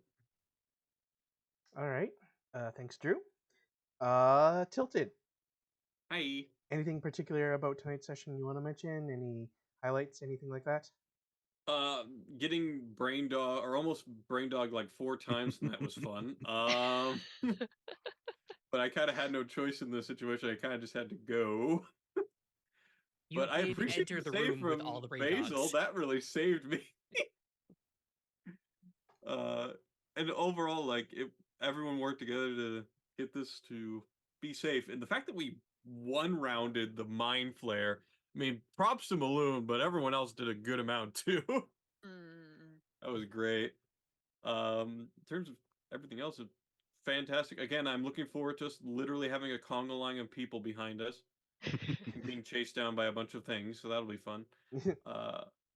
I mean, you've already got Maloon and then 2 people you've rescued so far. And then we're gonna have to probably come back and pick up these 2 that are currently knocked out. Yep. My Echo can carry one of them. It's fine. Yeah.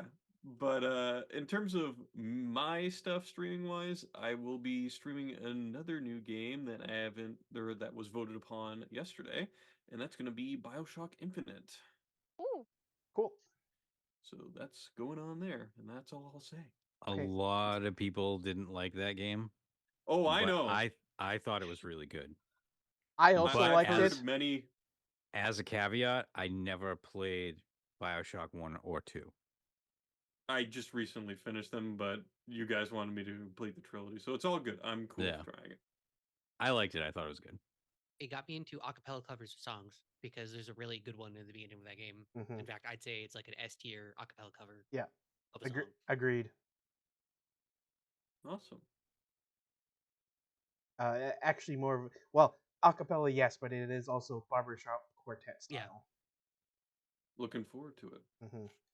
All right. Well, thank you, Tilted. Hoodie. Are you doing D&D today? Yeah, in 10 hours and 55 minutes, I'll be starting my D&D. A lot of the time between then and now will be me prepping, making the maps, and then sleeping. So that's my time allocated. Nice. There'll be, we had gum bleeds and stuff. A person had dental work last week, so we're doing the same thing that we were going to do last week this week. So there you go. Are you gonna pull a Basil and like only like 3 hours of that 11 hours is gonna be sleeping? No, see, I'm much more different than Basil. I will crank through my work incredibly quickly to get 8 hours of sleep. Okay. So I'm gonna make a map, and it's gonna be garbage, and then I'm gonna essentially go into Photoshop and flip it because I just made wings, and then I'll just call them different things and put different characters in it, and just be like, "We're good, it's done." Okay.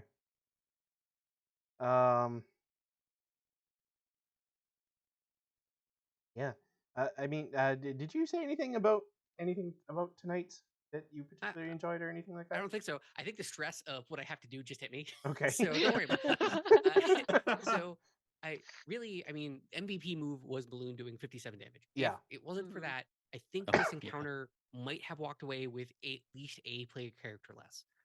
I'm pretty sure either just the rolls of the Intellect Devourers or the Mind Flayer Beak would have gotten someone. Don't know who. Could have been any of us. The dice never know. Yep. And then seeing Cruz bust into just the Intellect of our room by himself made me as a player cold sweat. Yeah, I was like, oh god, this is no. Like, yeah, I know it was a terrible decision. Character. I 100%, but it would have been what I totally would have done as a character. Because they do die super quick, but if they don't die, it's so bad. But yeah, we made it, and we're on the other side now, and we have to escape so we hit level 6. You basically have to be able to do 22 damage in a turn or round to be able to really take care of Intellect Devourers. Yeah, which Basil, by the way, I don't know if you've noticed, can't do any of those. He's a 0 damage, 0 healing, pure utility caster. He's doing great. Those blesses and such actually came in clutch to allow us to kill some. That was super clutch. Yeah. Bless worked twice, and then the vortex warp Cruz back out of the room, so he didn't have to go through another round of saves. Was like so nice. Yes. And Gubby. Hi. Favorite part for me tonight was definitely Basil casting gun the instant the dwarf did a horrific amount of damage to both of the tanks in one turn. Yeah. And small shout out to Peach burying said dwarf under a mountain of his dead friend. Yeah. That's gonna be great for him when he wakes up. Yeah. Okay. Also, the fact that there are drow in this lair is making me really nervous for reasons that the players know. Yeah. Okay. Well, it was lots of fun to be able to get in another session of this tonight. All of the adventuring and encounters throughout the Xanathar lair. And I look forward to finding out what happens next time, which should be on the 19th. As they try to rescue people and get out of Dodge. Yep. And with that, I guess it's good night, folks. All the usual industry stuff. Check out Arb's links, all that kind of thing. Other than that, it is very late, so we are out of here. Good night. Night. Good night.